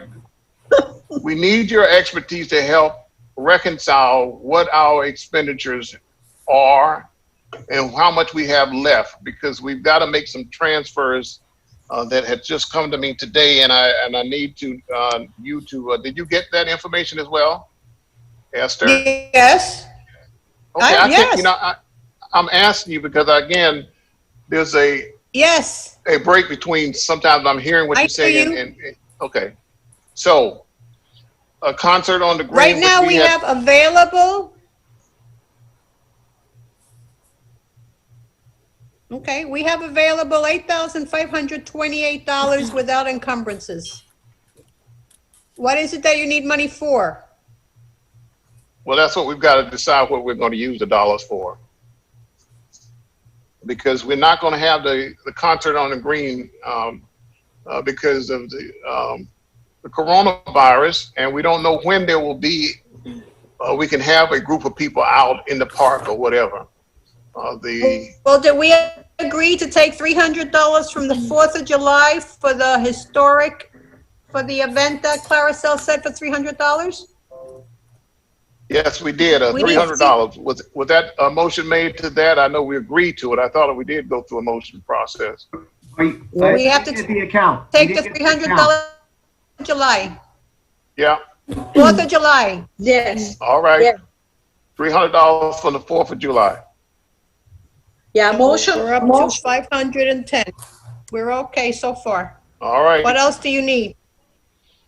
Again, I'd like to you to go do a spreadsheet and tell us where we are and send it to us so we can all have it, because I have no idea how much we got left over that we need to expend or encumbered before October 1. You can carry over encumbered funds, Neil, in government accounting. I'm not saying, I'm saying we could still encumber some funds that would be used before October 1. But we need to know exactly what we have left so that we can do that. Okay? I don't know where we are. I need that as soon, we need that as soon as possible. All right, We have available 26,000, Neil, we have available listening. $26,427. Goodness. Wow. Well, My because goodness. we're not doing 10,000 of the concert. I mean, that's a big number right there. We're doing half of July 4th. Yeah. So what Okay. event do you want? Well, we have new Everybody needs to make a business. suggestion. Well, we have new business coming up, and I definitely So have something we'll do that on the there. new business. That's what we know. We got 26,427 left. So Felicia, the Scottish, when's that Scottish event? that won't be until March of next year.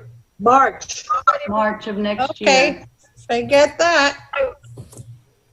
I recommend if you have so much money, maybe we can do the nice flags, the double flags, and we can keep them for next year. I mean, it's just ideas. Let's see. Problem We is, have it's always time. gonna come. Hold We on, have time. one at a time. One at a time. What'd you say, Felicia? I'm just saying that we have a little bit of time. We don't have to decide tonight and then, rush see, that- through it. All right. Well, the next meeting would be in July. Yeah. I thought you Again, said we it- had till October. Yeah, but I'm saying the fiscal year begins October 1, the new fiscal year. So all of these dollars, the $26,000 has to be used or encumbered before September 31st. Okay. If it isn't, we lose the money. It's not a carryover. So that's why we're trying to come up with something. That's why I wanted to know exactly how much money we have left. And a lot of the activity that we usually would have did not take place. Okay? And it's not gonna occur. I see. We Well, just that's lose the not money. real. Do you want me to bring up the new business now? Yeah, that's because I just wanted also to update you all about the Miami Lakes Cultural Center white paper that you all worked on and did such a great job. I spoke to the manager about it, and he indicated that he will bring it up at the next council meeting where the general public can come in and hear it when they have an open meeting, so that we can all come back to the and so he agreed to do that. So we're hoping that before the end of the summer that will be something that will happen.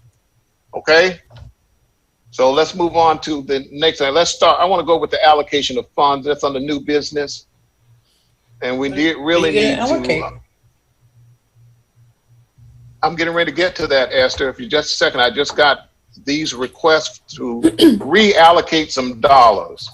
The first one is $967.62. And the request is to the committee to allocate these funds from Concert on the Green to the Women's of Distinction Awards. So, And that is what I'm having a problem with. We continue to have events and we're not collecting the funds. So let's not lie to us or to the residents. We are funding these events. They're not being paid for. mm-hmm. I'm looking at it right now, the Women's of Distinction. All right, so how much are we indebted to the Women of Distinction? We are so under budget. I'm looking I at it heard you right say now. $2,000 earlier. Neil, that's what money that we need to cover the events, 967 with 62 cents.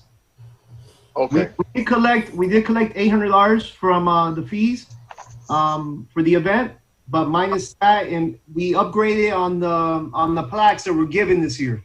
We gave crystals out this year, so that was the cost difference between the event this year and last year. Okay, so that means you've collected more funds because according to the expense report, we're short 1,785. So are there revenues that you have not posted, that Melissa has not posted? If that's the case, I'll agree with the $900, the $1,000. $967.62. Esther, Is that if I may, Esther's right. The money hasn't been transferred over to the account yet. That's why I show 17 something. Thank you. So how much do we need to transfer? 968. All right, 960. 960, round it off. All right, 900. Well, he wrote on here $967.62. Correct. That's what I have to sign off on, and then we Round still it have off. to go before the count. Yeah. All right, so you making a motion, Esther, as treasurer? Yes. Yes. Transfer Everybody hit- $968 from July 4th to the Women's of Distinction line That's item. No, not July 4th. It's coming from the concert on the green. Okay, from the concert on the green. I'm just trying to keep it in one account so I can reconcile it. Okay, from the concert of the green. And Okay, this is July for the awards for the Women of Distinction. Right. All right, there's a second to the motion, please. Hi, Diana, seconded. Diane seconded it. July 4th. Any discussion? All those in favor of transferring $968, rounded off, to cover the Women of Distinction Awards, and the dollars are coming from Concert on the Green. All those in favor, please signify by saying aye. Raise your hand. Wait. Esther, you got the full count? Yes, I have it. I'm writing Elsa, you got a full count? Yes. Well, Okay, thank you. Elsa, I'm sorry. I put 967.62. You want me to put 960? That's fine. That's fine. That's what they're requesting. So I'm gonna sign for that. I have to sign the form. And today is 6/2/20. All right, the next one is they're making a reallocation of funds from the Concert on the Green to the Hispanic Heritage Celebration. There's a $234.59. shortfall. Make a that we motion need to cover. to approve $234.59 from Concert on the Green to the Hispanic event. I second it. Second, please. Second by Suzanne. All those in favor, please raise your hand. Wave. Aye. Also, you got everybody? Let the record show that the motion passes unanimous. I'll sign it. And then the next one is,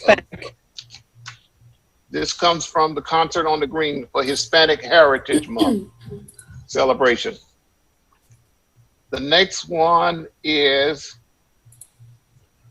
for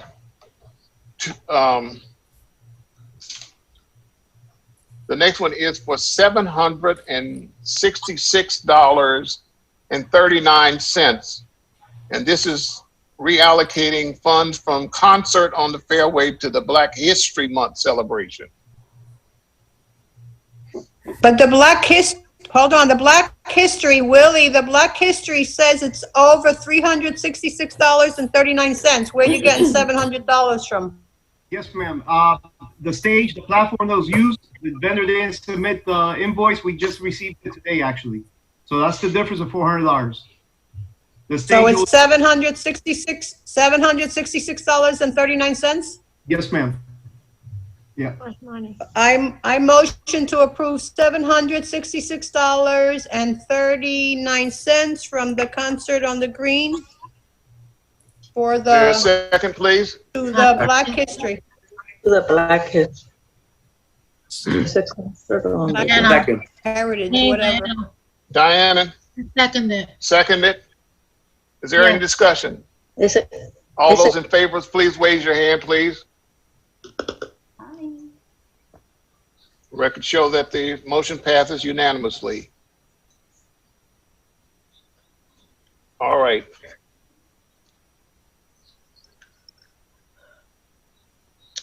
All right, so I found those are the only three that were requested. So I've executed them, and I will then send them back to you, Willie, tomorrow, so you'll get them. And then we'll have to go before the council to get approval over the two, which are over $700. Right. Is that right? Yes, sir. Okay. Right, but So- they're the ones requesting it, so they're gonna approve it. Exactly. Yep. So Okay. Willie, may I venture into new business now? We only have Yes. 8 minutes left. Let's go. Okay. Since this is the Cultural Affairs Committee, in light of everything that's going on, I would like to put forward for discussion that we as a committee have some kind of recognition, peaceful, or perhaps in a form of a plaque to protest the murder of Mr. George Floyd, and also to support Black Lives Matter campaign. I just think that as a Cultural Affairs Committee, we really need to not only open up discussion, but as a town, set an example for our youth and for our citizens here. We are very fortunate. We are a very peaceful community, but we need to lend support, I think, during these really, really tough and dark times. So I would like to put up something for discussion. Originally, I would love to have seen a peaceful, like maybe March, but I know that with COVID-19, it's very difficult for us as a, an organization of the town, a committee of the town, to promote something like that because of social distancing. However, I would like to, before that completely gets put aside, I would like to mention that in the town of Miami Lakes last Sunday, we had 200 children, parents, teachers in one of our parks celebrating 2020 graduates. And the Miami Lakes Police came and they were wonderful and they directed traffic around us. So there was no issue with social distancing then. There were 200 people together. Really? With music, a DJ. Yes, she's absolutely correct. So I just don't want it to completely dissolve it, say, oh no, we can't do that, because we did do it. We had 200 people and the Miami Lakes Police were there and one of our council members were there. So I think that I feel very strongly about this. It breaks my heart to see what's happening. And I think as a community, we need to set an example and say, yes, Black Lives Matter is very important. This is a dark time and we need to shed, be the light, be the example. So now, was that something sanctioned by the town? No. The 200 people that was gathered over It there? had to be approved by the nature of the number, by the mere number, Neil. It had to be approved. It was not approved. Private event?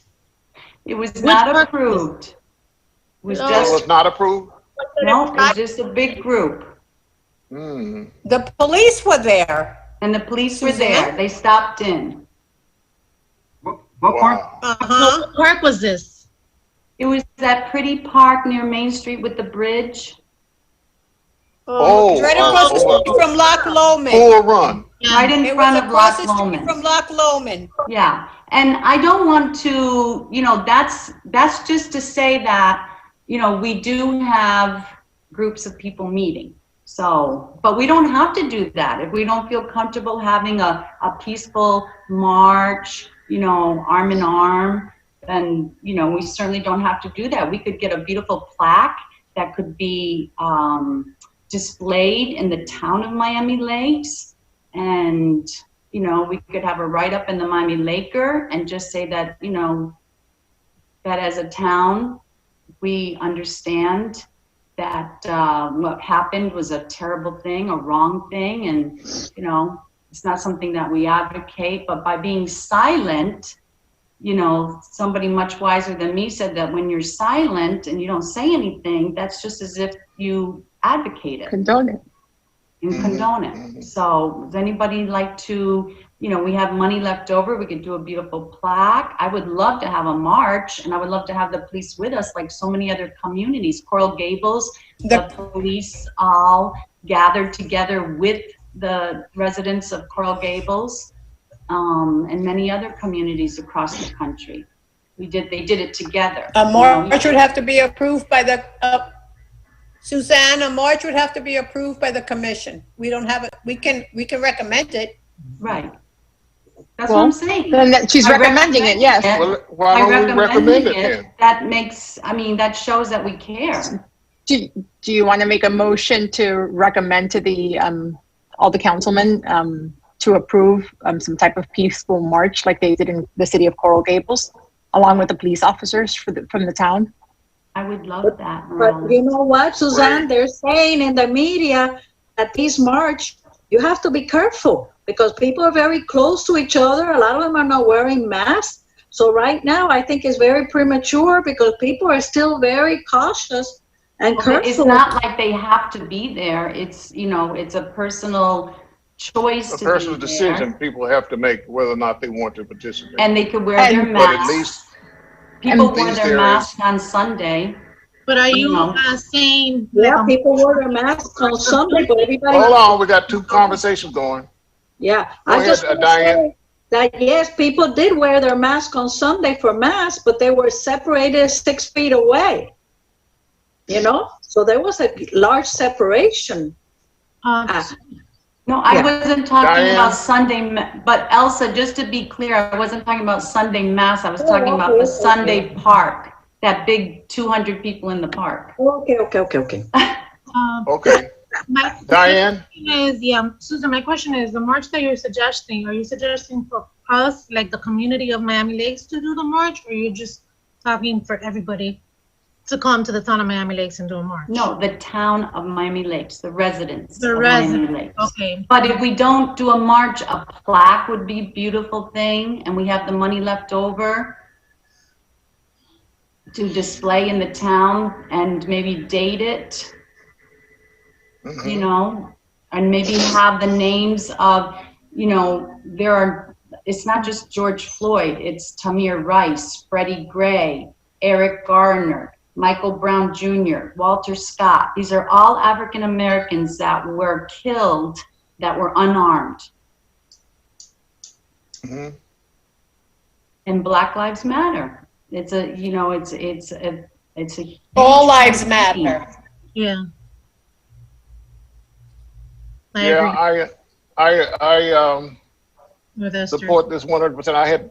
I thought about it, but I didn't know if we had enough support in this community to peacefully, and I don't know if the word is protest, but peacefully demonstrate, maybe. Demonstrate or march. Right. Because again, as an African American, you know, it hits very close to me, and it hurts because it seems that it constantly happens to us more than any other ethnic group, and we're not contriving anything or trying to create something that doesn't happen. It is happening, and it's been happening for a long time. Happening. It's something very dear to me too. And so I wondered if Claricel, you are the director of communication for the town. Are you on? I don't think. Neil? Yes. Claricel logged out. You have to log out. All right. But all right. Here's what I'd like to do. If we can all agree that we will request that the town have a peaceful demonstration to be held in the next 30 days somewhere, just to support the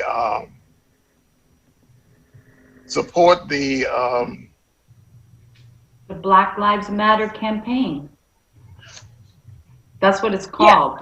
Yeah, it's support and acknowledge that as a town, as a community, we don't condone, you know, the things that happened.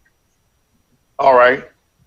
And if they choose not to allow us to do that, then the second thing would be able to get a plaque or something erected and presented or displayed in the town hall. Is that something? I think that's great. Go ahead, Felicia. Town hall as a group for the residents who want to lend their support to this cause.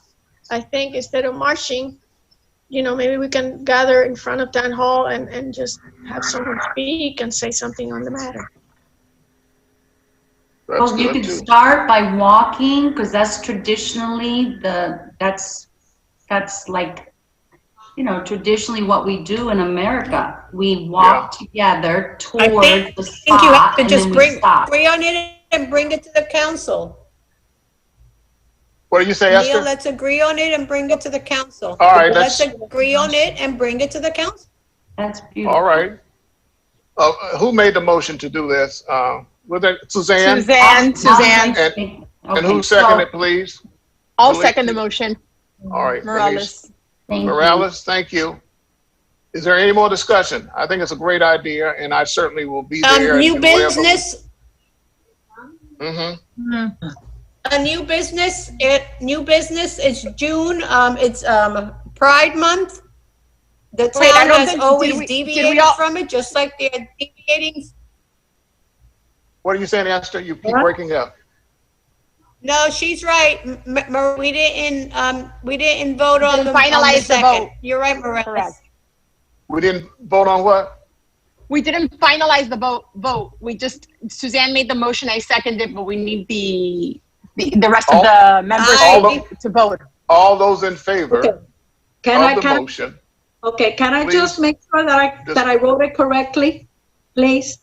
Mio? Go ahead. Okay. Read it back to us. Neil, if I understand, you're going to request, right, from the town? The committee is requesting. Requesting. The Cultural Affairs Committee. Uh-huh.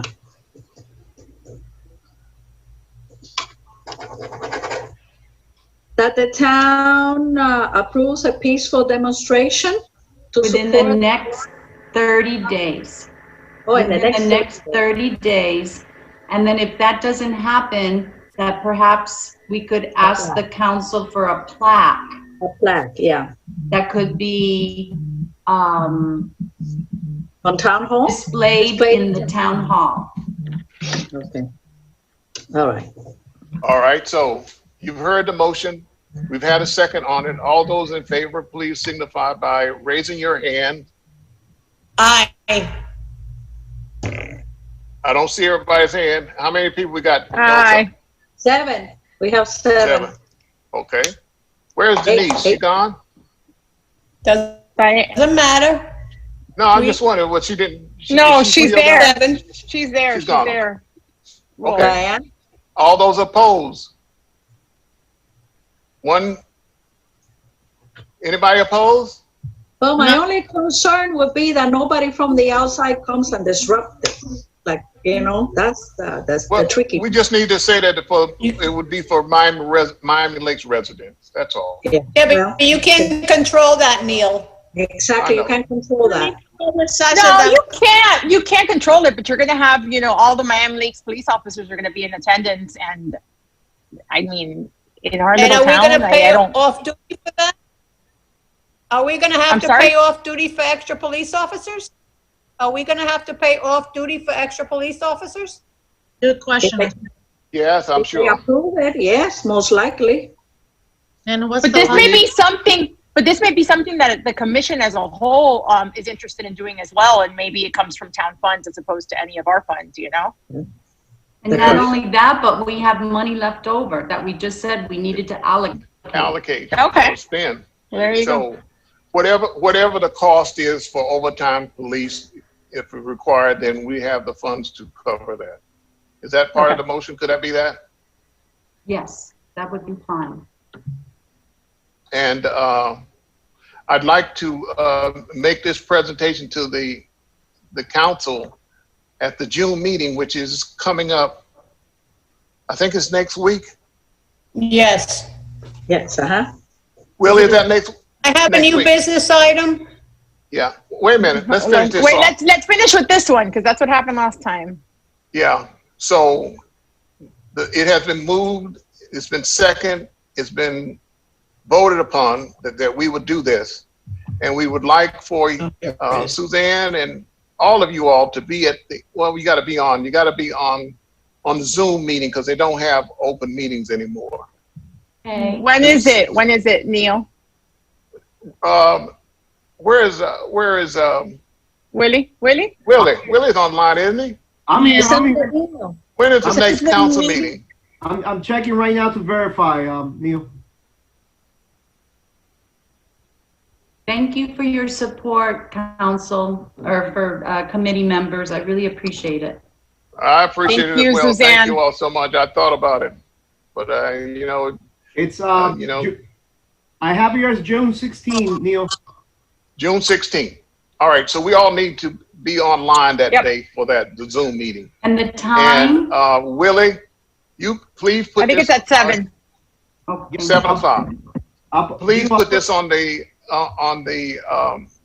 notify the clerk that we'd like to make a presentation during that time and make a formal request to the council. Okay? Yes, sir, I got it. I'll send an email to Gina. Thank you. Thank you. Any other new items? Esther has one. Yes, it's also Pride Month in June. I'd like to know if we can at least have a flag or something up for June, for Pride Month, please. It's been requested by other residents. Everybody's being quiet. I'm bringing it forward to the Cultural Affairs Committee. That's Pride Month, yes. Because I got a notice last year about that as well. Yes. And we certainly need to support that 100%. So, And Esther, it was you made the Leslie, motion? the attorney Leslie Langbaum who reached Langbein, out that's to me. right. Yep, Yeah, she reached Leslie out to me. Langbein. Okay, Is, I is, second the motion. Yes. is We Pride have Month, is Pride Pride Month Month. for, oh, I'm sorry. I Go have ahead. a question. June. Is Pride Month for the LGBTQT? Yes, Yes. I just wanted to. gay, LGBT, and I don't know what the other term is, but it's Pride Lesbian, Month. bi, gay, trans, and straight. There you go. Thank you. So what are we proposing to do? Do we want to have I don't know if we can have a seminar flag or or anything. something to commemorate the month. Okay. So the residents see that we're behind them. A rainbow Mhm. flag also. A rainbow flag. Thank you. Do we Maybe have one? I mean, where would we put it up? Yeah. Around Town Hall. Yes. And do we I have think you one put or it do at we the have Town to? Hall. That shows that Okay. the No, town. but we can afford to buy supports. one.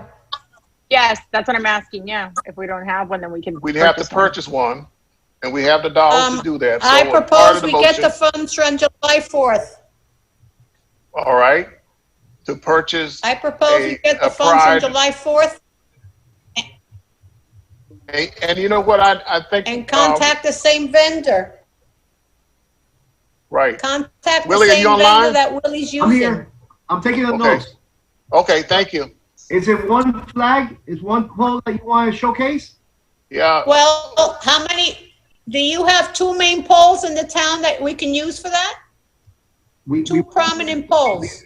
We have to do inventory. If you're talking about town hall, some of those poles belong to the Grams.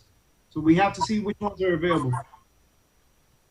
Okay, I'm I just saying, also, say, Esther, I would How ask you many? to reach How out many? to Leslie Langbein and see if she has any ideas about where there could be some kind of, I don't know, gathering or something that we could, a seminar like we are doing with the history with Paul George or something that could be done. Yeah, I like I'm a that. member of the community. Leslie and I are members of the community, so we'll get back to you. Okay, that's great. So we will purchase There's the also a flag. parade they do. They also do a parade. But because of the know what? virus, we're not. I doubt gonna it. That's going do the parade. forward. Yeah. No, We can't do the parade at this point because of the virus. no. But anyway, Okay. What I don't understand is we've never gotten involved with this. Why are we getting involved with this now? because it's we That's have the to, problem. Our town never That's- gets involved, and the citizens are starting to ask why That's the Cultural question. Affairs is They- not getting involved. That's why I'm bringing it forward. But I don't see why Neil, weren't we. you approached last year? yeah, last year I was approached, but the time that they asked about it was past June. So I said we'd look at it this year, and I'm so glad you brought it up, Elsa. I mean Esther, No, I didn't bring it up. No, I'm saying Esther. I'm sorry, I've got Esther and Elsa mixed up. Esther, I I'm bring it glad up you brought it because up. Thank you. Okay. At least I can say I So brought it we up have, again. listen, ladies and gentlemen, we have a population of people who feel ostracized and they are being accepted now more than ever. There's marriages where maybe you don't agree with it, between same-sex people and all that kind of stuff. But, we all got to live in this space we call America or in this world. And so we have to accept people as they are and then be supportive of each other. And that's what it's all about, I think, that we're trying to do, is to make sure that everybody feels empowered and welcome to the town of Miami Lakes. And so that's all it is. And if you have some personal preference or personal offense to doing this, then that's fine.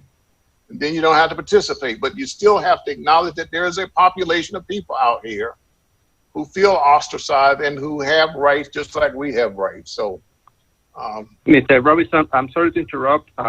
We are past more than 10 minutes. Okay. We see participants from the other committee joining. Just have one, but I know that in a few minutes we're going to have a bunch of committee members from the other meeting joining. Okay? All right. Is there any other discussion or items to come before this committee? Any concerns? Any questions? Then I will entertain a motion to adjourn the meeting. Neil, did we vote on the Pride Month? We already voted? Yes, didn't we just vote on that? You made the motion, and not who made the motion? Esther. Esther made the motion. I don't think Melissa, you didn't second it? I believe it was second. I seconded. Okay, I seconded. Oh, you That's right. seconded. I did We second. didn't Okay. vote as a committee. All right, Okay, then. vote. All those in favor of purchasing a pride flag in celebration of the LGBT gay community, please signify by saying aye or raise your hand so we can see it. All those opposed? I don't know what the number was, Elsa. How many was Elsa, you're on mute. Elsa's muted. I didn't see the people. I All couldn't right, I'm see voting everyone. yes. I second the motion. Who was the other people? I'm voting yes. I'm in Suzanne? favor. Yes. Okay. Morales, So yes. most of looks like Yes. everybody is except who else? Who's opposed, please? Me. Okay. Anyone One. else? Felicia then said yes or no. George, are you on? Yes, sir. Did you vote yes or no? Yes. Okay. Yes. Okay. So What it about looks like it's 6-1. Oh, she hasn't said yes or no. Felicia, did you vote? No, I don't see Felicia. Are you saying yes or no, Felicia? You say yes or you oppose? Felicia, you're muted. I'm saying She's voting yes. Okay. Oh, okay. Yes. All right. All right, So it's I couldn't 6-1. Motion carries. I will now entertain a motion to adjourn the meeting. Thank you all so much. Is there a motion? To adjourn. Meeting adjourned. Thank Motion you. to adjourn. Bye, Thank you all for everybody. coming. Thank Bye, you for calling everyone. in. Thank you, thank you, thank you. Safe. Remember, safe. on June the 12th, we'll send out a notice to make sure that you're on the council meeting. Great. Thank you. Thank Bye-bye. you. Thank you, Mr. Robinson. Great meeting. All right, thank you.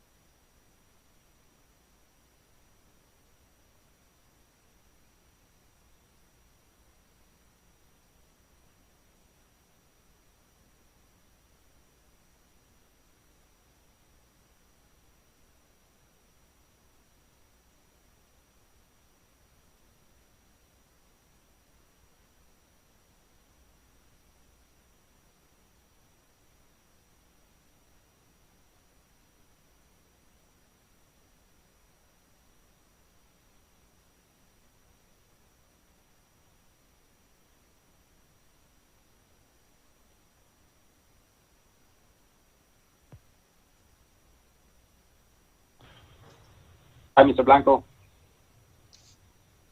Hello. All good? Perfect. Thank you.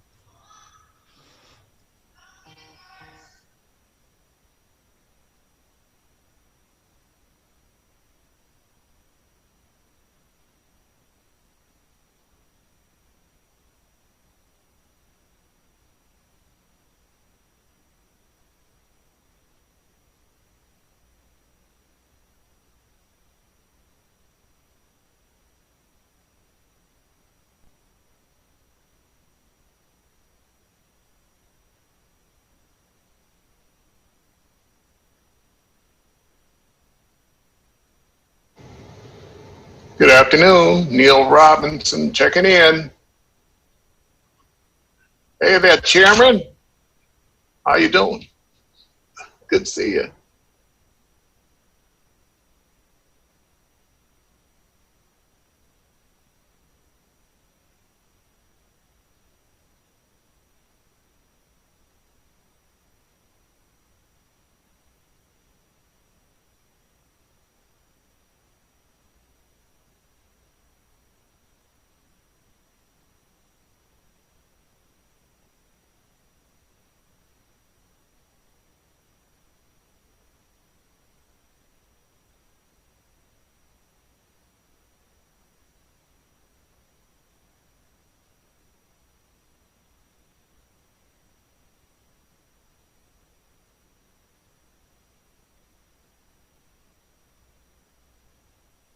Good evening to everybody. Good to see you guys. Hi, everyone. I think we can get started. If I'm correct, I'm running this meeting. Thank you, everyone. I guess in true fashion, will call this meeting to order. Elizabeth, can you take notes since you are secretary? Yeah. I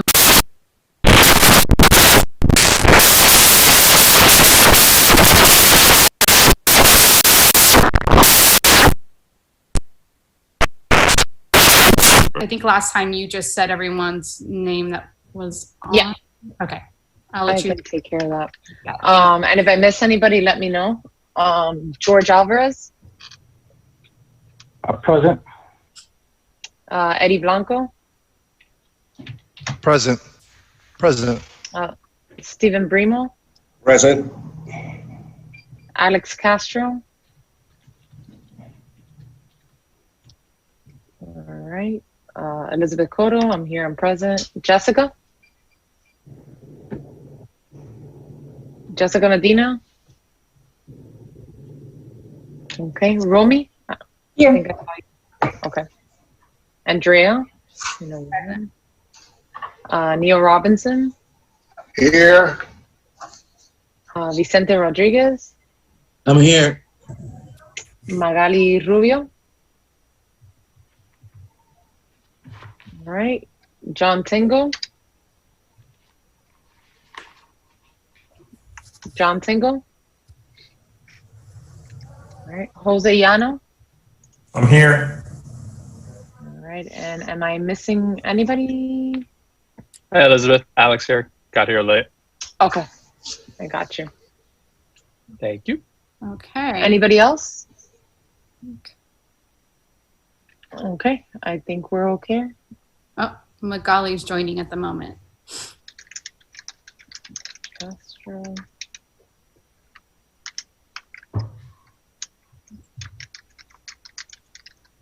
So I've never All been. right, so I'll add Magali on here. Hi, everybody. Hi, Magali. Hi, Magali. Okay, so correct me if I'm wrong. I'm supposed to address any additions or deletions and then move on to public comments, or public comments first? You can do additions and deletions first. That's fine. Okay. I know we need to do a couple additions to the agenda. For old business, I need to bring up the debate, the mayoral debate. Does anyone else have any other additions or deletions? Going once, going twice. Okay, so we'll move along. Do I need to have a motion for that, or we're good? Okay, all right. So public comments, I think we have a public comment, guess. Am I correct? We do. We have Guillermo Dip. And he wants to bring to everybody's attention his business and what he can do during these times virtually. Okay. We could, I don't know who controls the mute there. Herman, could you get him on board? Yes, he's here. Hi there, welcome. Hello, everybody. Guillermo, the floor is yours. If you want to bring it up to speed on your business and what you can do virtually now, you got the right people in front of you right now. Okay, excellent. Hi, everybody. I wanted to introduce myself. My name is Guillermo Dip. I'm with the photo booth. I've been part of many of events in the town of Miami Lakes, so we're very excited to introduce a virtual photo booth for July 4th of July. I know you guys are trying to do something more remote this time around due to COVID-19. So I wanted to just basically do a quick recap of a virtual photo booth that you're able to provide for your residents of the town of Miami Lakes.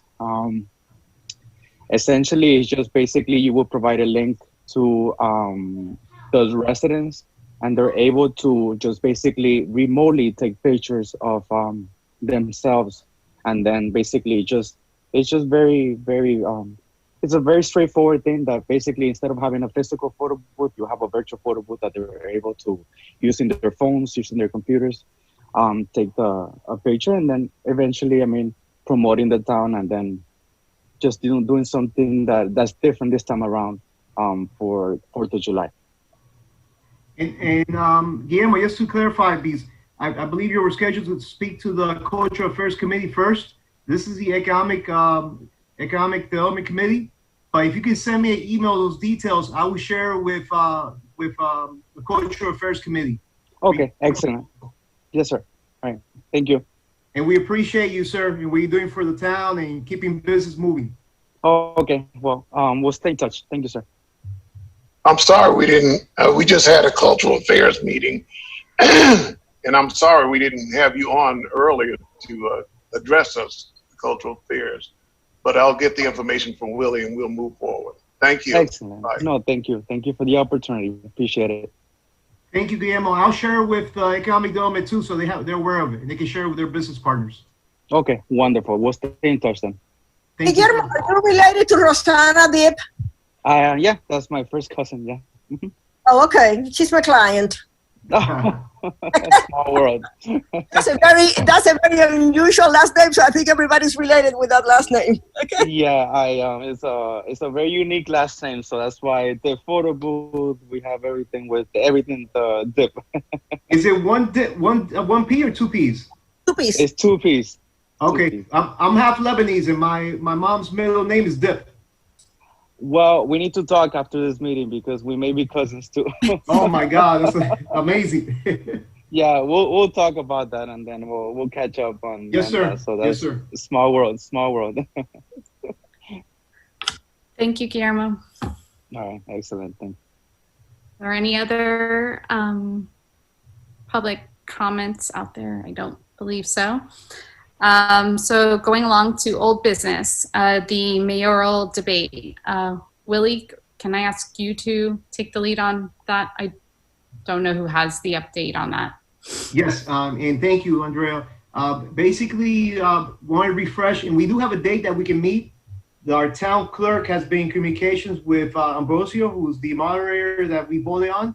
The only difference now, because everything's happened, he's not available on the original date. He's available most likely, and we'll get confirmation on Friday, August 4th, and be in the morning hours. So my suggestion is that we request a meeting for June 22nd so we can all convene. And since Neil's the chair of that committee, we can discuss it and see what the format will be. A lot of things have changed in the past 2 or 3 months. So I think we're still interested in having it, right, Neil? Is that, am I correct? Yes, yes. Willie, I would like to follow up on this. Some time ago, I met with I think he's the area superintendent, Mr. Jose Bravo. Bueno. Jose? Bueno. What's his last name? Bueno. And he indicated that his office would be happy to work with us regarding a venue that would be appropriate to have a debate in, and we had talked about Barbara Goldman. I had given him your name, I emailed him, gave him your name, and he said he was going to pass it on to his staff to see what dates would work for them, and then we would try to work around that. So have you had any discussion, or have you had any kind of response from the staff at Miami-Dade Public School System? I recall that email, Neil, that you copied me on. I haven't got a response. I did respond that day. Okay. But just to things have changed. So now the debate will need to be virtual. There won't be no person unless things change, that there's, the breakthrough. But the debate, if we continue pursuing it, it'll be virtually. So all the candidates will be a virtual, it'll be a virtual scene, basically. Okay. Well, so you're suggesting that we meet June the 22nd to finalize when the date that would be appropriate? You think August the 4th, you said earlier? That's when he's available. If we want to change it, then, we have to look for a different moderator. I would suggest we meet on the 22nd. We have a 11:30 in the morning window, an hour, 11:30 to 12:30. And if you guys are agreeing, I can book it. I think I'll be available. I'll look at the calendar, but it sounds good to me. Could we vote? Could we to vote? Yeah. Yes. Okay. We need to. Madam Chair, I move that the subcommittee for the mayoral debate for Miami-Dade County meet on June 22nd at 11:30 a.m. to finalize discussion regarding the actual date of the debate. Okay. The actual debate date, I should say. Right. May I I'll get second that motion. Alex. Alex, second? Yeah. All in favor? Maybe do a thumbs up too, so we can say yes. All in favor? Aye. Aye. Aye. Anyone against? That is not on video. Okay.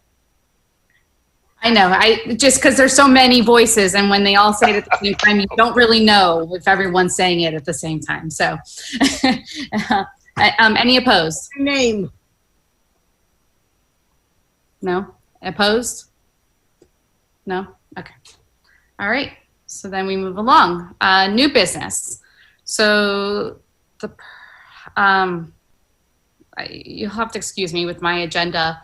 I have for item A our EDC objectives, and I put this here, and probably I should have left it more as like a mission statement on it, but since we're here to discuss the budget for 2021, so I think, right, the year is October to September, or November, October, September, correct? Okay. I get the two mixed up sometimes. So I always like to put it out there to remind everyone we're talking about come October, not right this moment in time. But I have on here EDC objectives, and because I would hope that in guiding our conversation tonight, that we are one, supporting the retention and expansion of our existing businesses, and then of course also attracting new businesses to the town of Miami Lakes. And so it's not really a mission statement, it's not really a mantra, but I just, those three items have been always kind of guiding us with all of our decisions that we've made as far as activities that the EDC gets involved with. And this could be another conversation in the future of coming up with a new vision mission for the EDC, but unless someone objects to those three items of retention, expansion, and attracting new businesses, I'd like to move on to the 2021 budget of the $10,000 that we discussed, breaking down and discussing on how we're going to move forward. This is the time that Magali recuses out of the meeting.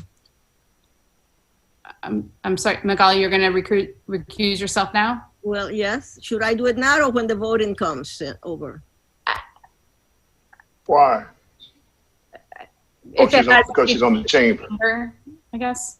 I think you can be a part of the conversation. Okay, and then just recuse at the time of voting. Okay. Right. Fair enough. So I'd like to open up the floor for discussion of activities and initiatives for the coming year.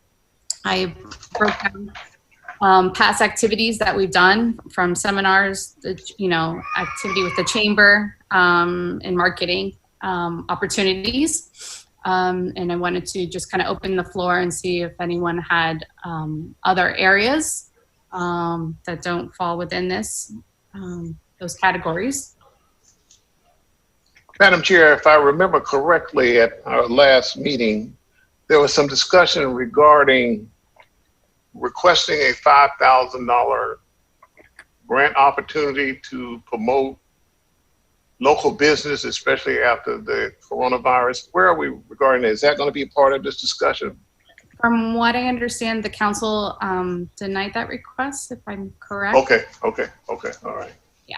All right. Thank you. You're welcome.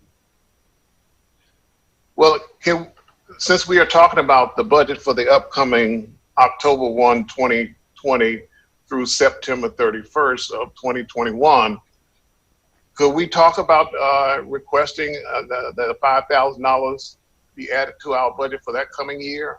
Or because if I remember correctly, we were trying to get money immediately. Wasn't that right, Mr. Chair? Yeah, let me clarify. So Okay, we originally asked for the $5,000. That request was denied, and they asked us to look at our budget and reconsider other ways to reallocate the funds that we had. We had some discussions with the chamber. We had a sunshine meeting with the chamber, and then after some discussions back and forth, I had made a motion last meeting that we take $3,000 that was originally going to the chamber and ask the council to move $3,000, that is the membership fee to the chamber, onto the town's regular budget, not the EDC's budget, so that the town will remain a member of the chamber, but the $3,000 cost to the chamber would be off of the EDC's budget.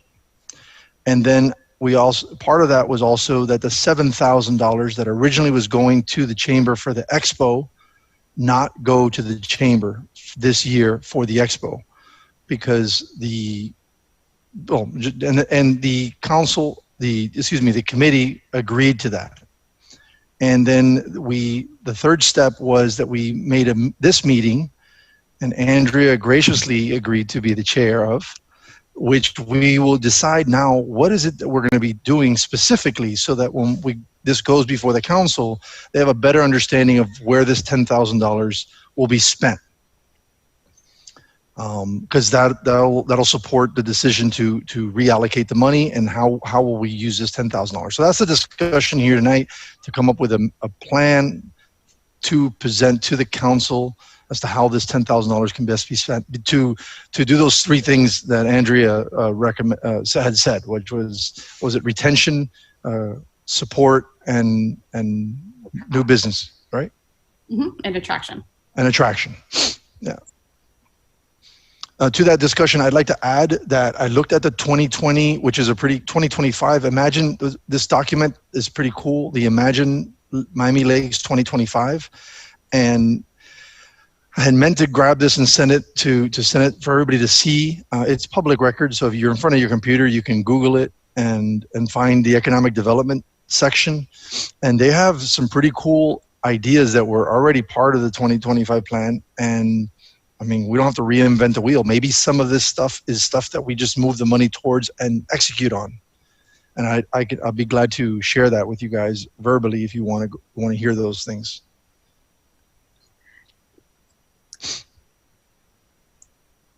Yeah, I would love to hear it. So would I, Willie. I mean, Eddie. So would I. Okay. Let me. Yes, please. Let me open this up because my 44-year-old eyes aren't as good as my 22-year-old eyes. Let's see here. Okay. Ongoing basis. Number 1, establish, maintain public-private partnerships to market the town. Round 1. Mm-hmm. Number 2, to conduct a series of pop-up events to promote economic development, restaurants, park crawls, public open spaces, food trucks, etc. Those type of events. One that would be a good example of that was done with Willie's help was that bike where we partnered with the Economic Development Committee and I think Cultural Affairs, right?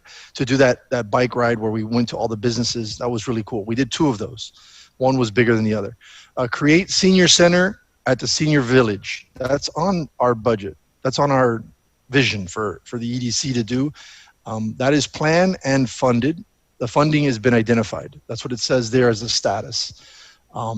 Market the town as a hub for life science businesses. So the town had a vision to attract life science businesses, which would be like, I'm not exactly sure, but I think that's in the medical field, the medical sector. That is a future project, labeled as future project. Work with the Chamber of Commerce to implement a town's economic development strategy. Work with the Beacon Council Bureau to implement a town's economic strategy. Develop a healthy Miami Lakes master plan. Develop a partnership agreement with the health providers and private sectors. I guess that all ties into those 2 tie into the life sciences. Evaluate changes to the land use codes to promote wellness. Complete creation of the town center district. Create, again, some of this needs further explanation. Create a senior center at 87th Avenue and 154th. That's a future project. And then redevelop planning Miami Lakes Drive from 87th Avenue to the Palmetto. And then the redevelopment plan, the zoning overlay at 154 and 153rd. I know that one is an idea to do an overlay where that Costco is and the Bank of America is on that side. I believe that's like looking to recreate that as more like an artsy dinner spot, kind of cool. I'm stretching it, but like a Wynwood type of place. It's a stretch, by the way. And then the economic development master plan to create a development economic master plan. So that's all. Madam Chair, may I ask a question? You may.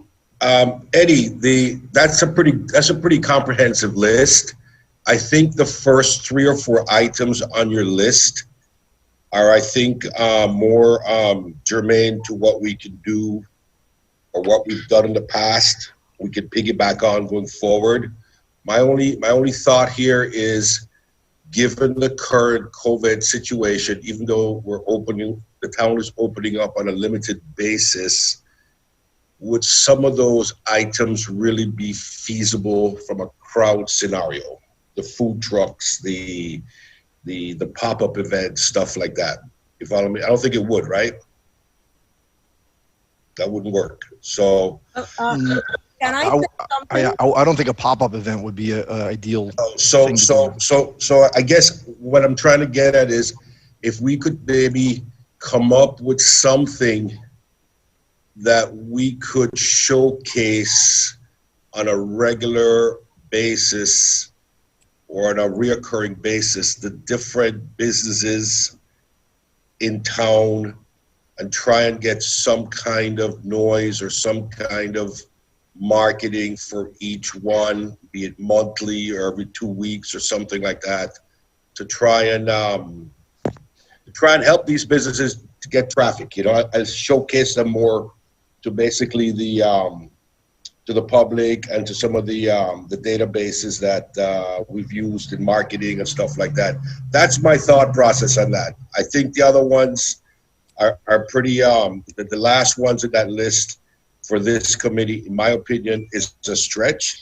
And the first 2 or 3 of them, given the current environment, health environments, I don't think it's feasible for this year. That's just my thoughts. Can I say something? Yes, Magali.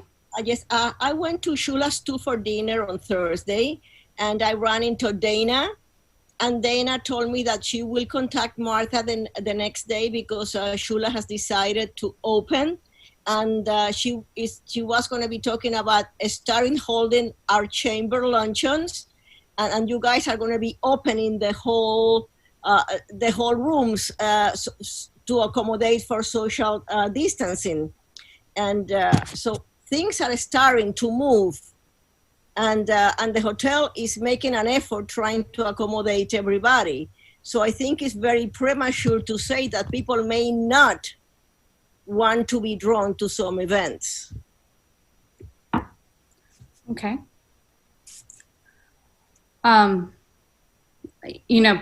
Eddie, I'm going to go back to the Imagine Miami Lakes 25, right? I looked at it as well. And when I was going through my breakdown of, discussion of activities and initiatives, I looked at the seminars and workshops, right? That's partnering with the local, which is what we've always done, but, partnering with our local businesses, under the current state that we're in. And I think, the digital workshops, those that have been able to really thrive during this COVID have been the ones that have embraced social media and who've put themselves out there where they normally haven't. So I thought, that's something we've always done, and I think it's very well received in the business community. And it could be I think that's something that we should continue to do. These workshops, whether it's, we had the Clicks the Bricks that was, hopefully going to get back on track. There's always the HR needs. We have a lot of small businesses. That's something that we've always talked about.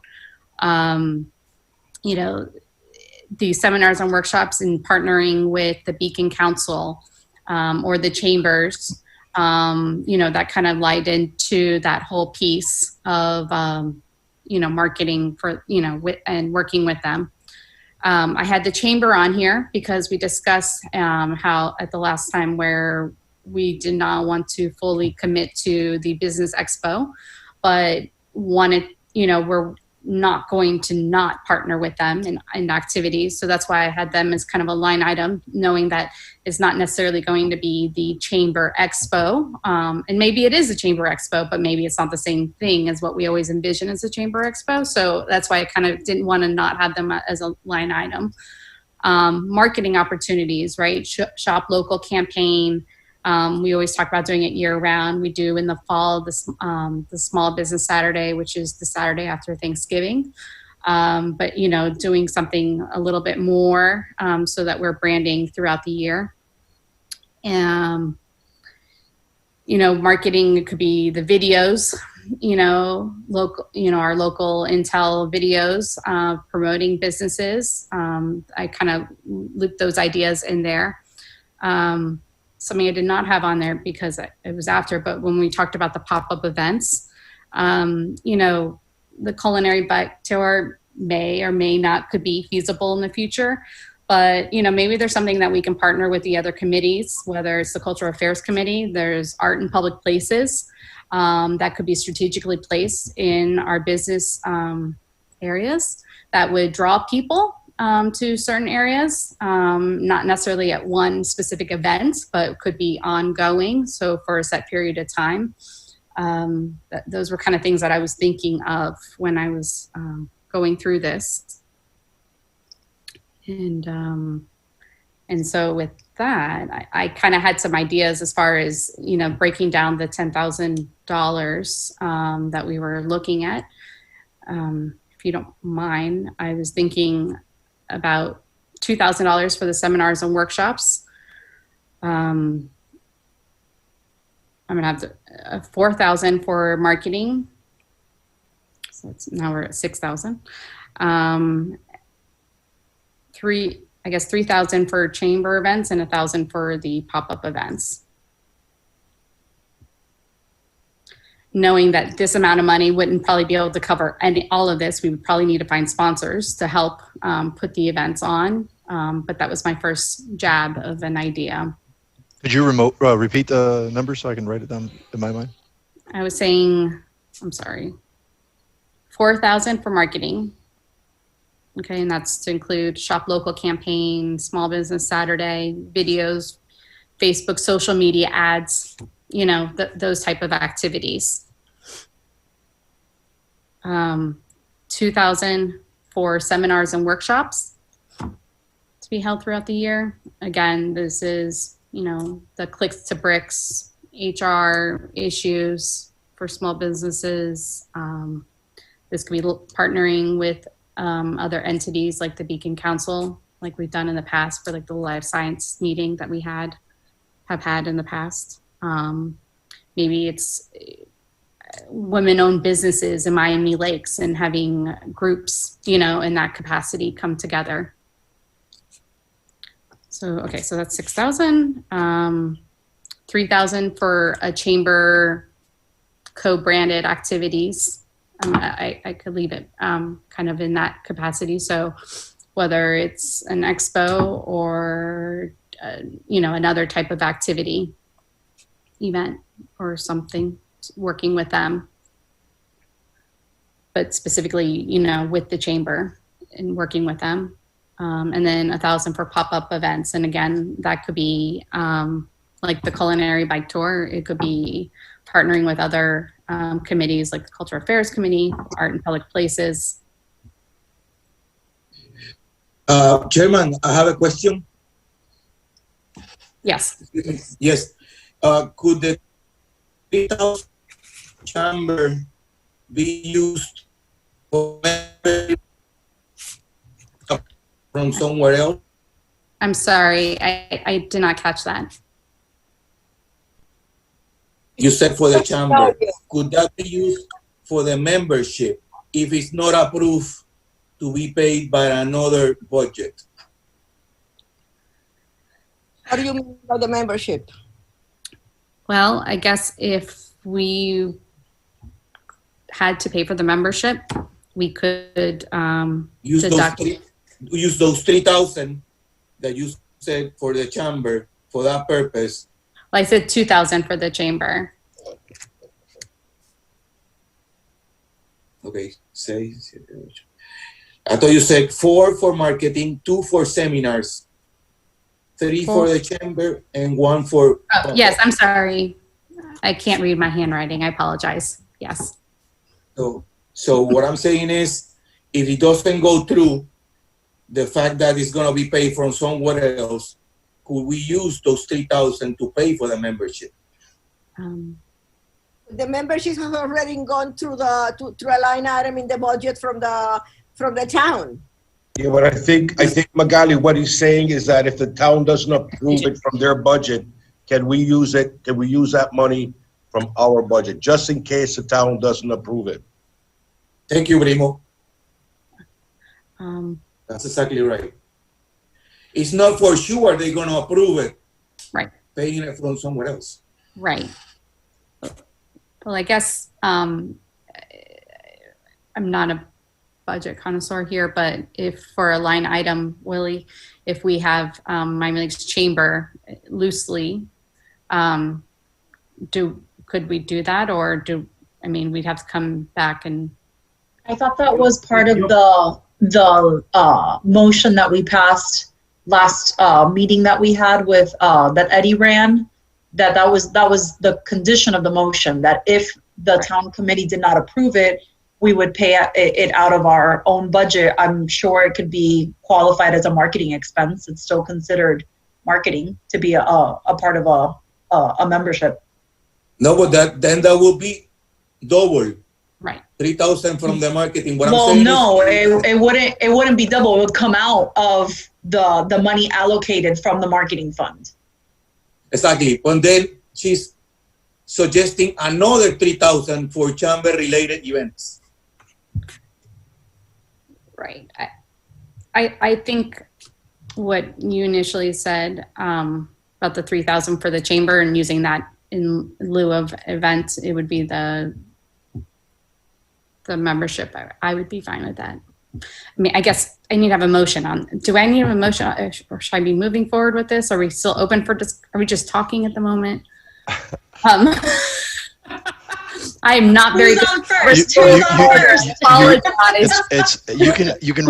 you could move the way you laid it out, and then Okay. ask if there can be a second, and then we can move to discussion Okay. and then vote. It just seems like we're kind of discussing Yeah, we are. in that capacity. So, can I? I would like to throw something else also as an idea. Many years ago, we had something called a passport that we sponsor, and it was done by the Economic Development Committee. I was part of that effort, and it was like a discount from the restaurants to attract customers. So I thought maybe we could do something like that too, and I would like to commit myself to it like I did so many years back, okay? That would be a great one to like collab with the chamber. Moving that $3,000 for that purpose. No, exactly. I would second your motion. Thank you. If that was your motion, I'll second that. That is my motion. Someone please second. Not to use the money from the chamber, but to get sponsors like we did before. Like we all committed at a certain amount of money, and we were maybe 8 or 10 sponsors from different businesses. Right. And we did that, and it was a great idea, and it was very successful. Okay. Here, can I hold on one moment? So Eddie, you seconded, so now I'm going to open it for discussion so we can further discuss. So let me stop you guys really quick. What was the motion? Is everything you just laid out, correct? Correct. Okay. I still want to bring out my point. Yes. If she's proposing a different idea, then that could come up from the marketing part of the budget. What I'm saying is, should we leave those $3,000 exclusively for chamber use in case that the town does not want to pay for it from somewhere else? I got the feeling that that might be a possibility, a strong possibility that they will not pay. They will leave it with the Economic Development Committee, those $3,000. We need to. Okay. Yeah. Excuse me, I want to make it clear that I wasn't talking about the $3,000 you were talking, Vicente. I was only talking about about a new idea. Okay. And not about that money. I want to make it clear that it doesn't go in the motion that I am trying to meet those monies, those $3,000 from the chamber. Okay? No. And I guess this is the time where I recuse and I leave the meeting. Okay? Okay, Miguel. Okay. Already. Thank Bye. you, Willie, you may know, how far along in the budget process will we know if the likelihood of the chamber membership being part of the town's budget and not our line item? Today's mission is for us to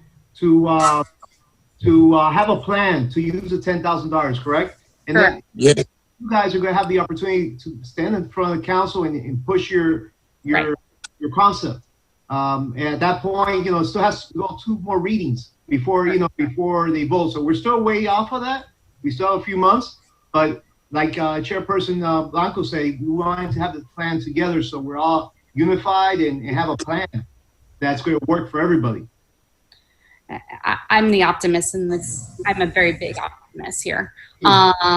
So I am very hopeful that the town will do the right thing and have that as part of their budget and let the EDC be able to, again, work on retention, expansion, and attracting new businesses. And like I said, requiring us to work with the chamber so that we can accomplish those goals. And not being tied to a membership per se. Should I make a motion? Chairman, should I make a motion to put it in the minutes that the money could be used for something else, but if not, it would be used for membership? Well, I think we discussed that at the last meeting, as Rami discussed earlier. So Yes, we passed that in the last meeting, that we were allowed to move that money around as we wanted. Right. So I think in this meeting here, we need to just decide on the perfect world that those $3,000 are being covered by the membership is being covered by the Town of Miami Lakes and not the Economic Development Committee. So the 3,000 will be for other events with the chamber. Correct. Or activities. Correct. Okay, then. No need for a motion then. So can we have a vote for the motion that Andrea passed, which is a motion to approve the budget layout she just presented, and it was seconded by Eddie Blanco. Hold on. Is there any further discussion? I'm good. I'm good. I have one discussion. So for presenting to the council, do we need to have more specific items as far as when we talk about seminars and workshops, like on specific dates? I mean, or that we want to accomplish these type of workshops? I mean, that's what we've done in the past. I don't know, Chair Eddie. Andrea, I think it'd be helpful to have a little bit more like specificity around some of these things, because it'll help paint the picture, because those are very broad. But okay, well, then we should break down. Should we then vote on this budget layout, but then have further discussion, or further discussion on the line items first? I don't know. Can we vote on this with the provision that specifics will be forthcoming, and put a date that we can lay out the specifics? Is that feasible?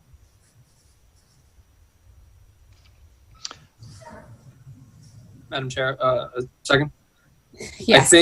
I think if we leave open the possibility of exploring the individual line items, if we later find that, maybe, for example, we don't approve of maybe $200 worth of, the 4,000, for example, and we want to remove that, we're going to end up reducing that line item, or that allocation to, let's say, 3,800, in which case we'll already have passed a motion saying 4,000. And so I think we should continue discussing the line items, or at a minimum deferring this until we've had more opportunity to discuss before we settle on that.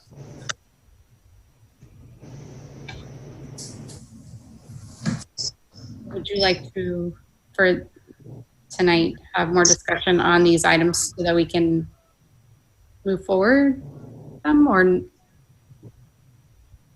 anyone object to?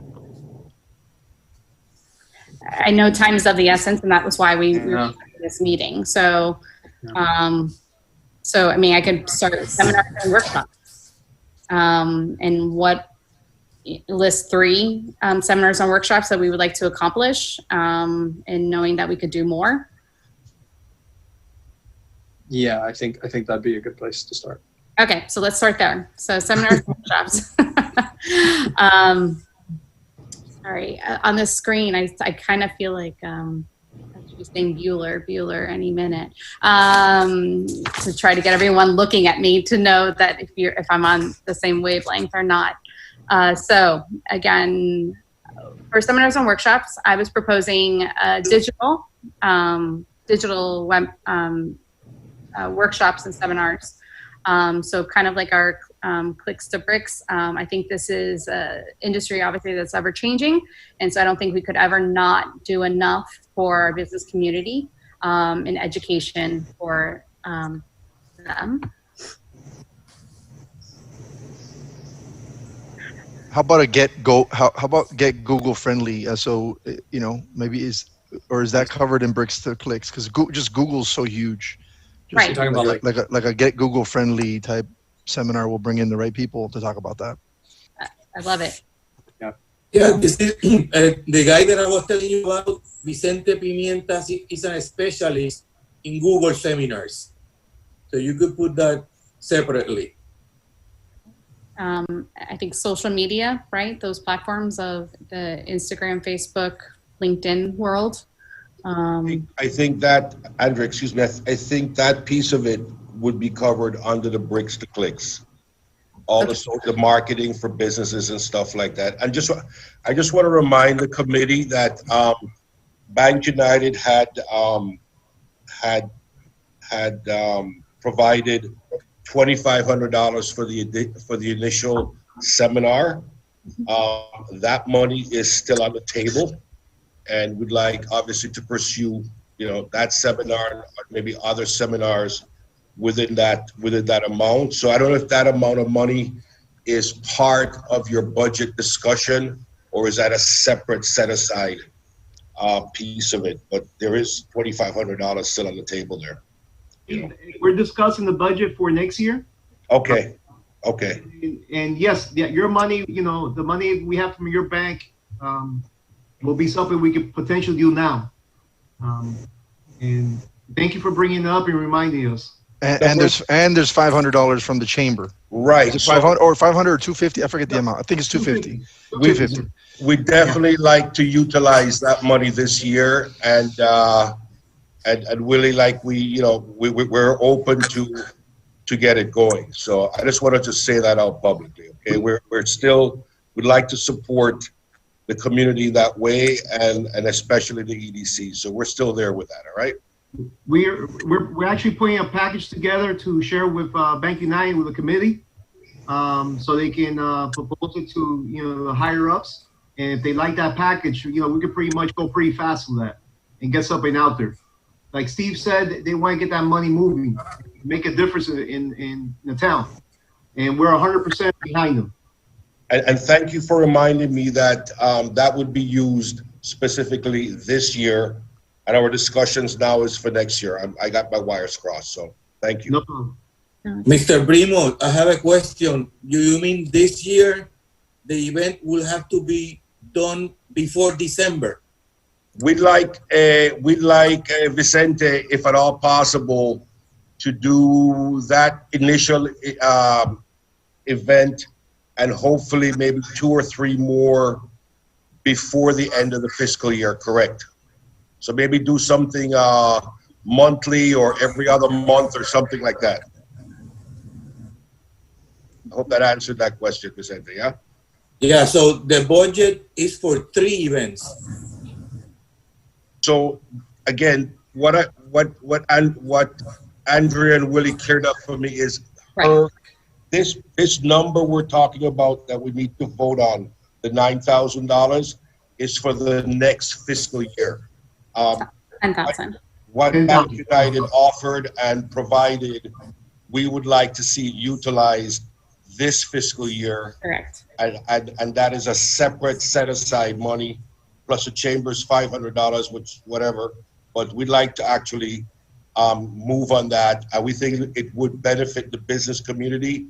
And I think potential topics, suggested topics would be very, very germane or very on point to our business community. So we'd like to see that money moving,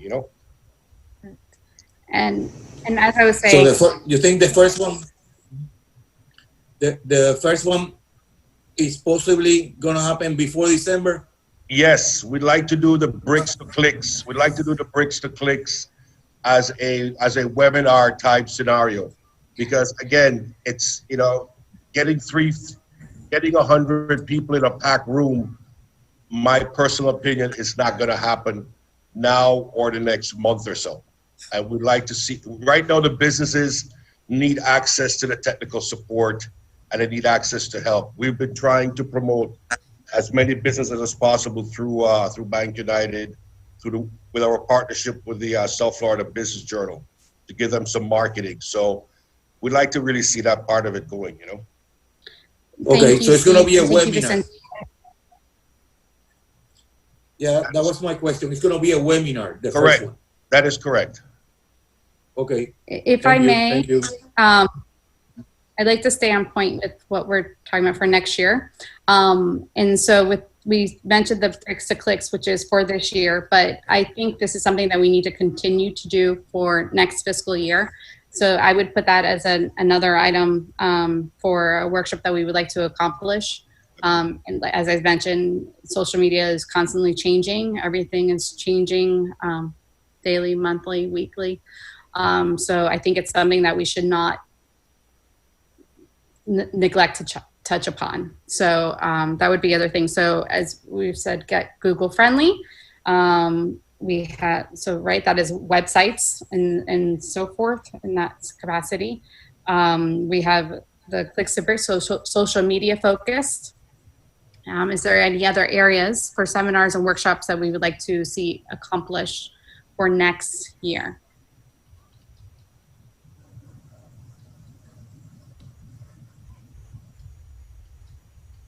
I think you mentioned something about the HR issues.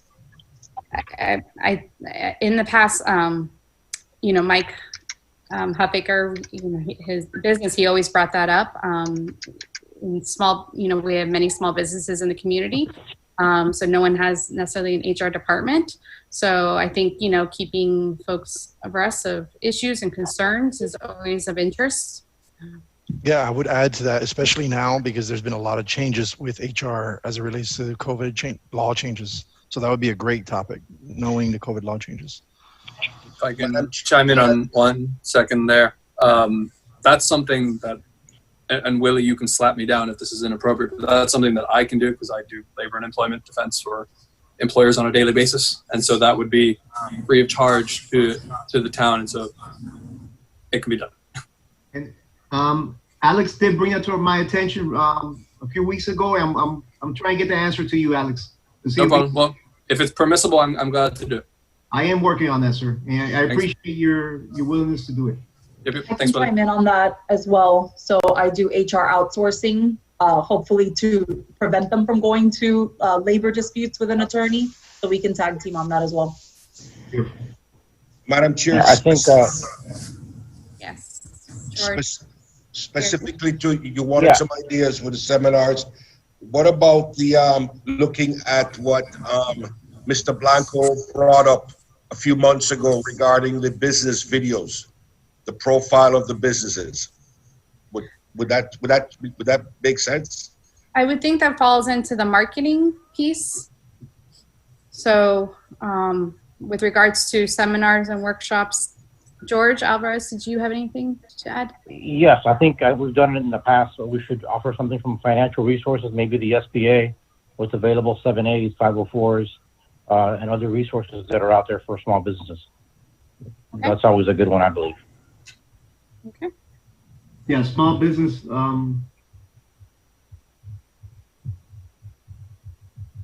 Okay. Tax tips. Tax tips.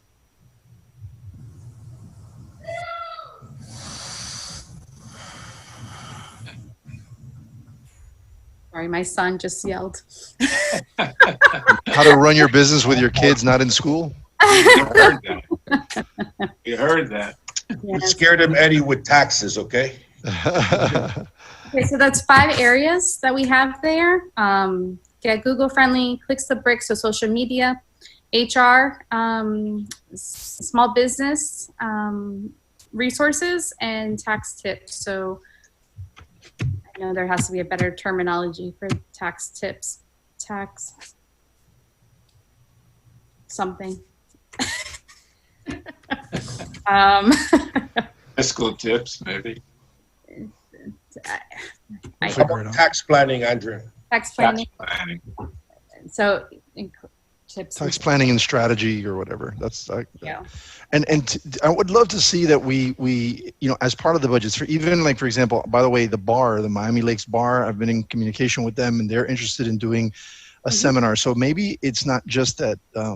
Right. So how are we going to use? Maybe it's not that the town is putting on these events. Maybe it's that other entities are using on the events, and then we're using some of the town money to promote those events through social media. Because right now, the town does an exceptional job. Brandon and Willie do great job marketing, but really that's all that's all click free, like organic, no cost to clicks. But if we pay for pay-per-click and those views, we can get a lot of people attending, a lot more people attending. So I'd like to see some of that budget, for example, to the seminar and web shop. So let me ask you, let me rephrase this as a question: is the cost of these seminars and workshops include marketing to these events, or is that like a separate? You know what I'm saying? Like, I would say that if we're going to do like financial HR training, for example, the cost might go to the person actually facilitating the training, as an example, maybe, right? Or to the cost of the venue, or to the cost of getting people there, or all three. Well, or is marketing a separate line item? I put marketing as a separate line item, and that's why it got the most amount of money. Got it. I felt that that would support the other activities that were going on. Understood. Okay, so are we comfortable with moving forward to discussing partnering with the chamber? Yes. Okay. Yes.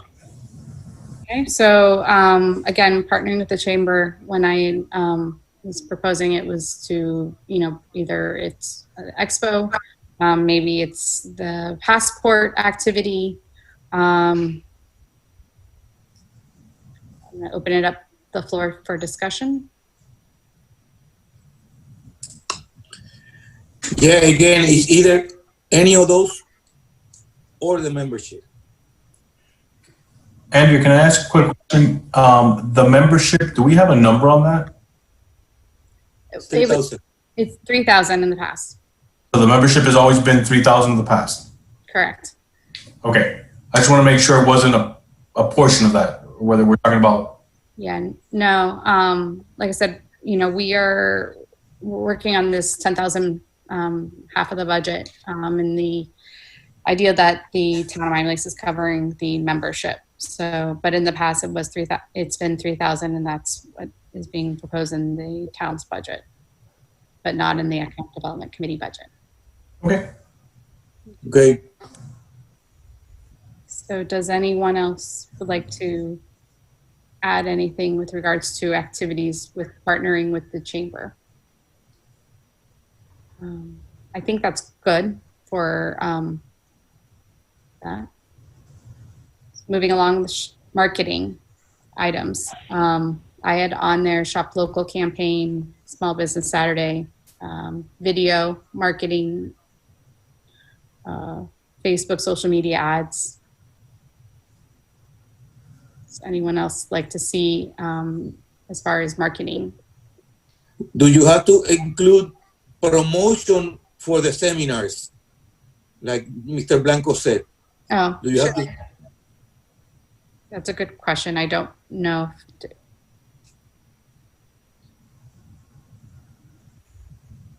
I think it's covered in Facebook social media ads.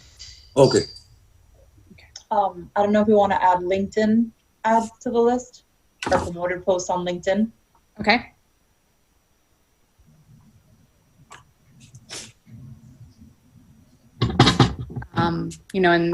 In the past, we paid for a very expensive ad in the Beacon Council relocation guide. I don't know if we did it this year. I think we did away with it.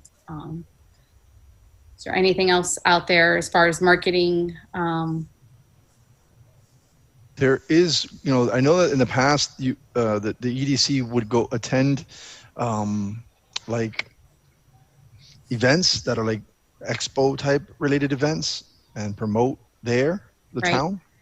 And there was some, I don't know that there was the ability to properly track that and the results of that, but I do that in my business. It's Right. good. Yeah, do we want to put that in our budget? I mean, this year it's pretty slim, our budget. John? Yeah, that was pretty expensive, as I remember. Taking, I think Caesar went up and Mike went up. And, That was for ISO. Yes. Yeah, it was expensive relatively for our little budget. So maybe we should not think about that one this year or next year. Okay. It was like Madam Chair. $2,000, $3,000 between the hotel and the travel and all that stuff. I think we're really limited this year, fortunately. Right. Neil? I thought we also learned from that experience. I think we did it 2 years in a row, almost 3 years in a row, and we didn't find any kind of appreciable return on our investment because the Graham Company was already there, and it just was a kind of an added expense of us going up there, and so I think that it really doesn't merit us even considering putting more money into that kind of activity. maybe something if we do something local with not only the Beacon Council, but any of the economic development engine that's out there that we might be able to tag on to again, to promote our businesses and to attract new and retain the existing business that we have. So whatever we could do with that, I think would be more helpful. Just a thought. And I just want to say that the local intel tool may be part of this reaching out abroad, reaching out across the state lines, and putting that money in marketing, like many of you have said already. You give Brandon some money to pay ads because everything's organic now. And just to give you an update, we hit over 8,000 on LinkedIn this week. That started with 30 people on that LinkedIn account. We're bigger than some of the bigger cities around us. So I think combining local intel and the marketing dollars and we put a good effort going forward. You know, I think there's a big turnaround coming, guys. I know things look gloomy right now, but there has to be a recommitment for us to buy here and buy American, buy local. And if you guys have been aware, we've launched a campaign already organically, but we're pushing our small businesses. And I think there's good things coming. And I appreciate everybody working together here, and we have to be faithful. Things will return. Okay, so then if no further discussion on marketing line item, we good? As far I'd like to add that you mentioned shop local, and that the Amex has rebranded. Well, they have a new thing called Shop Small as well. So I would add that it's the same with a different angle. So I'd like to request to add that. Okay, so I'm sorry. So I will put a shop local and a shop small campaign. Wonderful. Thank you. Okay.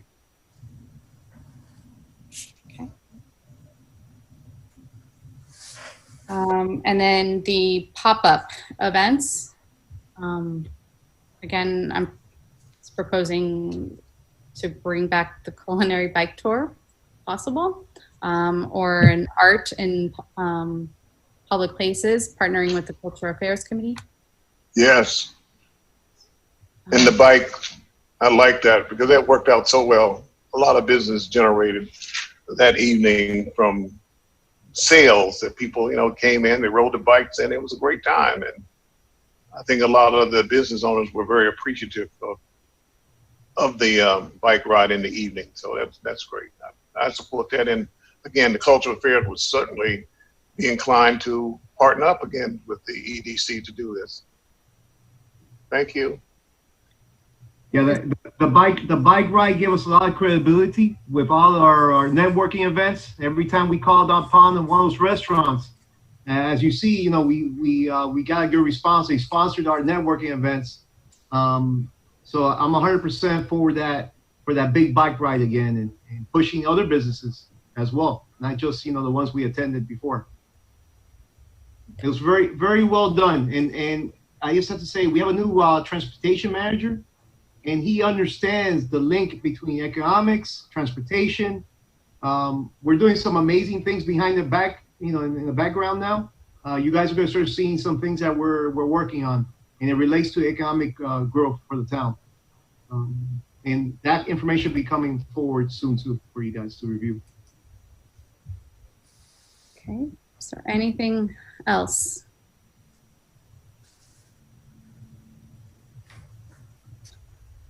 So I think to move forward from here, I entertain a motion, and I'll run it down, what we discuss. Okay. Madam Chair, may I ask, what's the total budget we are going to be requesting for the upcoming fiscal year? The total budget is $20,000. But 20,000, okay. Yeah, 10,000 is allocated to the local intel, and then the other 10,000 will be, we're requesting will be broken down as such. $2,000 for seminars and workshops, specifically Get Google Friendly, a Clicks to Bricks focusing on social media, HR focus, small business resources, as well as a tax tax strategy and planning for our local business community. Our second item, Miami Lakes Chamber, partnering with them. That is $3,000 that we were asking for, and this is to be focused on either a expo or passport activities. Again, drawing on both resources to promote the chamber businesses as well as our town. Our third line item, marketing, which is $4,000. That's to be focused on a shop small campaigns, in addition to video marketing tools that are out there to promote our local businesses as well as attract new businesses, as well as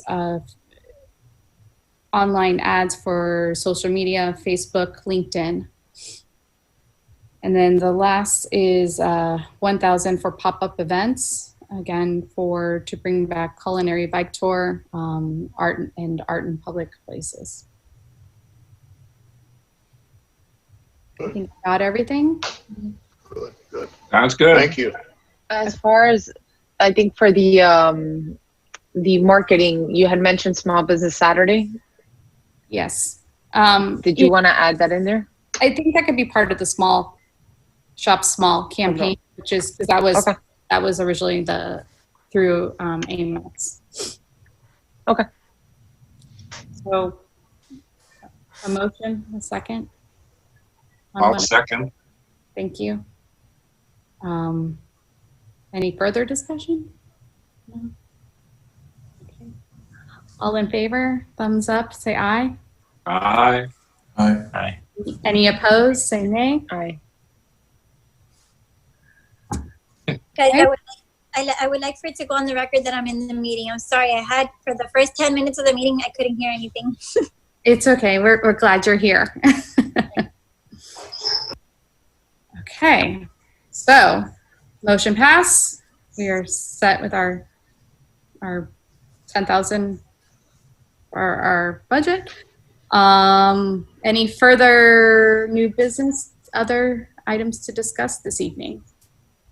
I'd just like to add that, well, you did a fantastic job, and thank you. Thanks. And I would say that it would be great. I know that we have a subcommittee for the Bricks to Clicks, and whenever that subcommittee wants to meet to move that I think now's the time to go ahead and try to get that together. I wonder if we can piggyback that on the June. Maybe, I don't know, but again, that's up to Mr. Brimo and Mr. Sanchez to get on the same page about that. I just want to throw that out there. We made some progress with the proposal. Eddie, like Steve said, it's not gonna be just one event anymore because the costs are less now to do it virtually. I'm going to request the next time we have a date to meet, because I'm very close to giving the proposal out to Steve to share Bank United. And once that proposal is ready, we can meet. We can have a subcommittee meeting. Everybody reviews it. Everybody's happy. The Bank United approves it. And let's get this moving. We got to get the money in motion. We need to get help to these people.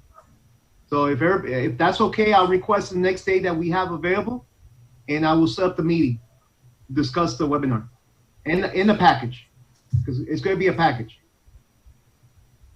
That's awesome. Yes, sir. And Orlando, it's in. You know, he's redefined the event as a webinar, and we have somebody else that that's going to be beneficial for the restaurants. But again, I'm going to share all this. Let me get the whole package together, get everything approved, and then we meet. Okay, so you'll send out an email with regards to Yes, ma'am. when we can have that next subcommittee meeting. Yeah, so if you guys want to vote for me to go ahead and pursue it, you know, let's take a vote for that, and then I'll make the arrangements with the town clerk. Okay, so can I get a motion? So move. Thank you. A second? Second. Thank you, Jose. All in favor? Aye. Aye. Thank you. See? Aye. Helps. Any opposed? Okay. All right. Is there any other items? No? John? No. Okay. I'm really happy to see, Andrea, that you made the objectives for this committee so well put. As you know, we've been talking about this for 3 or 4 months. We are not here to increase the tax base against all these people which we have to pay for. So perhaps in the next meeting we can use your objectives and we can probably vote on that as our goal, as our main line in the future. Something to bring up, Eddie. I think that's an easy one to handle. It's certainly much nicer than to increase the tax base. So obvious around here. Oh, thank you, John. I know, Willie, you usually send out an email saying if anyone would like to add anything to the agenda, I highly recommend that you bring that forward. Yeah, please send me an email and I'll send it to the chair so we can add it to the. Right. Thank you. Okay. We got a good team here, guys, and we believe in the town and appreciate that. You know, I live here for the past 20 years. Always wanted to live here since I was a kid, and I appreciate all you guys. You know, the care. There's something special here. Everybody has a care for each other, and I think we need to protect that. Absolutely. Thanks, Willie. I have a question, and if it was discussed in those 10 minutes that I couldn't hear, I'm sorry, but was anything discussed regarding the newsletter? No. No, but we can definitely bring that up, Jessica. Send me an email. Okay. The newsletter, obviously, where everything has changed. We haven't met to discuss it, but it's still being put together, and there's some other surprises coming up that you'll be very happy with the newsletter. Okay. So please put that on the agenda. Send me an email. I'll take. Okay. So if there's nothing else, I would entertain a motion to adjourn. So moved. Thank you. So Second. moved. Thank you all. Have a great evening. This is second. Listen, I had another meeting before you guys. It was an hour and a half, and so I'm ready to go now. Thank you all. All right. Bye all. Okay. Thank you. See you, buddy. Okay, thank you Good all. night, everyone. Bye, guys. Bye. Be safe. Thank you, Andrea. No, thank you. Be safe. Great job, Andrea. Good job Great today. job.